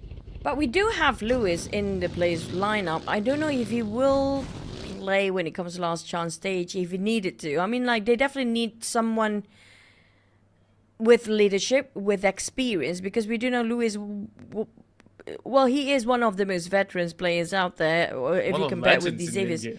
Yeah, he is definitely in here for the longest time, just like how Xavier and some of the other teams out there. Some of the players like FaZe Clan, even Vampires. But so far, we haven't seen Lewis just try to step in for the players. I don't know if when would be the perfect time. Definitely it's going to be tomorrow. He definitely need a change, a big change for Roy. Yeah, it really felt like they needed a leader, and he should step in, because he's definitely having the brains for it. He's got the wealth of experience. maybe reaction time with lack of a game time with some of the pros that's in the scene. He might feel a little bit rusty, but what they really need now is leadership, and things will probably be for the better for them. Now, we're looking at the... Yeah. Yeah, regarding that point, that's kind of true. I mean, like, despite his being a bit rusty, we do know that you might get a bit awkward when you try to play again, but at least his experience can lead the players a bit more confidence as well, because when it comes to his rustiness, the players can compensate that with their firepower, because Roy do have the firepower. They do. Speaking of firepower, okay, that's a really tough position to be in, because Traxi is ready to pick them off, and they lost Yuhai just like that by just passing by. This is bad news for Senline. They are hoping to chase against TODAK, and now they depleted the tree. It's Yuhai at that as well, but I'm gonna have to say that Sam9 not heavily dependent on Yuhai, and Yuhai has been one of the most pick-ups in early stage of the maps across the entirety of this season. Maybe because his role these days seems to be the scouter for the team instead of being the fragger like he used to play in different teams back in the day of BTI with Team Secret way back in their past days. But hopefully they can actually rectify themselves for the side of Sam9, despite having a tree. We saw how Kenny and also Kenny did so much work before. I'm looking for depth to step up the game here coming up from the side of Sam9, but PIGMY, they already had such a tough day here. It's not going to be an ending for the tough day yet. Yeah, with Ventoris knocking at the door, or should I say blowing up the doorways, if there is one. There's just nades after nades being tossed right in. This time, Dimsy is going to be a part of the party. But speaking of which, we didn't really get to see much of Dimsy for today. Well, that's also because most often than not, we start off with PIGMY immediately picked off in the early game, but boom, they're also firing some shots. We see some action across the map. One member knocked down from Infinity, one from the side of VOIN Donkey, and Satar will finish the job running over a member out there. Seems like BTR is having a rough battle out there. A lot of solo pick-off across the map. I don't know whether the scout is actually doing some scouting work and marking the perimeters that have been picked up by the other team. Just happen to be bumping into that one particular person, because the rest of the team seems like they're not responding at all. But it's a different case for PIGMY. Jabranki and Dimsy, they might be boxed in by the rest of FaZe Clan. Moment definitely knows exactly where they're at, but the circle will shift. Well, we talked about truck stop will be one of the most favorite places in this map so far, but it shifted slightly away. Sam9 do take themselves some elevations, and in the center too. Now, you talked about Sam9. It's crucial for them to just get the numbers up, and they cannot be eliminated early. Indeed, this time, FaZe Clan finally decided they want to push, but immediately responded with a nade clipping onto Ventoris. That will hold them back slightly. And wow! 2 nades in a row, and that will secure one member down from the side of FaZe Clan. As PIGMY Esports, they are hoping to pull off a solid defense. Mormon now spots him out. And it's still going to be a tough ordeal. We can't really get that clean entry in just yet. FaZe Clan, they're held back. Oh, FaZe Clan definitely, I feel like they underestimated and slightly disrespect just going straight into PIGMY's compound, where they do have a lot more covers, and plus it's quite a tough entry here due to how big of a space indoors. At the same time, Jabranki got so many room to take covers from, but the moment FaZe Clan getting into the window, it's gonna be the end for PIGMY, so they have to fight for their life here. Yeah, it's just a awkward situation right now. Just trying to tap through such a small window. Satar on the other end, still fighting up against Team Flash, as we will have a bigger battle on the other section. FaZe Clan taking quite a while, and they're slowly running out of deflates. Whereas Boom is actually winning the trades against Roy as they shift from room to room. This nade will connect from Onsets. Now they can full send into their way. It's a three-way war in the minimap, and in the far corner there, it's gonna be Sam9, Boom, and Roy at the same time. I assume Boom taking the high grounds, since they're trying to steal away the eliminations from the sidelines. But FaZe Clan, they're another man down. Mormon and Mela to do all the job, but Dimsy have to do this by himself. He goes out, with an AKM. Barely got covers anymore. And that's the end for PIGMY finally. But at a cost for FaZe Clan. One trade, but it's going to be worth it. But Sam9, they dumped to only 2 players, or still 3, thanks to the side of Boom, who actually shut down on Roy from above. Yeah, Boom is really watching like a hawk. And it's really difficult for Sam9 to go out there in the open to try to pick off against that member of Roy that's around this section. So they just really have to hang on tight, especially when they are only down to 3 members left. This is definitely a tough ordeal here with this northeastern circle being so treacherous for these teams to even try to get proper cover. Speaking of proper cover, I'm just surprised that Lume is just hiding by the water tank. Infinity is here as well because they are on the center. Sam9, they've been charging by Roy before, and Boom just taking the elevations, working around with the circle, and Infinity just arrived towards Sam9's compound, very close indeed. Sam9 cannot afford to lose out early, because if they're done this early, they don't have any eliminations, they cannot go straight into the Super Sunday. Yeah, they just really have to hang on tight. Meanwhile, on the opposite spectrum, TODAK, they got a clean advantage over on the North Point. They own that area of play, and Sam9, they just really have to hold true. They need to play passive if they are being put into a difficult situation, while the Infinity now pops a nade towards the side of FaZe Clan. I'm waiting for Boom to take part into this crossfire right now. They are literally above Infinity right now. They might actually have a glimpse when they overpick themselves and start to shoot down both Team FaZe Clan and Infinity. And this is actually a very fortunate event coming up from Sam9, because FaZe Clan is stopping Infinity from pushing into Sam9's compound. They were aiming to go for that direction just now. But for Infinity, they have extra problem to deal with. God Tony did spot out the players of Boom right on top of him just now, but we do have BTR across the other side of the mountain. Now Infinity, they're definitely regretting migrating themselves in where they at right now. They just walk themselves in a trap. Yeah, and this whole place is just swarmed with teams where they can't really afford to step foot too far forward, so teams cannot afford to just simply send scout at the moment. Meanwhile, the Infinity, they got themselves really good cover from the middle ground. Well, because high ground's being covered by Boom Esports overall. Lume just chilling.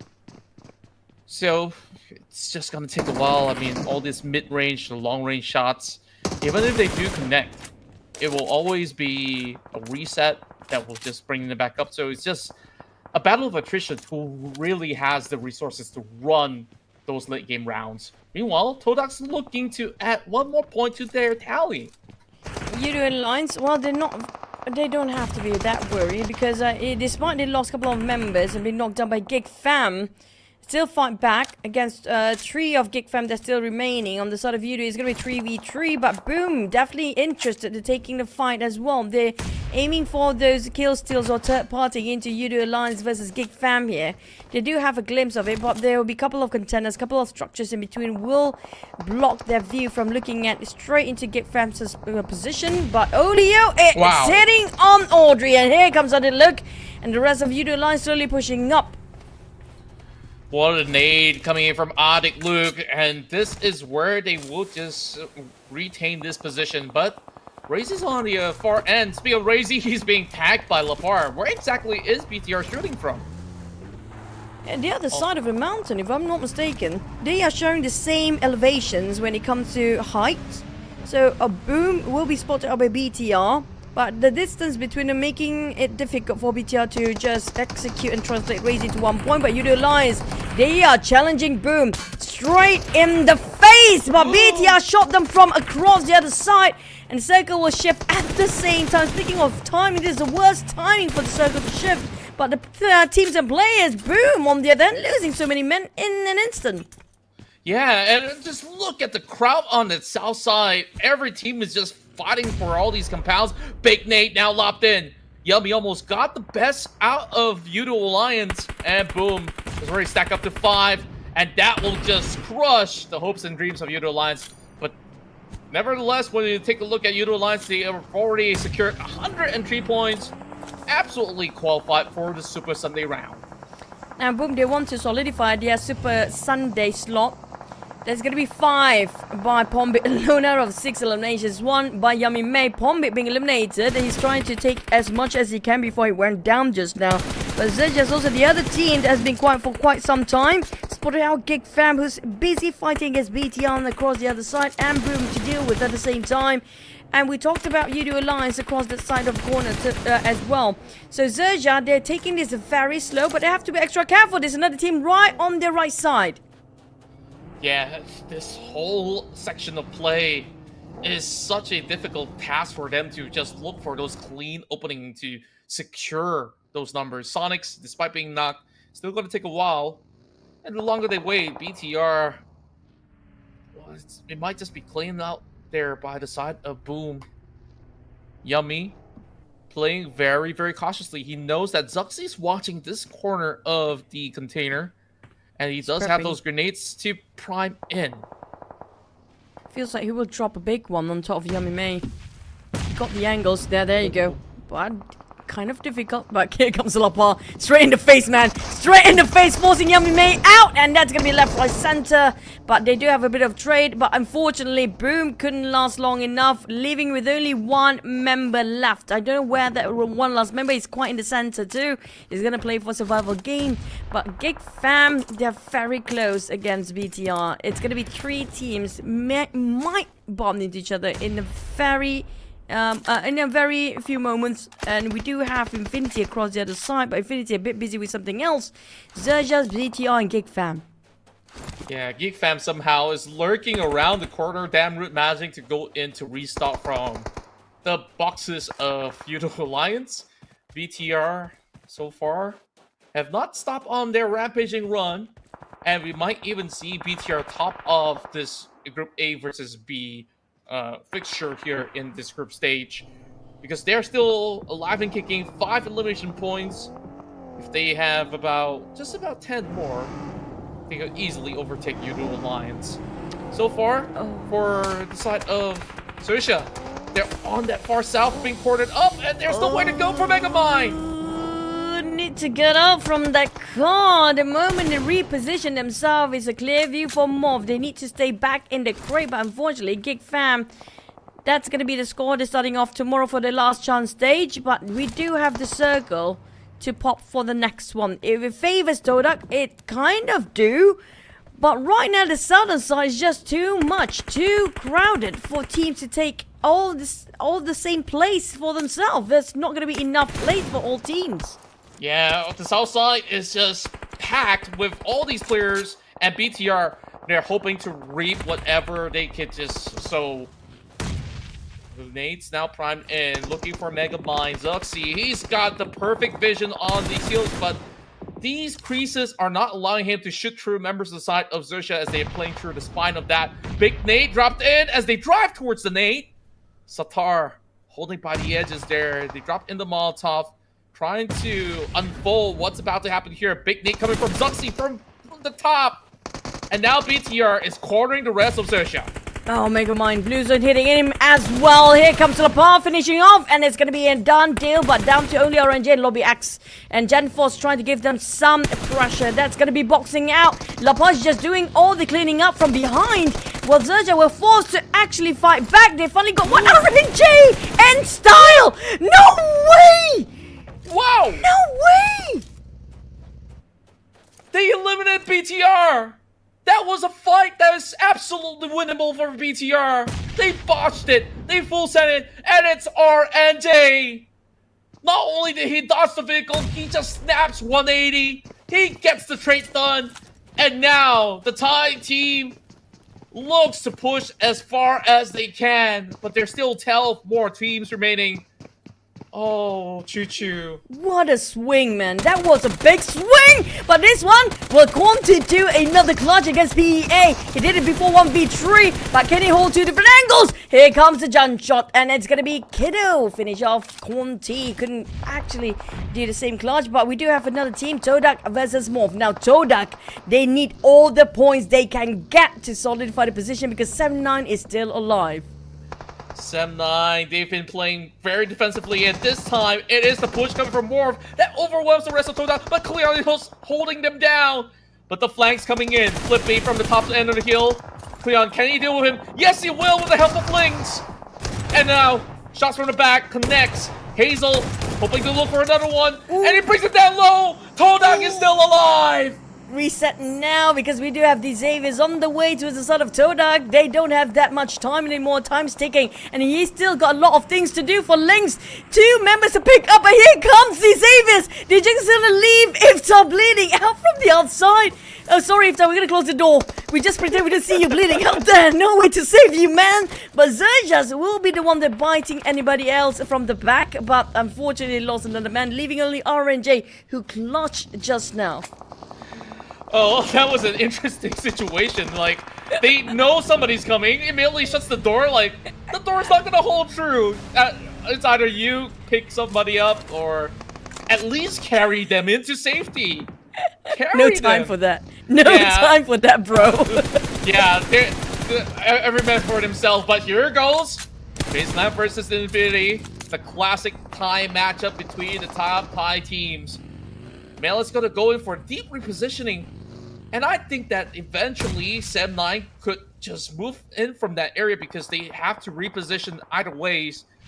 Any further down, it's going to be VOIN Donkey, but TODAK, now they will meet up not only just with DX, but also with a member of Boom that's pushing their weight. Ooh! That is it. Parajin! Oh my god, that was a perfect hand grenade. Iftar now down to one last play. Well, karma hits you back, Iftar. But never mind, he actually got himself a bit more longer survivor than the rest of the team that tried to shut the door in front of his face just now. Lynx, this is karma, but Parajin, what a play here today. What a play it has been for the course of the entire day as well. He's gotten himself that MVP title, and now he's looking to do it again. Oh, now we're only down to 5 teams. DX, they will have to cross back into the highway or the south. Sem9, they're still in the picture. It's going to be 79 points from TODAK. So, what Sem9 needs now is 13 elimination points. 10 more to go, or maybe even find even more by ending as the chicken dinner winners. But it is so tough out there to... It really feels like it's anyone's game.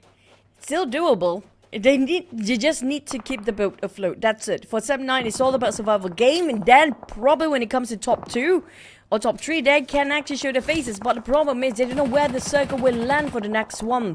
That's the bigger question. If they can play along the circle, it's going to be their game to take. But FaZe Clan shut down on Infinity, only left with Tiger.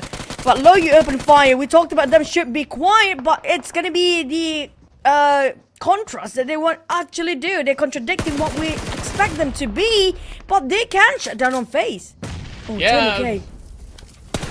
They're really closing in. Onsens is spotted him out. Oh, that could have been a really good angle for Luyu to work with, but it's gonna be the shots coming from Dad. He tries to dash it off, but he gets taken down instead. TODAK turn the tides around. 2 versus 1, and Sem9 is only left with 1 member standing in the way. Luyu can still be picked up, but is there enough time? 30 seconds? Yes, they will. You definitely have to. It's a must. They're down to 2 players with these Aves having a 3. It's 100%. Sem9 have to score chicken to make it through the Super Sunday, but VOIN, Zeta on the other hand, is...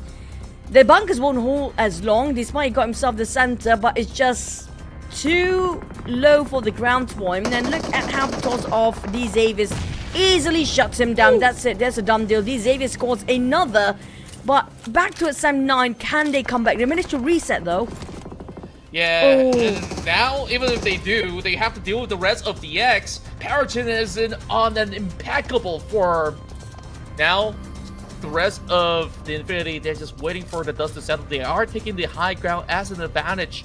But at this position for DX, I feel like DX has got more grounds covered than not. And I don't think that there's much that they could do about Luyu. He can try, but they gotta look out for TODAK and Tiger. Now, TODAK definitely knows the position, but the rest of these Xaviers don't. Now, if Infinity being forced to fight against these Xaviers, that might be the chance for the chicken dinner coming up from the side of 79, but it's gonna be a 2v3. We're talking about Xavier's got himself those elevations. Infinity is too close. Now TODAK is just focused on 79. The other one player is gonna be just focusing on the rest of Xavier's. 3 of them coming into Tiger Axe. TODAK definitely have to go for the help, but these Xaviers, they do have those elevations. I feel like there's gonna be another chicken for them. It's very likely to be DX's game to take here, with them controlling the center of the circle as well if it shrinks all the way in on stage 9, because stage 9 is already approaching. Oh, Sem9 naded down from above. And this is not going to be easy at all. They got to run out of that area. They're trying to. Well, Xavier is also spotted out Sem9, and the worst case scenario, they're also too close towards the blues. Hello, you! Oh, they cannot afford to go down by the blue. They have to at least put up a fight. But the hike is just rough. It's so difficult. And at the same time, they can't step towards the left because Shadows is watching.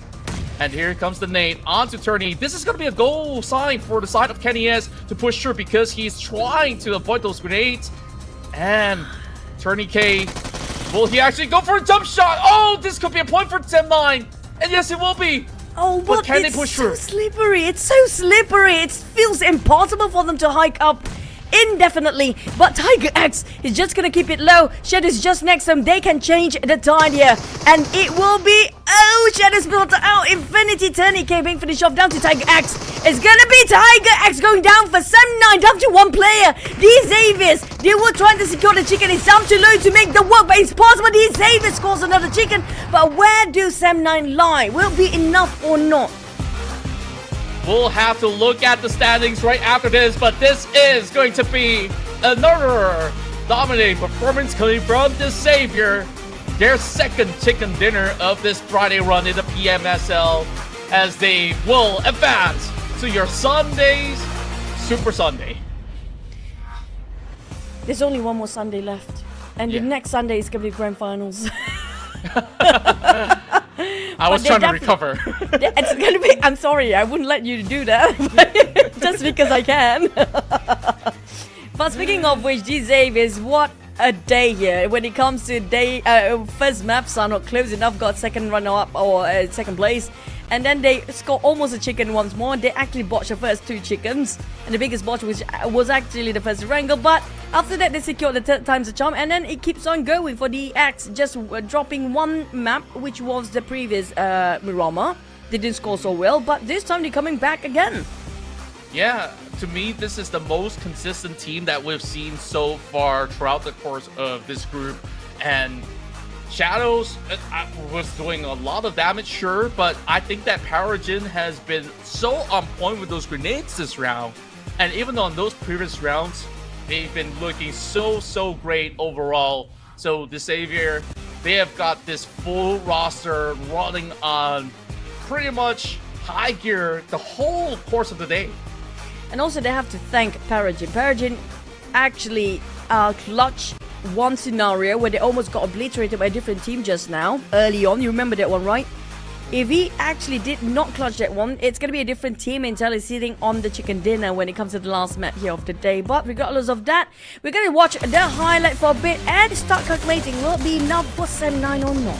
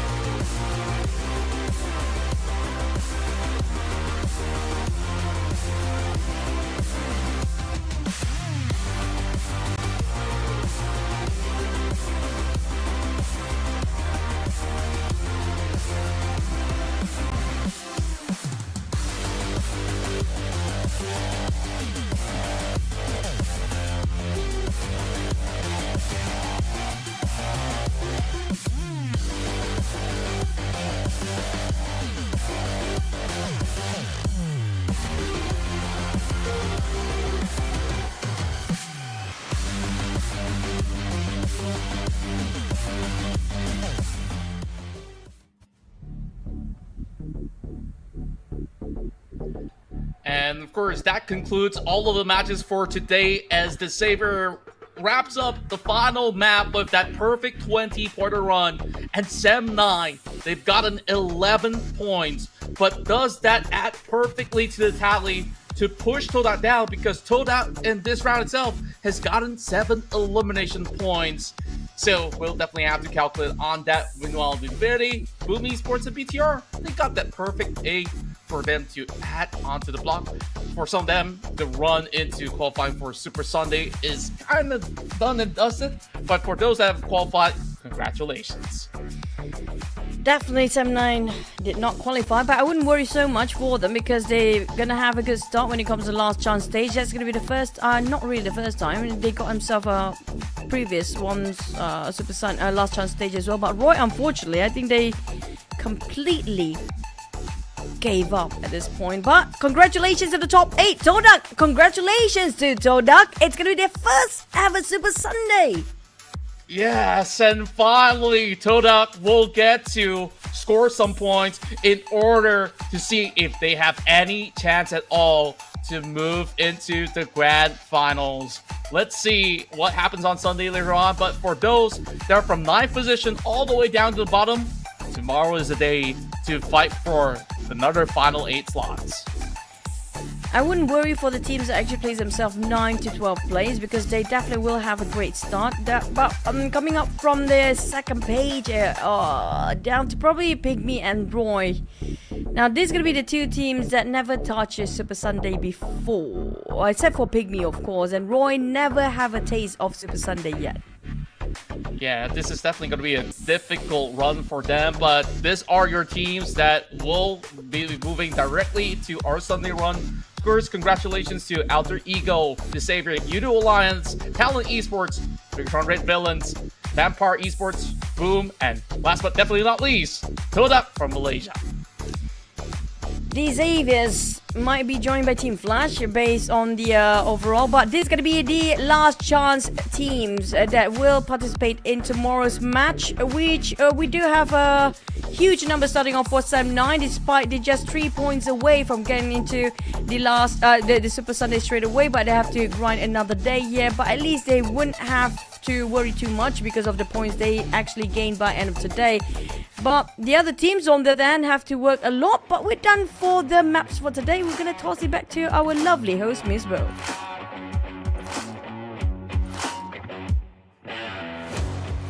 Hi everyone, I'm here with Sam from TODAK. Say hi to your fans. Hello. Hello. This is the first time your team had made it through Super Sunday. What preparation will you do tomorrow to perform at your best? Okay, ni untuk pertama kalinya TODAK melayakkan diri ke Super Sunday. Apakah preparation yang TODAK akan buat untuk make sure korang perform better dekat Super Sunday nanti? Untuk better dekat Super Sunday, kita orang belajar daripada kesilapan banyak sebab mistake kita orang banyak, so banyak belajar daripada situ. I think for us to perform at very best in Super Sunday, we of course gonna fix our mistake. We're gonna learn from our mistake because for these 2 days we did a lot of mistakes, so we need to fix that in order to perform in Super Sunday. Okay. Which 3 teams in the league do you hope will advance to the grand final stage? Okay, sebutkan 3 team yang daripada league stage ni yang tak nak dorang lepas ke grand final. Saya nak tim-tim Malaysia ada dekat grand final lah. Semua tim Malaysia lah kalau boleh. Of course, I want a team from Malaysia that qualify to the grand final because it's my country, yeah. Okay, maybe your team like 4 winner chicken dinner tomorrow and go to the grand final? So mungkin korang boleh dapatkan 4 winner chicken dinner esok and lepas tu layak ke grand final? Boleh, insyaAllah boleh. Yeah, I think we can do it. Yes, hopefully. Any words to other teams that still have to play the last chance tomorrow? Okay, sedikit kata-kata semangat lah untuk tim-tim yang bermain di last chance besok. Untuk tim-tim yang main dekat last chance, semangat terutama tim-tim Malaysia. Semoga semua lepas ke Super Sunday. To all the teams that gonna play in Super Sunday, I wish you guys all the best, especially for Malaysian team. I hope all of you can qualify to the Super Sunday. Okay. Hope Malaysia team go to Super Sunday. Thank you for the interview and thank you for today. Let's see you tomorrow for more action. And now let's go to the caster for a last chance. Oh, sorry, for a last talk.